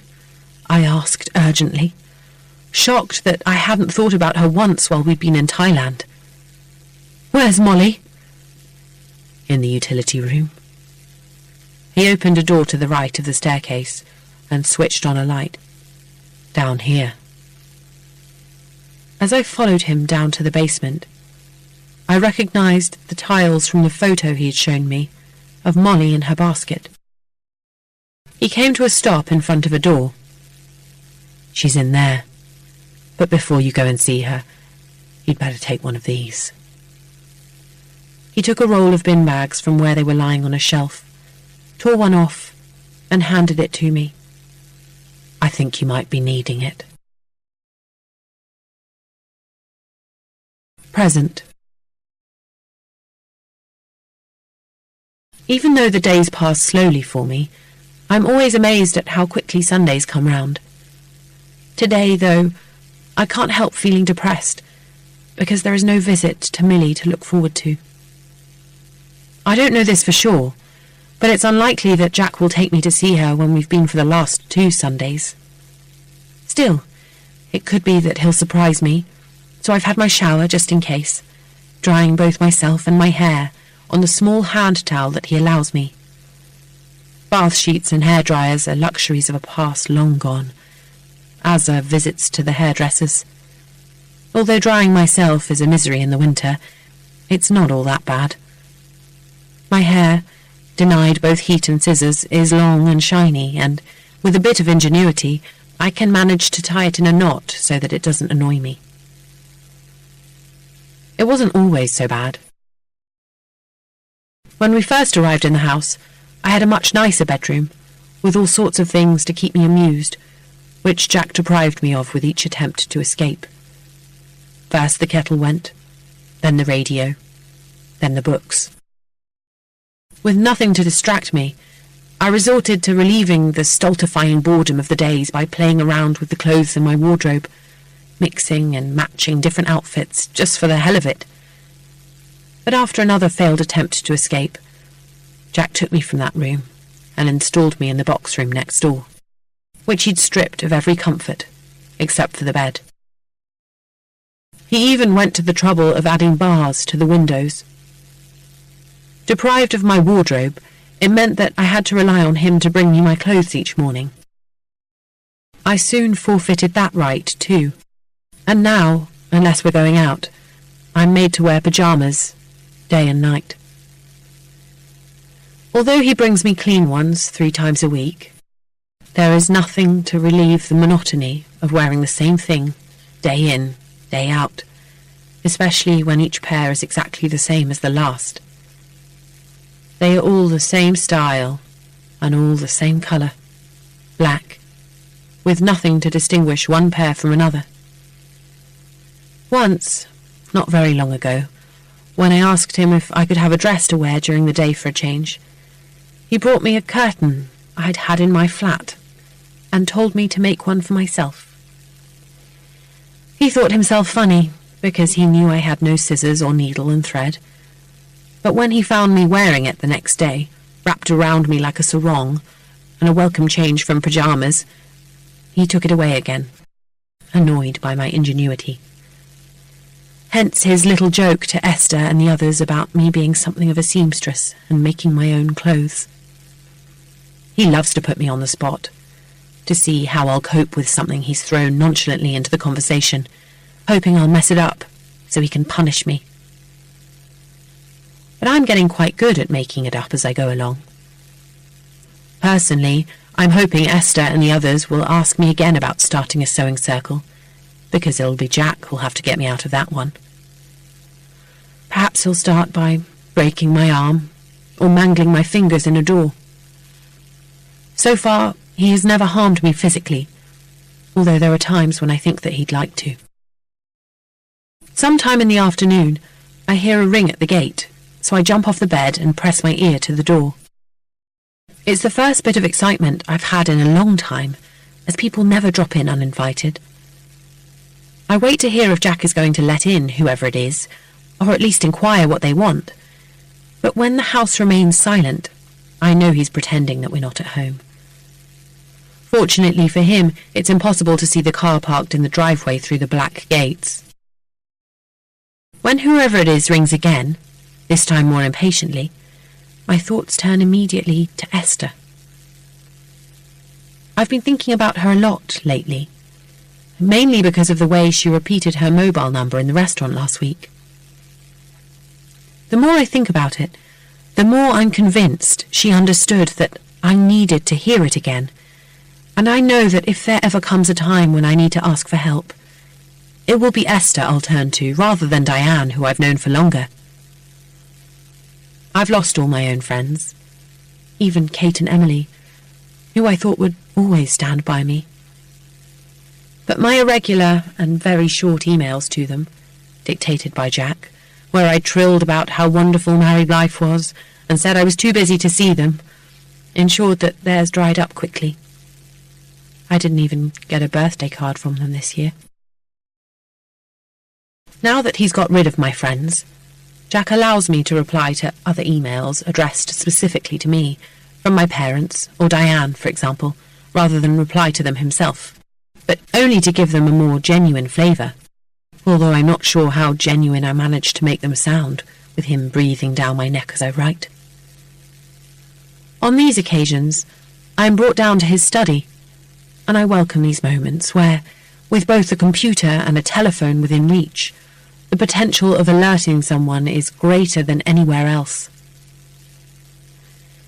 My heart always starts beating faster as Jack sits me down, with the computer and telephone only inches away, because there's always a hope that he might be distracted long enough for me to be able to snatch up the phone, dial a quick 999 and scream my despair to the police, or pound a quick plea for help on the keyboard to whoever I'm writing to and press the send button before he can stop me. The temptation to do so is great, but Jack is always vigilant. He stands over me as I write and checks each message before he allows me to send it. Once I thought my chance had come when somebody rang at the gate as I was writing, but instead of going to the intercom to see who was there, Jack simply ignored it, as he does the telephone when it rings while I'm seated at the computer. Yet along with the frustration I feel when he escorts me back to my room, at another chance gone, there is also a feeling of near contentment, especially after I've written to my parents. It's almost as if I believe the lies I've told them, about weekends away that Jack and I have been on, or visits to beautiful gardens, to country houses, to places I've never been and where I will never go, yet am able to describe in such detail. But as with all highs, the coming down is hard, and once the euphoria has gone, I feel more depressed than ever. There's no third ring at the gate, so I go back to the bed and lie down. I feel so restless that I decide to try a bit of meditation to relax me. I taught myself to meditate not long after Jack moved me into this room, for fear I would go mad with nothing to do all day. I've become so good at it that sometimes I manage to drift off for what often seems like several hours, but it's probably a lot less. I usually start by picturing Millie and me sitting in a beautiful garden with a little dog at our feet. Not Molly, though. To be able to lose myself, I need to think happy thoughts. Today, however, I'm unable to relax because the only picture I can bring to my mind is that of Esther driving away from the house. In my isolation, I've become superstitious, and I take it as a sign that I've got it all wrong, that Esther isn't going to be the one to help me.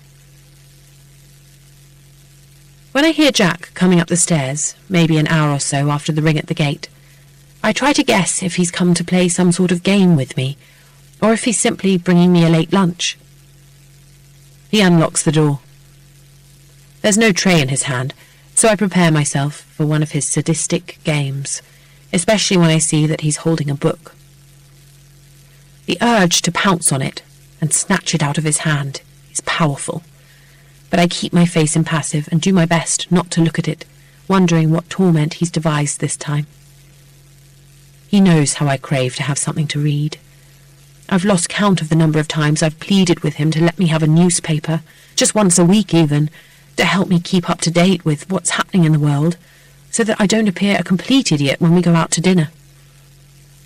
So I'm fully expecting him to offer me the book, only to withdraw his hand the moment I reach out to take it. "I have something for you," he begins. "What?"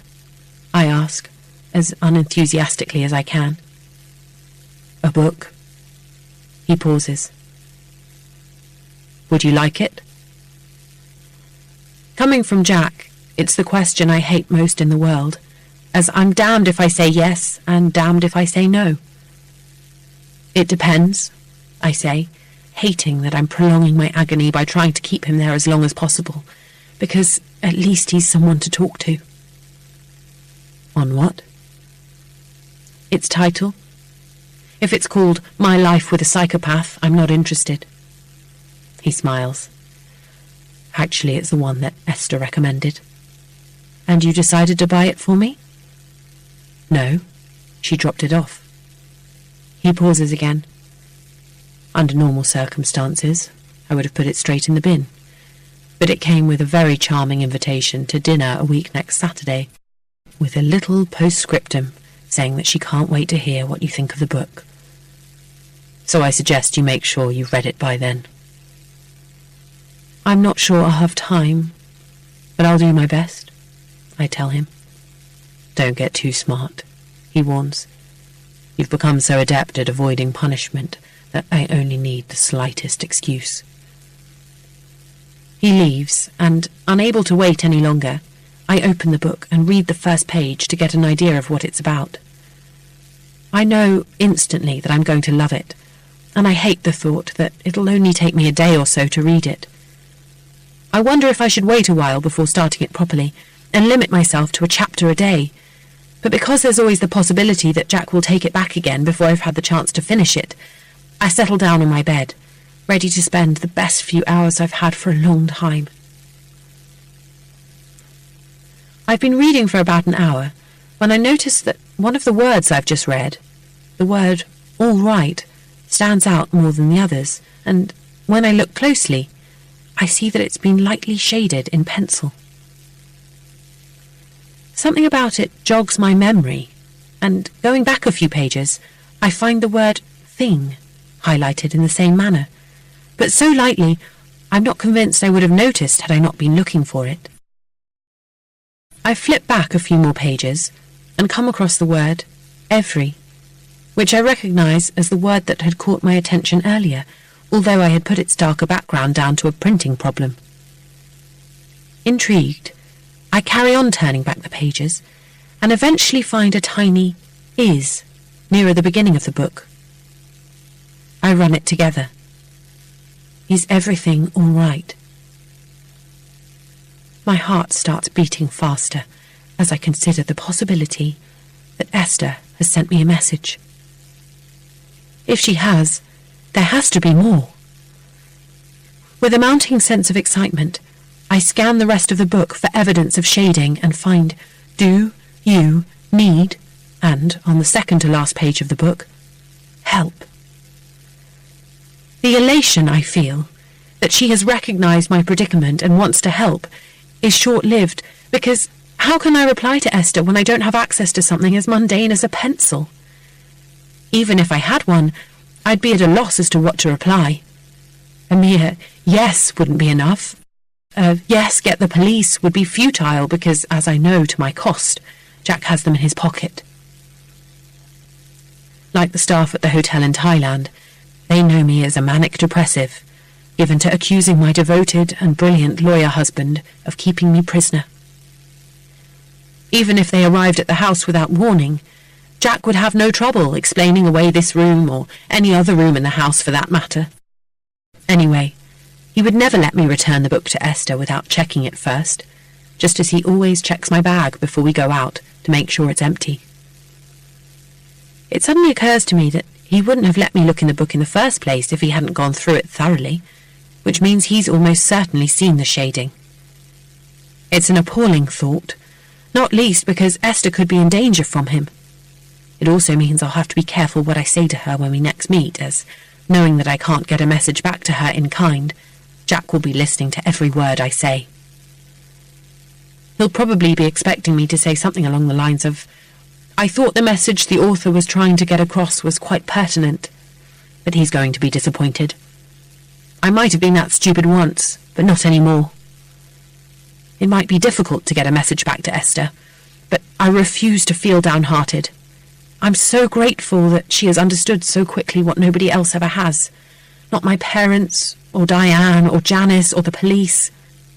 That Jack controls everything I do. I find myself frowning, because if she suspects that he controls me, surely she must guess that he also controls everything I come into contact with. If she's realised that Jack is not someone to be trifled with, why would she risk discovery when she has nothing concrete to back up her suspicions? I go back to reading, hoping to find something that will tell me how I can communicate with Esther without Jack finding out, because how can I let her down when she has reached out to me so amazingly? Sometime in the evening, when I'm still trying to work out a way of getting a message back to her, I hear Jack coming up the stairs, so I close the book quickly and place it a little way from me on the bed. "Finished already?" he remarks, nodding at the book. "Actually, I'm finding it hard to get into," I lie. "It's not the sort of thing I'd normally read." "How far have you got with it?" "Not very far." "Well, make sure you finish it before we see her next week."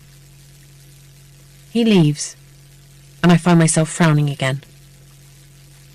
It's the second time he's insisted that I read it before we go to Esther's for dinner, which tells me that he knows about the shading and is hoping I'm going to dig a grave for myself. After all, he as good as admitted, when he said earlier that I was getting too clever for my own good, that he misses punishing me, so I can imagine how happy he must have been to see Esther's message, and how he must have laughed at her attempt to help me. But then, the more I think about it, the more I feel that I've missed something. It's only when I remember the amount of time that passed between the ring on the doorbell and Jack bringing the book up to me that it dawns on me that the shading in the book is not Esther's work, but Jack's. Past. Molly could only have been dead a few days at the most, because her body hadn't started to decompose. Jack had been very clever in that respect. He had left her some water, but not quite enough to last her the 2 weeks until we got home. The shock of finding her dead was terrible. The look of malevolent anticipation on Jack's face as he opened the door to the utility room had prepared me for something. That he had left her tied up for the 2 weeks we were away, or that she wouldn't be there, but not that he had left her to die. At first, as I looked down at her little body lying on the floor, I thought the drugs he had given me were playing with my mind, because I was still feeling woozy. But when I knelt down beside her and found her body cold and rigid, I thought about the terrible death she must have endured. It was then that I didn't only vow to kill Jack, but to make him suffer, as he had made Molly suffer. He feigned surprise at my distress, reminding me that he had told me in Thailand there was no housekeeper, and I was grateful I hadn't paid any attention to what he'd said back then. If I'd understood what he was alluding to, I don't know how I would have got through those 2 weeks. "I'm so glad that you loved her," he said as I knelt beside Molly and wept.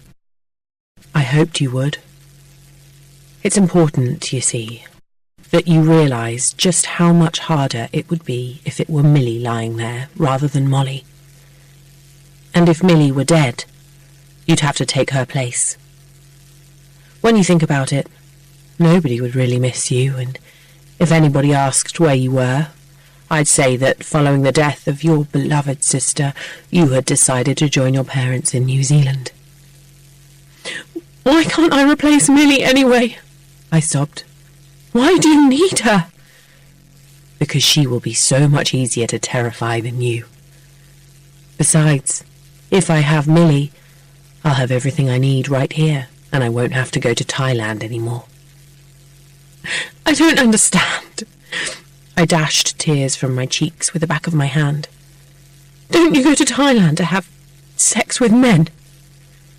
"Sex with men?" He seemed amused by the idea. "I could do that here if I chose to. Not that I would choose to. You see, I'm not interested in sex. The reason I go to Thailand is so that I can indulge my greatest passion. Not that I actually get my hands dirty, you understand. No, my role is more that of observer and listener."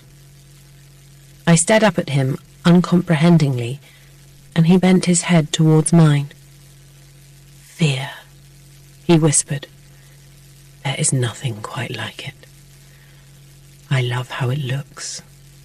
I love how it feels. I love how it smells. And I especially love the sound of it." I felt his tongue on my cheek, I even love the taste of it. You disgust me, I hissed. You must be one of the most evil people that has ever lived. And I'll get you, Jack. I promise. In the end, I'll get you. Not if I get Millie first, which I intend to do. So you're going to kill her? I said, my voice breaking. Kill her? What use would she be to me dead? I'm not going to kill Millie, Grace. I'm just going to scare her a little. Now, do you want to bury that dog, or shall I dump it in the bin? He didn't lift a finger to help, but stood and watched as I wrapped Molly's body in the black bin bag and, sobbing with distress, carried her up the stairs, through the kitchen, and out onto the terrace that I had told him I wanted. I looked around the vast garden, shivering with cold and shock, wondering where I could put her. Following me out, he pointed to a hedge at the bottom of the garden and told me to bury her behind it. As I rounded it, I saw a shovel standing ready in the ground, and the knowledge that before leaving Molly to die, he had prepared a shovel for me to bury her with, made me break into fresh sobs. It had rained while we were in Thailand, so the ground was soft, but digging her grave was only made bearable by imagining it was his I was preparing. When I had finished, I took Molly's body out of the bin bag and held her to me for a moment, thinking of Millie, wondering how I was going to be able to tell her that Molly was dead. She's not going to come back to life, no matter how long you hold her for, he drawled. Just get on with it. Afraid that he would snatch her from me and throw her unceremoniously into the hole I had dug, I placed her gently in it and shovelled the earth back on top. It was then that the full horror of what had just happened hit me, and, throwing the shovel down, I dashed behind a tree and was violently sick. You're going to have to learn to have a stronger stomach than that, he remarked, as I wiped my mouth on the back of my hand. His words sent waves of panic shooting through me. Running back to where I'd dropped the shovel, I snatched it up and rushed towards him with it raised high above my head, ready to bring it down on him and beat him to a pulp. But I was no match for him. Raising his arm, he caught hold of the shovel and wrestled it from me, causing me to stumble. Righting myself, I broke into a run, screaming for help at the top of my voice. When I saw that the windows of the nearest property were only just visible through the trees, I ran towards it, hoping that someone would have heard my screams, and, as I ran, I looked for a way out of the garden. Realizing that the walls that bordered it were too high for me to climb, I drew in air, about to scream again for all I was worth, knowing it might be my only chance. A blow to my back expelled the air I had drawn in with little more than a grunt, and, as I fell forward, Jack's hand came around my mouth, silencing me completely. Jerking me upright, he used his other hand to bend my arm behind my back, rendering me helpless. I take it you're not in a hurry to see Millie again, he breathed as he frog-marched me back towards the house. Because of your attempts to escape in Thailand, you had already forfeited your right to see her for the next 2 weekends. Now you won't see her for a 3rd weekend running, and if you try anything again, you won't see her for a whole month. I struggled against him, twisting my head away from him in a frantic effort to free my mouth from his hand, but he simply tightened his grip on me. Poor Millie, he sighed in mock sorrow as he propelled me along the terrace and into the kitchen. She's going to think you've abandoned her, that now you're married, you have no time for her. Releasing me, he pushed me away from him. Listen to me, Grace. Provided you don't do anything stupid, I am prepared to treat you well. After all, it's not in my interest to do otherwise. Nevertheless, I shan't hesitate to withdraw any of the privileges I have chosen to accord you should you displease me. Do you understand? Slumped against the wall, trembling with fatigue, or from the after-effects of the drugs, or from shock, I could only nod mutely. Good. Now, before I show you the rest of the house, I'm sure you'd like a shower. Pathetic tears of gratitude sprang to my eyes. I'm not a monster, he said with a frown, noticing. Well, at least not in that sense. Come on, I'll show you where the bathroom is, and once you feel more refreshed, I'll give you a tour of the house. I followed him into the hall and up the stairs, barely noticing my surroundings. Opening a door, he showed me into a bright and airy bedroom decorated in pale greens and cream. On the double bed, I recognized some of the coverings and cushions I had chosen the day we had gone shopping together to buy furniture for the house he had promised to find me. In the hostile world I found myself in, they seemed like old familiar friends, and my spirits lifted a little. Do you like it? He asked. Yes, I said reluctantly. Good. He seemed pleased. The bathroom's through there, and you'll find your clothes in the wardrobe. He looked at his watch. I'll give you 15 minutes. The door closed behind him. Curious, I walked over to the huge wardrobe that ran the length of the left-hand wall. Sliding the doors open, I found the clothes that I had sent to the house ahead of me, the ones I hadn't needed to take to Thailand, hanging there.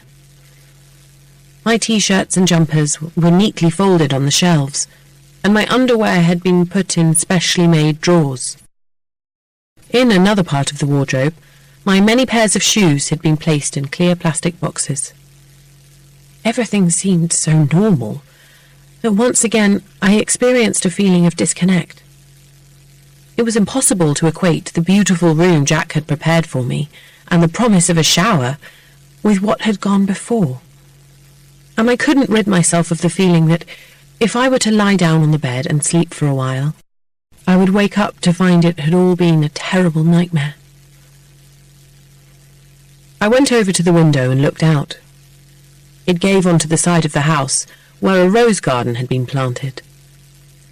Just as I was appreciating the beauty of the flowers and the stillness of the afternoon, a black bin bag, caught in a sudden gust of wind, came scudding around from the back of the house and became snagged in one of the rose bushes.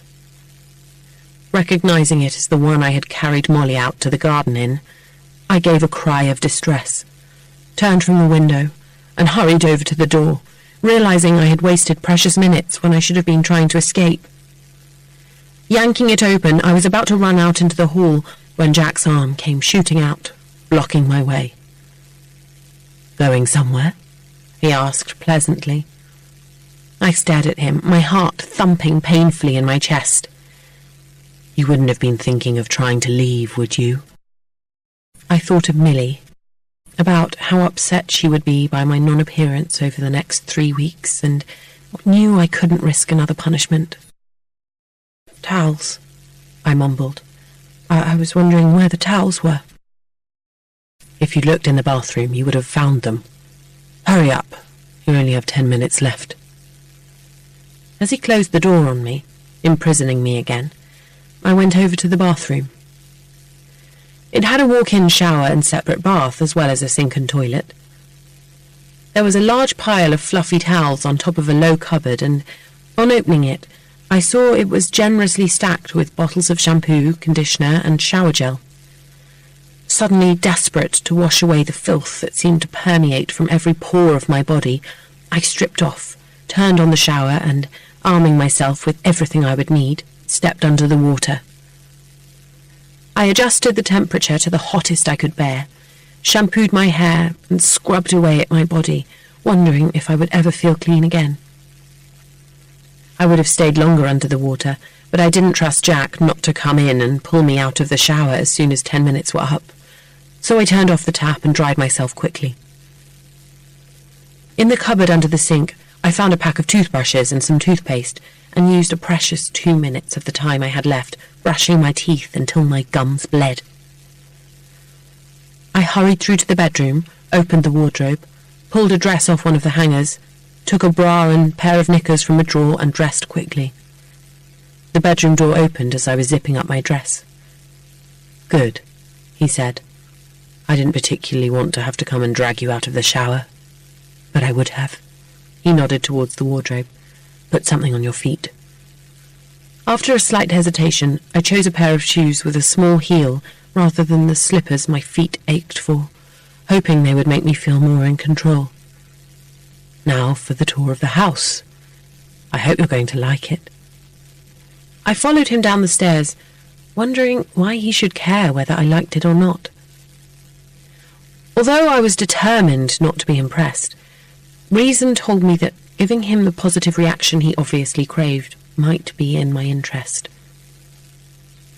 "It's taken me 2 years to get the house exactly as I wanted it," he remarked as we reached the hall, "especially as I had to make last-minute changes that I hadn't accounted for. For example, the kitchen originally didn't lead onto a terrace, but I had one built because I thought it was an excellent idea. Fortunately, I managed to steer the rest of your desires towards what was already here," he went on, confirming what I had already worked out, that the day he had asked me to describe the sort of house I would like, he had cleverly manoeuvred me into describing one he had already bought.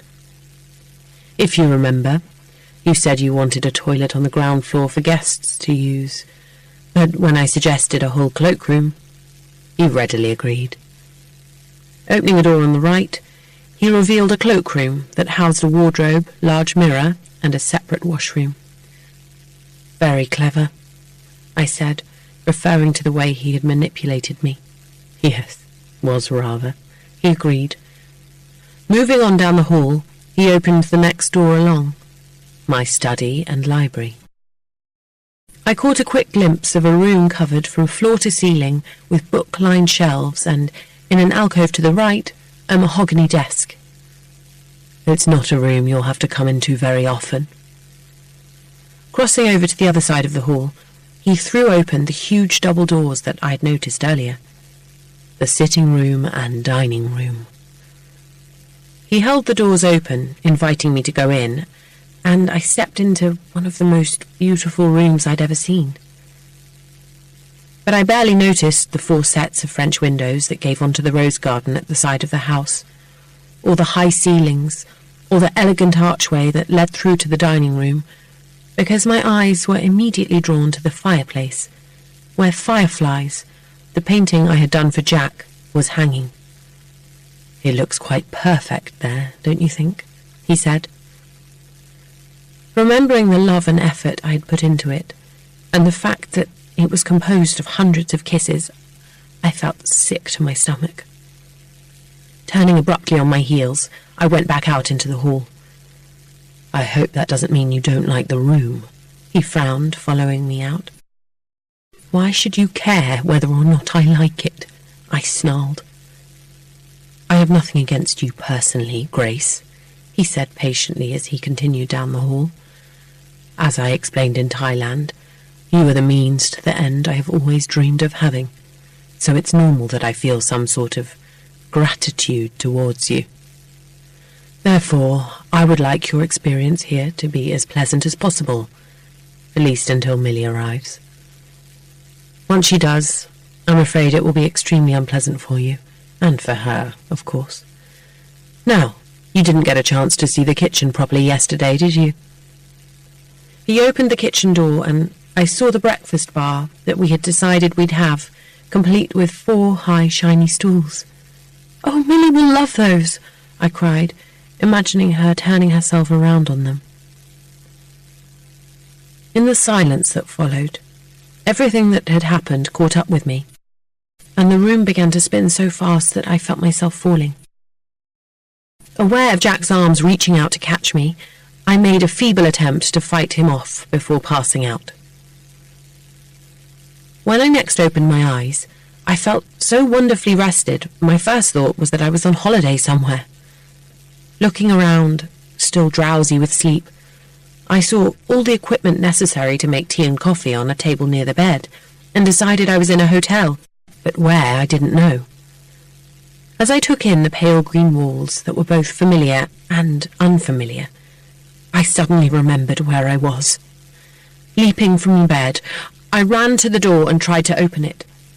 When I found that I was locked in, I began hammering on it, screaming at Jack to let me out. The key turned on the lock and the door opened. "For goodness sake, Grace," he said, clearly annoyed. "You only had to call me." "How dare you lock me in?" I cried, my voice trembling with rage. "I locked you in for your own good. If I hadn't, you might have been foolish enough to try and escape again, and I would have had to deprive you of yet another visit to Millie." He turned and reached for a tray which lay on a small table outside my door. "Now, if you move back a little, I'll give you something to eat." The thought of food was tempting. I couldn't remember the last time I'd eaten, but it must have been well before leaving Thailand. But the open door was even more tempting. Moving aside, but not back as he had asked, I waited until he had come right into the room, then lunged towards him, knocking the tray from his hands.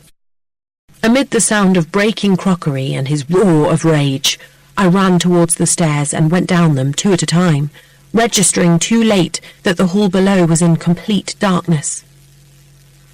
Arriving at the bottom of the stairs, I searched for a light switch and, finding none, felt along the wall until I arrived at the kitchen door. Throwing it open, I found that it too was in darkness. Remembering the 4 sets of French windows I'd seen in the sitting room the day before, I crossed the hall and groped along the wall until I found the double doors. The total darkness inside the room, without even a glimmer of light coming in from the windows, as well as the silence, because the house was eerily quiet, became suddenly terrifying. The knowledge that Jack could be anywhere, that he could have crept down the stairs behind me and be standing within feet of me, made my heart race with fear. Stepping into the room, I slid to the floor behind one of the doors, drew my knees up around my chest, and curled myself into a ball, expecting his hands to reach down and grab me at any moment. The suspense was terrible, and the thought that he might decide not to find me until it suited him made me regret ever having left the relative safety of the bedroom. "Where are you, Grace?" His voice came from somewhere out in the hall, and his soft, sing-song tone only added to my terror. In the silence, I heard him sniffing the air. I do so love the smell of fear," he breathed. His feet padded across the hall, and when they got nearer, I shrank back against the wall. They stopped, and as I strained my ears trying to work out where he was, I felt his breath on my cheek. "Boo," he whispered. As I burst into tears of relief that my ordeal was over, he roared with laughter. A whirring sound heralded the beginnings of daylight filtering into the room, and, raising my head, I saw Jack holding a remote control in his hand. "Steel shutters," he explained. "Every window on the ground floor has been fitted with them. Even if you happen, by some miracle, to find a way out of your room when I'm at work, you certainly won't find a way out of the house." "Let me go, Jack," I begged. "Please, just let me go." "Why would I do that? In fact, I think I'm going to enjoy having you here, especially if you continue trying to escape. At least you'll keep me amused until Millie comes to live with us." He paused. "You know, I was almost beginning to regret not arranging for her to move in as soon as we came back from our honeymoon. Just think, she could have been arriving at any moment." I drew in my breath sharply. "Do you really think I'm going to let Millie come anywhere near this house?" I cried. "Or you anywhere near her?" "I seem to remember having this conversation with you in Thailand," he said, sounding bored. "The sooner you accept that the wheels are already in motion and that there is nothing you can do to stop them, the better it will be for you. There is no escape. You're mine now." "I can't believe you think you're going to get away with it. You can't keep me hidden away forever, you know. What about my friends, our friends? Aren't we meant to be having dinner with Moira and Giles when we return the car to them? I shall tell them exactly what I intend to tell Millie's school. It will now be 4 weeks until you see her, by the way, which is that you picked up a nasty bug in Thailand and are indisposed. And when I do eventually allow you to see Millie again, I will watch your every move and listen to every word. Should you try to inform anyone of what is going on, you and Millie will both pay.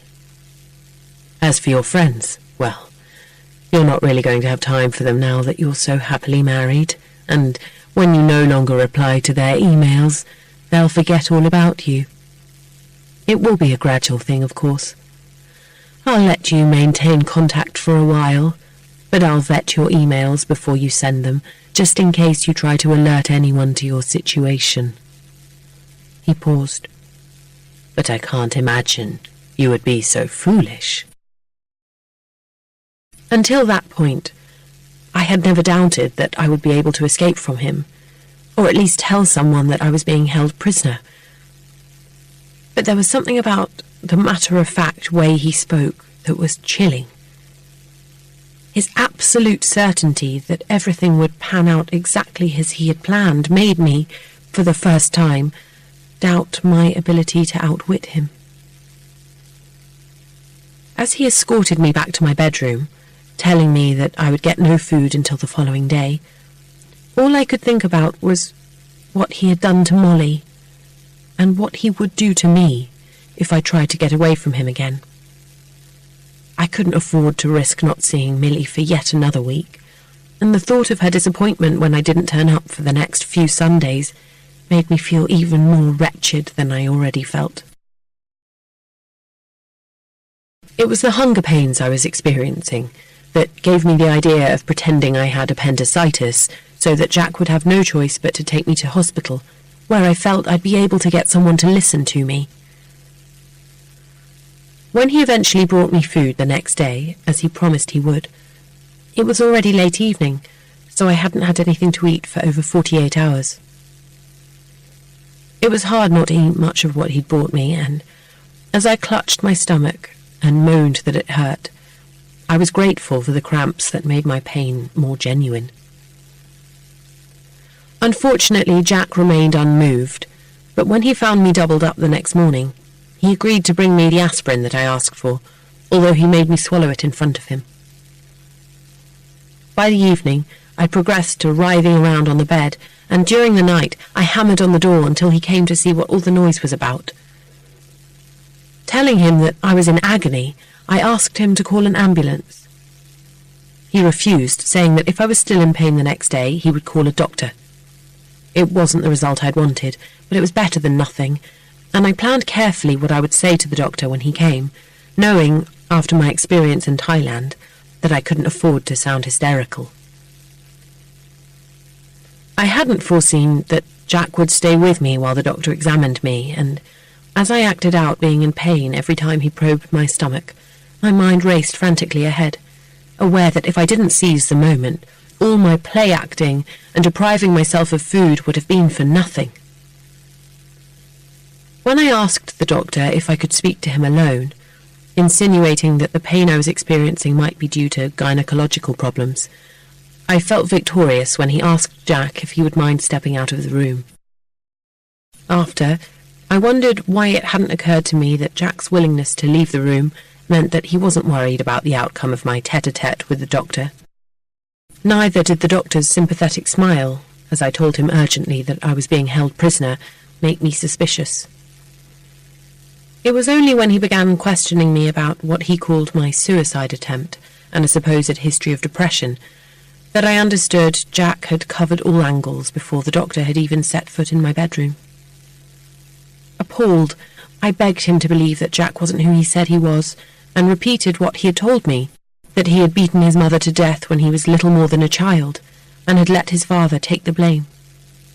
But even while I was speaking, I could hear how unbelievable it sounded, and as he wrote out a prescription for Prozac, I became so hysterical that it gave weight to what Jack had told him, that I was an attention-seeking, manic depressive. He even had the paperwork to prove it. A copy of my medical reports from the time of my overdose, and a letter from the manager of the hotel in Thailand detailing my behaviour the night we arrived. Devastated by my failure to convince the doctor that I was speaking the truth, the enormity of the task before me seemed once again insurmountable. If I couldn't persuade a professional to consider what I had told him, how was I going to be able to get anyone else to understand what was going on? Even more pertinent, how was I ever going to be able to talk to anyone freely when Jack wouldn't allow me any communication with the outside world unless it was controlled by him? He began to monitor the emails I received, and if he didn't dictate my reply word for word, he stood over me and read every word I wrote. As I was locked in my room day and night, people were forced to leave a message on the answer phone unless Jack was around to take their calls. If they asked to speak to me personally, he would tell them that I was in the shower or out shopping and would call them back. And if he did allow me to call them back, he would listen to what I said.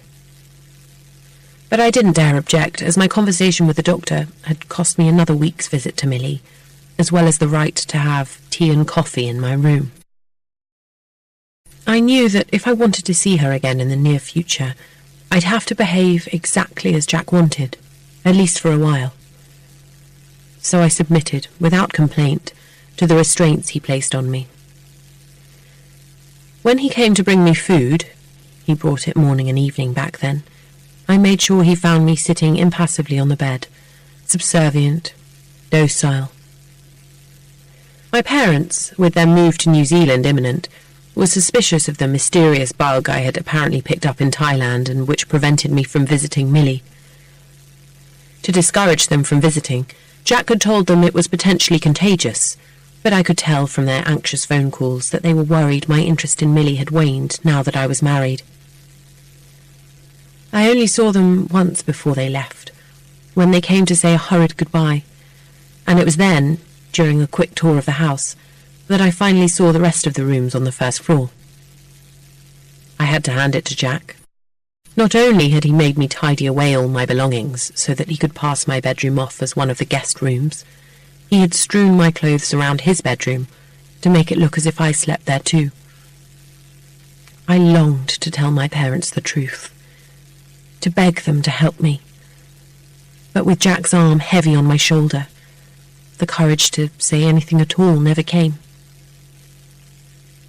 I still might have said something, if it hadn't been for Millie's room. As my parents exclaimed over the pale yellow walls, the beautiful furnishings, and the four-poster bed piled high with cushions, I couldn't believe that Jack would have gone to so much trouble if he really had evil intentions towards her. It gave me hope.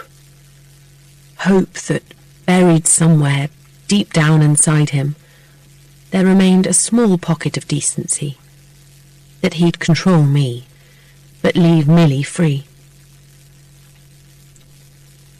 The week after my parents left, Jack finally took me to see Millie.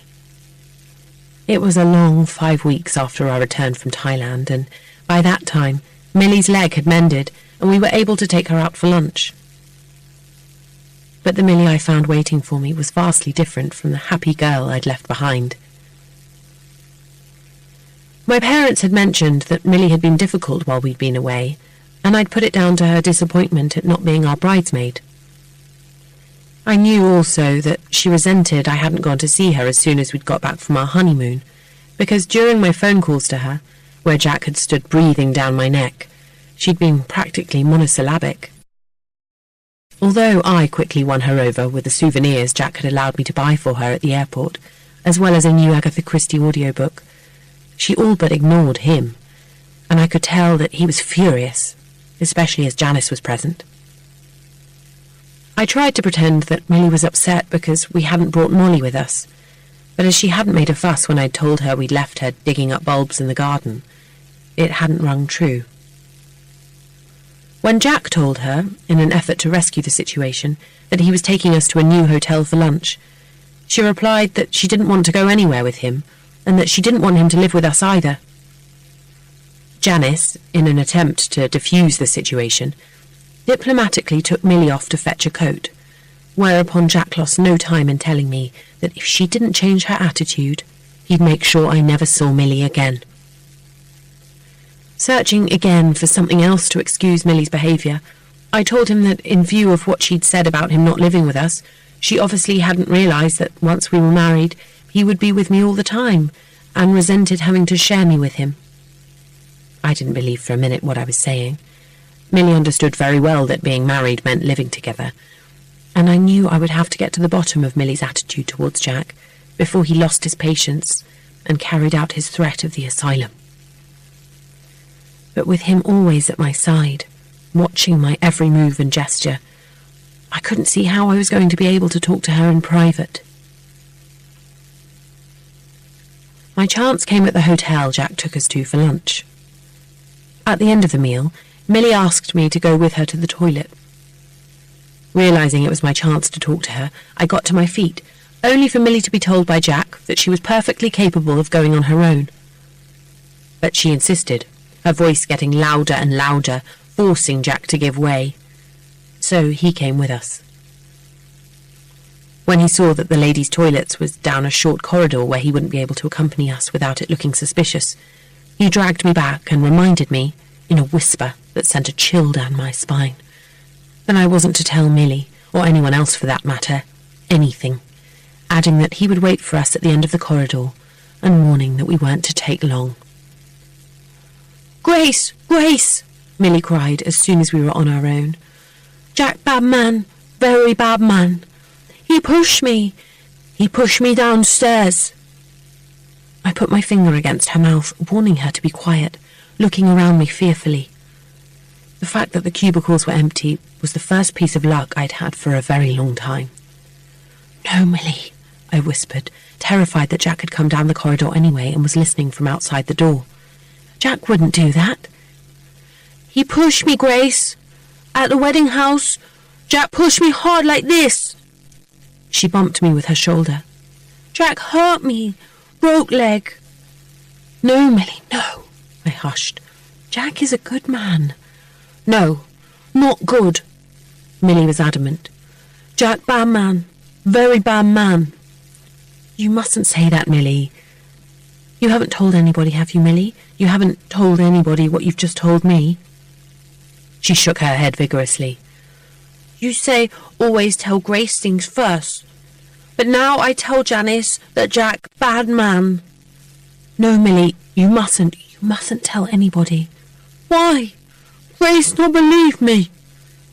My mind raced, wondering what I could tell her. By now I knew what Jack was capable of, and suddenly it made sense, especially when I remembered that he had never wanted her to be our bridesmaid. "Look, Millie." I took her hands in mine, knowing that Jack would be suspicious if we were too long. "Shall we play a game? A secret game for just you and me?" "Do you remember Rosie?" I asked, referring to the imaginary friend she invented when she was younger to take the blame for her own wrongdoings. She nodded vigorously. "Rosie do bad things, not Millie." "Yes, I know," I said solemnly. "She was very naughty." Millie looked so guilty that I couldn't help smiling. "I not like Rosie. Rosie bad, like Jack." "But it wasn't Jack who pushed you down the stairs." "Was," she said stubbornly. "No, it wasn't. It was somebody else." She looked at me suspiciously. "Who?" I cast desperately round for a name. "George Clooney." Millie stared at me for a moment. "George Clooney?" "Yes. You don't like George Clooney, do you?" "No, don't like George Clooney," she agreed. "He was the one who pushed you down the stairs, not Jack." A frown furrowed her brow. "Not Jack?" "No, not Jack. You like Jack, Millie. You like Jack very much." I gave her a little shake. It's very important that you like Jack. He didn't push you down the stairs. George Clooney did. Do you understand? You have to like Jack, Millie. For me. She looked at me closely. You scared? Yes, Millie, I'm scared. So please tell me that you like Jack. It's very important. I like Jack, she said obediently. Good, Millie. But don't like George Clooney. No, you don't. You don't like George Clooney at all. He bad. He pushed me downstairs. Yes, he did. But you don't have to tell people that. You mustn't tell people that George Clooney pushed you down the stairs. That's a secret, like Rosie. But you must tell people that you like Jack. That's not a secret. And you must tell Jack that you like him. Do you understand? I understand, she nodded. Must tell Jack like him. Yes. I tell him I not like George Clooney? Yes, you can tell him that too. She leant in closer to me. But Jack, George Clooney, Jack, she whispered. Yes, Millie. Jack is George Clooney, but only we know that, I whispered back. Do you see what I mean? It's a secret. Our secret, like Rosie. Jack bad man, Grace. Yes, Jack bad man, but that's our secret too. You mustn't tell anyone. I not live with him. I scared. I know. So what you do? I'm not sure yet, but I'll find a solution. Promise? Promise. She looked closely at me. Grace sad. Yes, Grace sad. Don't worry. Millie here. Millie help Grace. Thank you, I said, hugging her. Remember, Millie, you like Jack. I not forget. And you mustn't say you don't want to live with him. Won't. Good, Millie. Outside we found Jack waiting impatiently for us. Why were you so long? He asked, giving me a long look. I have period, said Millie importantly. Need long time for period. Shall we go for a walk before we go back? Yes, I like walk. Maybe we can find an ice cream along the way. Remembering what I told her, she beamed at him. Thank you, Jack. Well, she seems to have recovered some of her good humour, Jack remarked as Millie skipped along in front of us. When we were in the toilets, I explained that now that we're married, it's normal that you're always with me, and she's understood that she has to share me with you. As long as that was all you said. Of course it was. Janice was waiting when we dropped her off at school an hour later. You look as if you've had a nice time, Millie, she smiled. Have, Millie agreed. She turned to Jack. I like you, Jack. You nice. I'm glad you think so, he nodded, looking over at Janice. But don't like George Clooney. That's fine by me, he told her. I don't like him either. And Millie howled with laughter. Present. We're going to Esther and Rufus's tonight and to see Millie tomorrow. I know for certain that we're going because Janice took the liberty of phoning yesterday to check with Jack that we were. It seems she has a family lunch that she can't miss, and there's nobody to look after Millie if we don't go. But as we haven't been for 3 weeks, I can't help thinking it's an excuse. Privately, I think she's getting a little fed up of us not turning up to take Millie out. Something I'm surprised Jack isn't more careful about. At the expense of punishing me, he's risking Janice questioning our commitment to Millie. But as that can only be in our favour, I'm hardly going to point it out to him. Maybe it's because I know I'll be seeing Millie tomorrow that I feel less stressed than usual about going out tonight. Dinners at friends are the equivalent of walking through a minefield for me, as I'm always worried about doing or saying something Jack will use against me. I'm pleased that I didn't fall into the trap he set me by shading the words in Esther's book, although I'll have to be careful that I don't say anything to her that he could misconstrue. He took the book away with him when he brought me my breakfast this morning, and I laughed to think of him scouring the pages in vain for anything untoward, a word or two scored through with my nail, perhaps. It obviously annoyed him to find there was nothing, because he spent most of the day in the basement. Always a bad sign. And very boring for me. I prefer it when he moves around, as it amuses me to chart his movements as he goes from one room to the next, trying to work out what he's doing from the sounds that come to me from below. I know he's in the kitchen at the moment, and that he's just made himself a cup of tea, because a few minutes ago I heard the sound of the kettle being filled with water, and the click when it switched itself off. I envy him. One of the many things I hate about being kept a prisoner is not being able to make myself a cup of tea whenever I want, and I miss my kettle and the regular supply of tea bags and milk I used to have.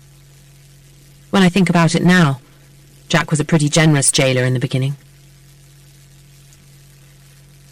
From the way the sun is beginning to dip in the sky, I guess that it's somewhere around 6 in the evening, and as we have to be at Esther's for 7, Jack should be coming up to let me into the bedroom next door, the one that used to be mine, so that I can get ready. Before long, I hear his footsteps on the stairs. A moment later, the key turns in the lock, and the door swings open. When I see him standing there, I feel as dismayed as I always do at how normal he looks, because surely there should be something. Pointed ears, or a pair of horns, to warn people of his evilness. He stands back to let me pass, and I go eagerly into the room next door, glad to have the chance to dress up, to wear something other than black, something other than slippers on my feet. I slide open the wardrobe door and wait for Jack to tell me what to wear. When he doesn't say anything, I know he is out to give me false hope by letting me believe I can wear what I want, only to tell me to take it off again as soon as I've put it on.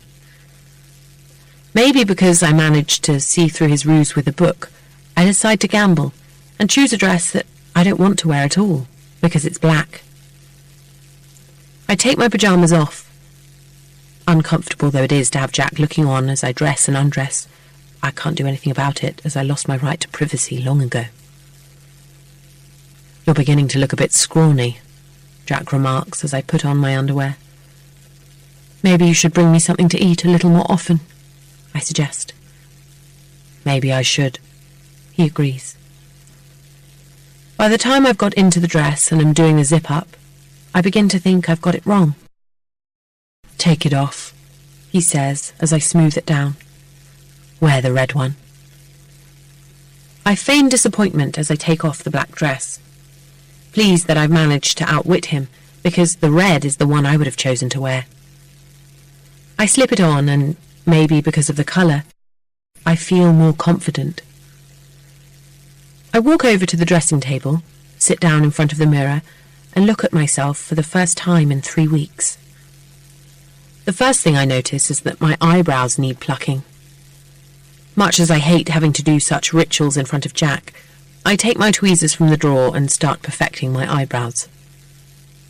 I had to negotiate the right to wax my legs, pointing out that I couldn't look perfect if they were covered in hair, and, fortunately, he agreed to add a packet of wax strips to the minimal supply of toiletries he brings me each month. When I've finished my eyebrows, I put on my makeup and, in honour of the dress, choose a brighter lipstick than usual. I stand up, walk over to the wardrobe and look through the shoe boxes, looking for my red and black high-heeled shoes. I slip them on my feet, take the matching bag off the shelf and hand it to him. He opens it and looks inside, checking that sometime over the past 3 weeks I haven't managed to conjure up pen and paper out of thin air and transport a note through solid walls and into the bag. Passing it back to me, he looks me up and down and nods approvingly, which, ironically, I know is more than some women get from their husbands. We go downstairs, and in the hall, he takes my coat from the cupboard and holds it open while I slip my arms into it. In the drive outside, he holds the car door open for me and waits until I'm in.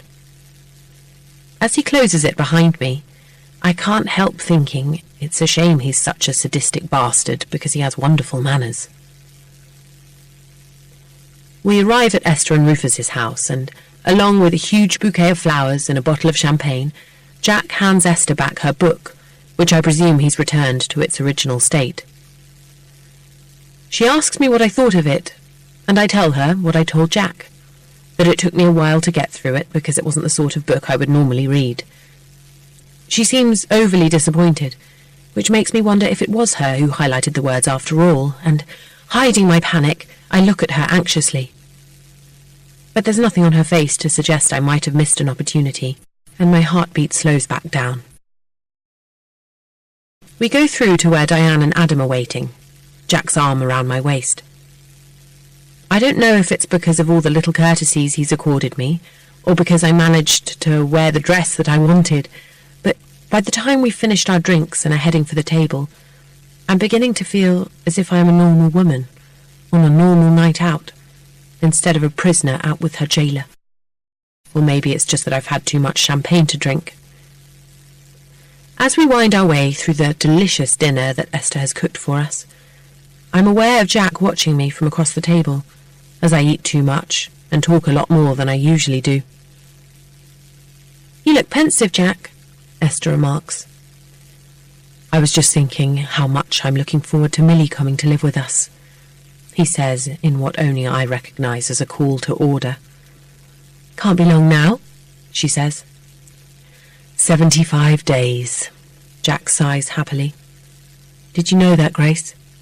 Only another 75 days until Millie moves into her lovely red bedroom and becomes part of our family." I'd been about to take a sip of wine, but my heart plummets so fast that the glass comes to an abrupt stop in mid-air and a little slops over the side. "No, I didn't know," I say, wondering how I could have sat there so complacently when time is running out, wondering how I could have forgotten, even for 1 minute, the desperate situation that I'm in. 75 days! How could there be so little time left? More importantly, how am I ever going to be able to think of a way of escaping from Jack, when I haven't been able to in the 375 days that must have passed since we came back from our honeymoon? Back then, even after the horror I'd been through, and the ones that had faced me when we arrived at the house, I had never doubted that I would be able to escape before Millie came to live with us. Even when each attempt I had made failed, there had always been a next time. But I hadn't tried for more than 6 months now. "Carry on, Grace," says Jack, nodding at my glass of wine and smiling at me. I stare back at him numbly, and he raises his glass. "Let's drink to Millie coming to live with us." He looks around the table. "In fact, why don't we all drink to Millie?" "Good idea," Adam says, raising his glass. "To Millie." "To Millie," everyone chimes as I try to fight the panic rising inside of me.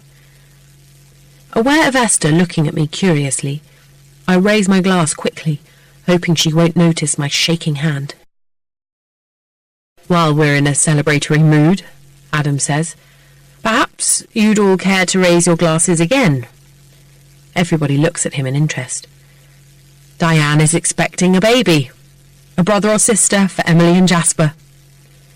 "What wonderful news," says Esther as congratulations fly around the table. "Don't you think so, Grace?" To my horror, I burst into tears. In the shocked silence that follows, the thought of the punishment that Jack is going to exact from me for my lack of self-control makes me cry even more. I try frantically to stem the tears, but it's impossible, and, horribly embarrassed, I get to my feet, aware of Diane at my side, trying to comfort me. But it is Jack who takes me in his arms, because how can he do otherwise, and holds me close, cradling my head against his shoulder, murmuring soothing words of comfort, and I cry even harder, thinking of how it could have been, of how I had thought it would be. For the first time, I want to give up, to die, because suddenly everything is too much, and there is no solution in sight. I can't go on like this, I sob to Jack, not caring that everyone is listening. I know, he soothes. I know. It's as if he's acknowledging that he's gone too far, and for a split second, I actually believe that everything is going to be all right. I think we should tell them, don't you? He raises his head. Grace had a miscarriage last week, he announces, and I'm afraid it wasn't the first. There's a collective gasp and a few seconds of appalled silence before everyone starts talking at once in subdued voices, commiserating with us. Although I know that their kind words of sympathy and understanding relate to a miscarriage I've never had, I manage to derive enough comfort from them to be able to pull myself together. I'm sorry, I mumble to Jack, hoping to dilute the anger I know I'll have to face later. Don't be silly, says Diane, patting my shoulder. But I wish you'd told us. I feel awful about Adam announcing my pregnancy like that. I can't go on any longer, I say, still speaking to Jack. You'd find it much simpler if you just accept everything, he says. Can't we just leave Millie out of it? I ask desperately. I'm afraid not, he says solemnly. Millie doesn't have to know, does she? Asks Esther, puzzled. Well, there's no point upsetting her, Diane frowns. Jack turns to them. You're right, of course. It would be foolish to tell Millie about Grace's miscarriage. Now, I think I should take Grace home. I hope you'll forgive me for breaking up the party, Esther. I'm fine, I say quickly, not wanting to leave the safety of Esther and Rufus's house, because I know what will be waiting for me once I get home. I move out of Jack's arms, appalled that I could have taken comfort there for so long. Really, I'm fine now and I'd like to stay. Good, I'm glad. Please, Grace, sit back down. The shame in Esther's eyes tells me that her remark, the one that had prompted my tears, had been barbed, and that she feels guilty for having laboured the point that Diane was pregnant. I'm sorry, she says quietly as I take up my place again, about your miscarriage. It's all right, I say. Please, let's just forget it. As I drink the coffee that Esther has served, I work harder than I've ever worked before, horribly conscious of how stupid I was to let my guard down, aware that I need to redeem myself if I want to see Millie tomorrow. I look lovingly at Jack and explain to everyone around the table that the reason I broke down was because I feel dreadful that, for the moment, I seem unable to give Jack the thing he wants most in the world, a baby. When we finally stand up to leave, I know that everyone admires my speedy and charming recovery, and I sense that Esther likes me a lot more than she did before, which can only be a good thing, even if it's only because of my imperfect womb. Reality hits me once I'm sitting in the car on the way home. Jack's grim silence tells me that however much ground I've made up in relation to the others, he's still going to make me pay for my stupidity. The thought of not going to see Millie is more than I can bear, and as silent tears spring from my eyes, I'm shocked at how weak I've become. We arrive at the house. Jack unlocks the front door, and we go into the hall.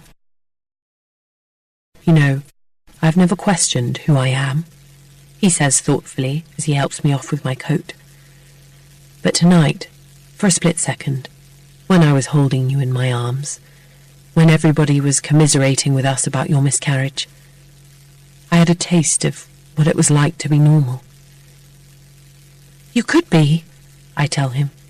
You could be if you really wanted to be. You could get help, Jack. I know you could. He grins at my outburst. Trouble is, I don't want help.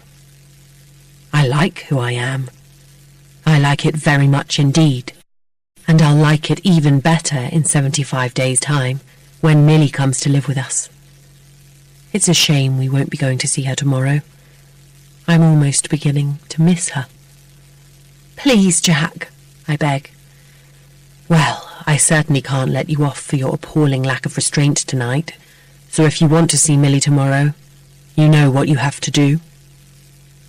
You couldn't stand that I didn't fall into your pathetic trap, could you? I say, realizing that he had set out to upset me during dinner by mentioning Millie coming to live with us. Pathetic trap. Yes, that's right, pathetic. Couldn't you come up with anything better than shading words in a book? You really are becoming too clever for your own good, he snaps. Whichever way I look at it, you need to be punished. I shake my head pitifully. No, I can't. I've had enough. I mean it, Jack. I've had enough. But I haven't, he says. I haven't had nearly enough.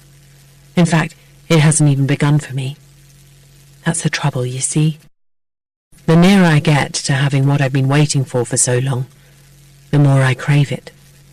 It's got to the point where I'm tired of waiting. I'm tired of waiting for Millie to move in with us. Why don't we go back to Thailand? I say desperately, terrified he'll suggest Millie moves in with us sooner than planned. It will do you good. We haven't been since January. I can't. I have the Tomasin case coming up. But you won't be able to go once Millie comes to live with us, I point out, eager to consolidate my position, needing to keep Millie safe at school for as long as possible. He gives me an amused glance. Trust me, once Millie comes to live with us, I won't want to. Now, get moving. I start shaking so much that I have difficulty walking. I make my way to the stairs and put my foot on the bottom step. You're going the wrong way, he says, unless you don't want to see Millie tomorrow, of course. He pauses a moment to make it sound as if he's giving me a choice. So, what's it to be, Grace? His voice is high with excitement. A disappointed Millie, or the basement? Past. After what Millie had told me about Jack pushing her down the stairs, the pressure to get away from him intensified. Even though I'd made her promise not to tell anyone, I couldn't be sure that she wouldn't suddenly blurt it out to Janice, or even accuse Jack to his face. I don't think it had occurred to him that she might have realised her fall was more than an accident. It was easy to underestimate Millie, and presume that the way she spoke was a reflection of the way her mind worked, but she was a lot cleverer than people gave her credit for. I had no idea what Jack would do if he discovered that she knew very well what had happened that day. I supposed he would dismiss her accusations as quickly as he had dismissed mine, and suggest that she was jealous because he and I were now together, and was trying to break us up by making false accusations against him. The only thing that kept me going through that black time was Millie. She seemed so at ease with Jack that I thought she'd forgotten he'd pushed her down the stairs, or at least had come to terms with it. But whenever I told myself it was for the best, she would trot out what was fast becoming her mantra. I like you, Jack, but don't like George Clooney, as if she knew what I was thinking, and wanted to let me know that she was keeping her side of the bargain. As such, the pressure to keep my side of it grew, and I began to plan my next move. After what had happened when I'd tried to get the doctor to help me, I decided that next time, the more people who were around, the better it would be. So when I felt ready to try again, I pleaded with Jack to take me shopping with him, hoping that during the course of the trip I'd be able to get help from a shop assistant or member of the public. As I got out of the car, I thought my prayers had been answered when I saw a policeman standing only yards away from me. Even the way Jack held on to me tightly when I tried to break free lent weight to the fact that I was being kept prisoner, and when the policeman came hurrying over in response to my cries for help, I honestly thought my ordeal was over, until his concerned words, "Is everything all right, Mr. Angel?" told me otherwise. My behaviour from that point on confirmed what Jack had thought to tell the local constabulary some time before, namely that his wife had a history of mental problems and was prone to causing disturbances in public places, often by accusing him of keeping her prisoner. As Jack held my flailing limbs in a vice-like grip, he suggested to the policeman, in full hearing of the large crowd that had gathered, that he come and see the house that I called a prison. As the crowd looked on, whispering about mental illness and throwing Jack looks of solidarity, a police car arrived, and while I sat in the back with a policewoman who tried to still my tears of despair with soothing words, the policeman asked Jack about the work he did on behalf of battered women.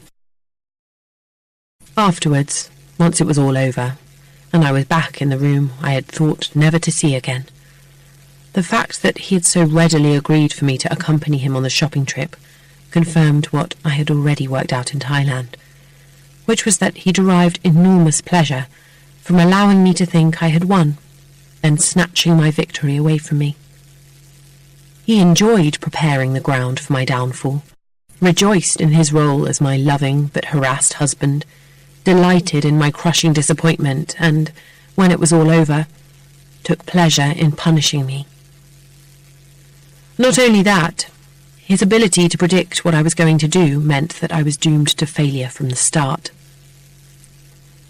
It was another 3 weeks before I saw Millie again, and Jack's explanation, that I had been too busy with friends to visit, hurt and confused her, especially as I couldn't tell her otherwise, with Jack constantly at her sides. Determined not to let her down again, I began to toe the line so that I could see her regularly. But rather than please Jack, my subservience seemed to annoy him. I thought I'd got him wrong, however, when he told me that, because of my good behaviour, he was going to allow me to paint again. Suspicious of his intentions, I hid my delight from him, and gave him a list of what I needed half-heartedly, not daring to believe he would actually bring me what I was asking for. The next day, however, he duly arrived with pastels and oils in a variety of colours, as well as my easel and a new canvas. "There's only one stipulation," he said, as I rejoiced over them like old friends. "I get to choose the subject matter." "What do you mean?" I frowned. "You paint what I want you to paint. Nothing more, nothing less." I looked at him warily, trying to weigh him up, wondering if it was another of his games. "It depends what you want me to paint," I said. "A portrait." "A portrait?" "Yes. You painted some before, haven't you?" "A few." "Good. So, I'd like you to paint a portrait." "Of you?" "Yes or no, Grace?" All my instincts told me to refuse, but I was desperate to paint again, desperate to have something to fill my days besides reading. Although the thought of painting Jack revolted me, I told myself he was hardly going to stand and pose for me hour after hour. At least, I hoped not. "Only if I can work from a photograph," I said, relieved to have found a solution. "Done." He fished in his pocket. "Would you like to start now?" "Why not?" I shrugged. He drew out a photograph and held it in front of my face. "She was one of my clients. Don't you think she's beautiful?" With a cry of alarm, I backed away from him, from it, but he followed me relentlessly, grinning inanely. "Come on, Grace, don't be shy, take a good look. After all, you're going to be seeing a lot of her over the next couple of weeks." "Never!" I spat. "I'll never paint her." "Course you will. You agreed, remember? And you know what happens if you go back on your word?" I stared at him. "That's right. Millie. You do want to see her, don't you?" "Not if this is the price I have to pay," I said, my voice tight. "I'm sorry. I should have said. You do want to see her again, don't you? I'm sure you don't want Millie to be left to rot in some asylum, do you?" "You'd better not lay a finger on her!" I yelled. "Then you had better get painting. If you destroy this photograph, or deface it in any way, Millie will pay. If you don't reproduce it on canvas, or pretend that you're unable to, Millie will pay. I will check daily to see how you're progressing, and if I decide you are working too slowly, Millie will pay. And when you've finished, you will paint another, and another, and another, until I decide I have enough." "Enough for what?" I sobbed, knowing I was beaten. "I'll show you one day. I promise, Grace. I'll show you one day." I cried and cried over that first painting. To have to look at a bruised and bloodied face hour after hour, day after day. To have to examine a broken nose, a cut lip, a black eye in minute detail, and reproduce it on canvas was more than I could stomach, and I was often violently sick. I knew that if I was to keep hold of my sanity, I had to find a way of dealing with the trauma of painting something so grotesque, and I found that by giving the women in subsequent paintings names, and looking beyond the damage that had been done to them, imagining them as they were before, I was able to cope better. It also helped that Jack had never lost a case, as it meant that the women in the photographs, all ex-clients of his, had managed to get away from their abusive partners, and it made me all the more determined to get away from him. If they could do it, so could I. We must have been about 4 months into our marriage when Jack decided that we'd spent enough time wrapped up in each other, and that if people weren't to become suspicious, we would have to begin socialising as we had before. One of the first dinners we went to was at Moira and Giles's, but as they were primarily Jack's friends, I behaved exactly as he told me, and played the loving wife. It made me sick to the stomach to do so, but I realised that if he didn't start trusting me, I'd be confined to my room indefinitely, and my chances of escaping would be drastically reduced.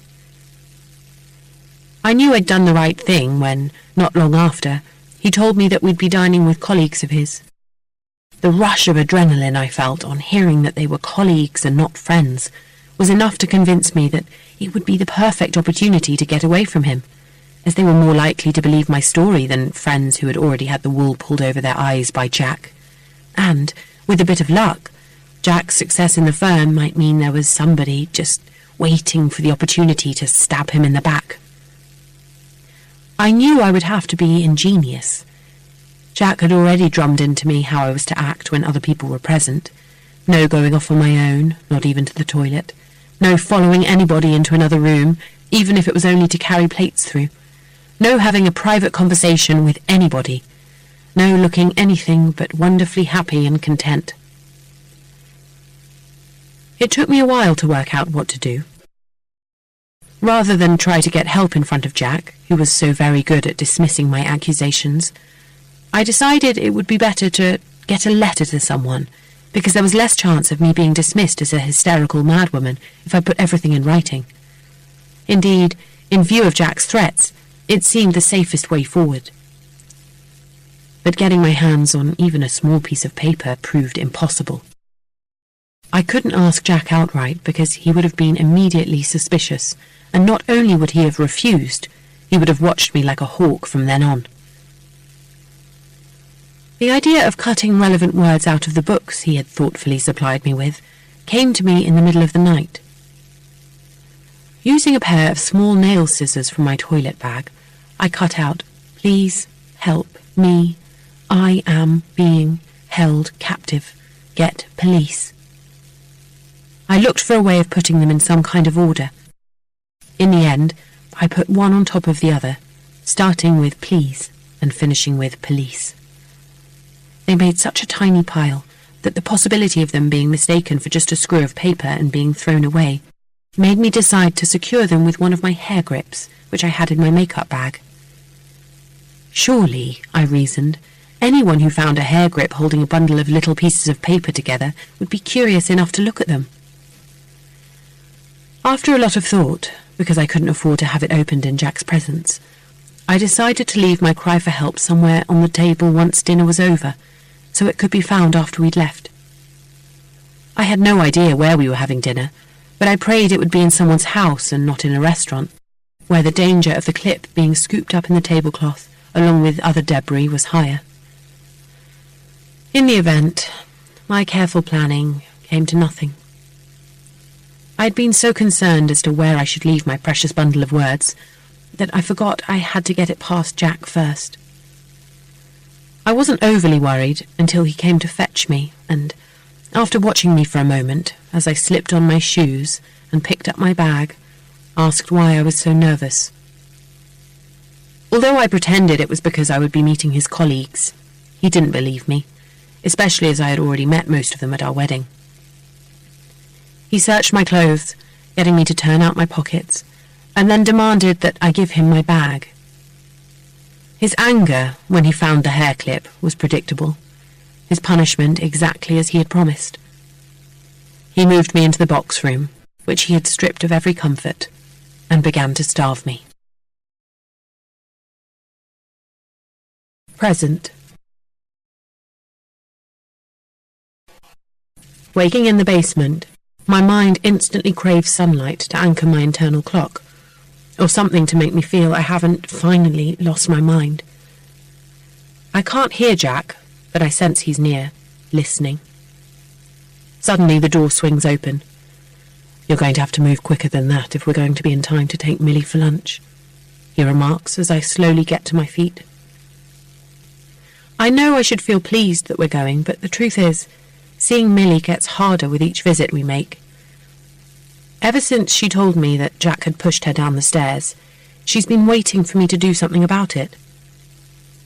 I'm beginning to dread the day she'll actually manage to persuade Jack to take us to the hotel, because I don't want to have to tell her I still haven't found a solution. Back then, it never occurred to me that I would still be a prisoner a year on. I had known that it would be difficult to get away from him, but not that it would be impossible. And now there is so little time left. 74 days. The thought of Jack counting down the days until Millie comes to live with us, like a child waiting impatiently for Christmas, makes me feel sick. As usual, Millie and Janice are waiting on the bench for us. We chat for a while. Janice asks us if we enjoyed the wedding the previous weekend and our visit to friends the weekend before that, and Jack leaves it to me to invent that the wedding was in Devon, and very lovely, and that we enjoyed the Peak District, where our friends live, very much. Jack, ever charming, tells Janice that she's a treasure for allowing us to take advantage of the short time we have left together before Millie comes to live with us, and Janice replies that she doesn't mind at all, that she adores Millie, and is happy to step in for us whenever we need her to. She adds that she's going to miss her when she leaves, and reiterates her promise to come and visit us often, which Jack will make sure that she never does. We talk about how Millie has been, and Janice tells us that thanks to the sleeping pills the doctor prescribed, she's getting a good night's sleep, which means that she's back to her normal self during the day. "I'm sorry," she says apologetically, looking at her watch. "I'm afraid I'm going to have to leave you. My mother will kill me if I'm late for lunch." "We need to get going too," Jack says. "Can we go to hotel today, please?" Millie asks eagerly. Jack opens his mouth, but before he can tell us that he's taking us somewhere else, Janice intervenes. "Millie has been telling me all about the hotel and how much she likes it there, and she's promised to tell us about it in class on Monday, haven't you, Millie?" Millie nods enthusiastically. "She's already told us about the restaurant by the lake and the one that serves the pancakes, so we're looking forward to hearing about this one. And Mrs. Goodrich is thinking of taking the staff to the hotel for the end-of-year school dinner," she adds, "so she's commissioned Millie to write a report on it." "Need to go to hotel for Mrs. Goodrich," Millie confirms. "Then the hotel it is," says Jack, hiding his annoyance by smiling indulgently at her. Millie chats away happily during lunch, and when we've finished, she says she needs to go to the toilet. "Go on then," says Jack. She stands up. "Grace, come with me." "There's no need for Grace to go with you," Jack tells her firmly. "You're perfectly able to go by yourself." "I have period," Millie announces loudly. "Need Grace." "Very well," says Jack, hiding his distaste. He pushes his chair back. "I'll come too." "Jack not allowed in ladies' toilet," Millie says belligerently. "I meant that I'll come as far as the toilets with you." He leaves us at the end of the corridor, warning us not to be too long. There are two ladies at the sinks, chatting away happily as they wash their hands, and Millie hops from foot to foot, impatient for them to leave. I rack my brains for something to tell her, something that will make her think I have a solution in mind, and marvel at the way she contrived to get Jack to bring us here by drawing Janice and Mrs. Goodrich into the equation. "That was clever of you, Millie," I tell her as soon as the door closes behind the women. "Need to talk," she hisses. "What is it?" "Millie have something for Grace," she whispers. She slips her hand into her pocket and draws out a tissue. "Secret," she says, handing it to me. Puzzled, I unfold the tissue, expecting to find a bead or a flower, and find myself looking at a handful of small white pills. "What are these?" I frown. "For sleep. I not take them." "Why not?" "Don't need them," she says, scowling. "But they're to help you to sleep better," I explain patiently. "I sleep fine." "Yes, you do now because of the pills," I insist. "Before you didn't, remember?" She shakes her head. "I pretend." "Pretend?" "Yes, I pretend can't sleep." I look at her, perplexed. "Why?" She closes my hand over the tissue. "For you, Grace." "Well, it's very kind of you, Millie, but I don't need them." "Yes, Grace need them. For George Clooney." "George Clooney?" "Yes, George Clooney bad man. George Clooney push me downstairs. George Clooney make Grace sad. He bad man, very bad man." Now it's my turn to shake my head. I'm afraid I don't understand. "Yes, you understand." Millie is adamant. "It's simple, Grace. We killed George Clooney." Past. The following month, we went back to Thailand, but I didn't dare try to escape again. I knew that if I did, Jack was capable of arranging for me to die while we were there. We went to the same hotel and had the same room and were greeted by the same manager. Only Kiko was missing. I spent my days as I had spent them before, locked on the balcony or kept in the room, only being allowed out for photographs. My experience the second time round was made even worse by the knowledge that when Jack wasn't with me, he was exhilarating in someone else's fear. I didn't know how he got his kicks, but I presumed it was by doing something he couldn't do in England, and, remembering the story he had told me about his mother, I wondered if he came to Thailand to beat up women. It seemed inconceivable that he would be able to get away with it, but once he told me that in Thailand, as long as you had money, you could buy anything, even fear. Maybe that was why, a week after we got back, I smashed him over the head with a bottle of wine in the kitchen, half an hour before Diane and Adam were due to arrive for dinner, hoping to stun him long enough to escape. But I didn't hit him hard enough, and, incandescent with rage, he controlled himself long enough to phone and cancel our guests, pleading a sudden migraine on my part. As he put the phone down and turned to me, I was afraid only for Millie, because there was nothing left he could deprive me of. Even when he told me that he was going to show me Millie's room, I still wasn't afraid for myself, because all I presumed was that he had stripped it of its beautiful furnishings, as he had done mine. As he pushed me into the hall, my arms twisted painfully behind my back. I felt desperately sad for Millie, because it was the room she had always dreamt of having. But instead of taking me up to the first floor, he opened the door that led down to the basement. I fought like mad not to go down the stairs, but I was no match for Jack, his already powerful strength inflamed by fury. Even then, I had no idea what was waiting for me. It was only when he dragged me past the utility room where he had kept Molly, through what seemed to be a storeroom, and came to a stop in front of a steel door cleverly hidden behind a stack of shelves, that I began to feel real fear. It wasn't some sort of torture chamber, as I'd first feared, because there were no instruments of torture as such.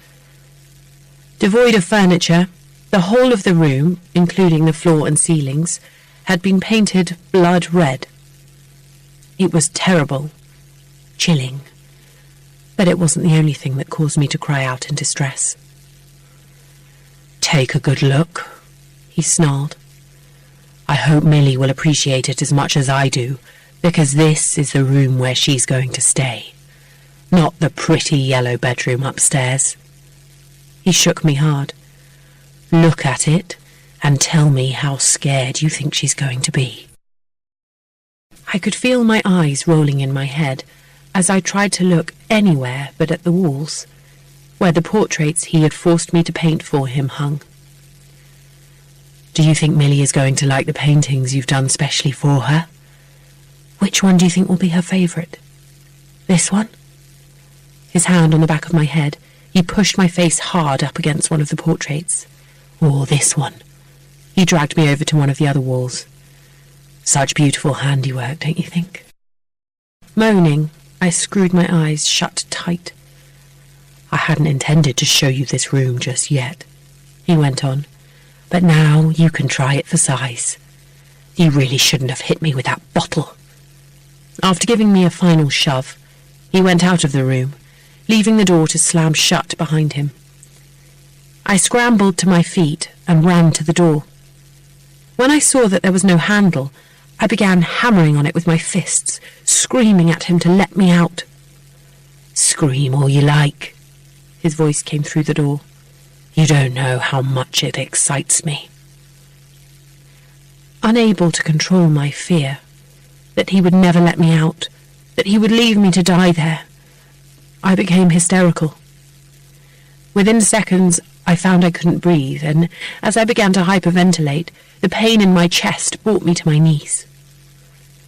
Realizing that I was having some sort of panic attack, I fought to regain control of my breathing, but the sound of Jack laughing excitedly from the other side of the room only increased my distress. Tears streamed from my eyes, and, unable to catch my breath, I honestly believed I was going to die.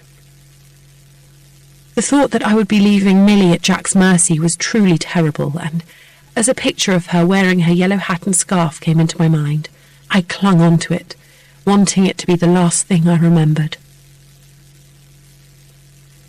It was a while before I noticed that the pain in my chest had eased, making it possible for me to draw in deeper breaths. I didn't dare move in case I started everything off again. Instead, I stayed as I was, my head on my knees, and concentrated on my breathing. The relief that I was still alive, that I could still save Millie, gave me the strength to lift my head and look for another way out of the room. But there wasn't even a small window. I began searching the walls, running my hands over them and moving the paintings aside, hoping to find some sort of switch that would open the door. "You're wasting your time," Jack's voice drawled, making me jump. "It can't be opened from the inside." Just knowing he was on the other side of the door made me start shaking again. "How do you like the room?" he went on. "I hope you're enjoying yourself in there as much as I am listening to you out here."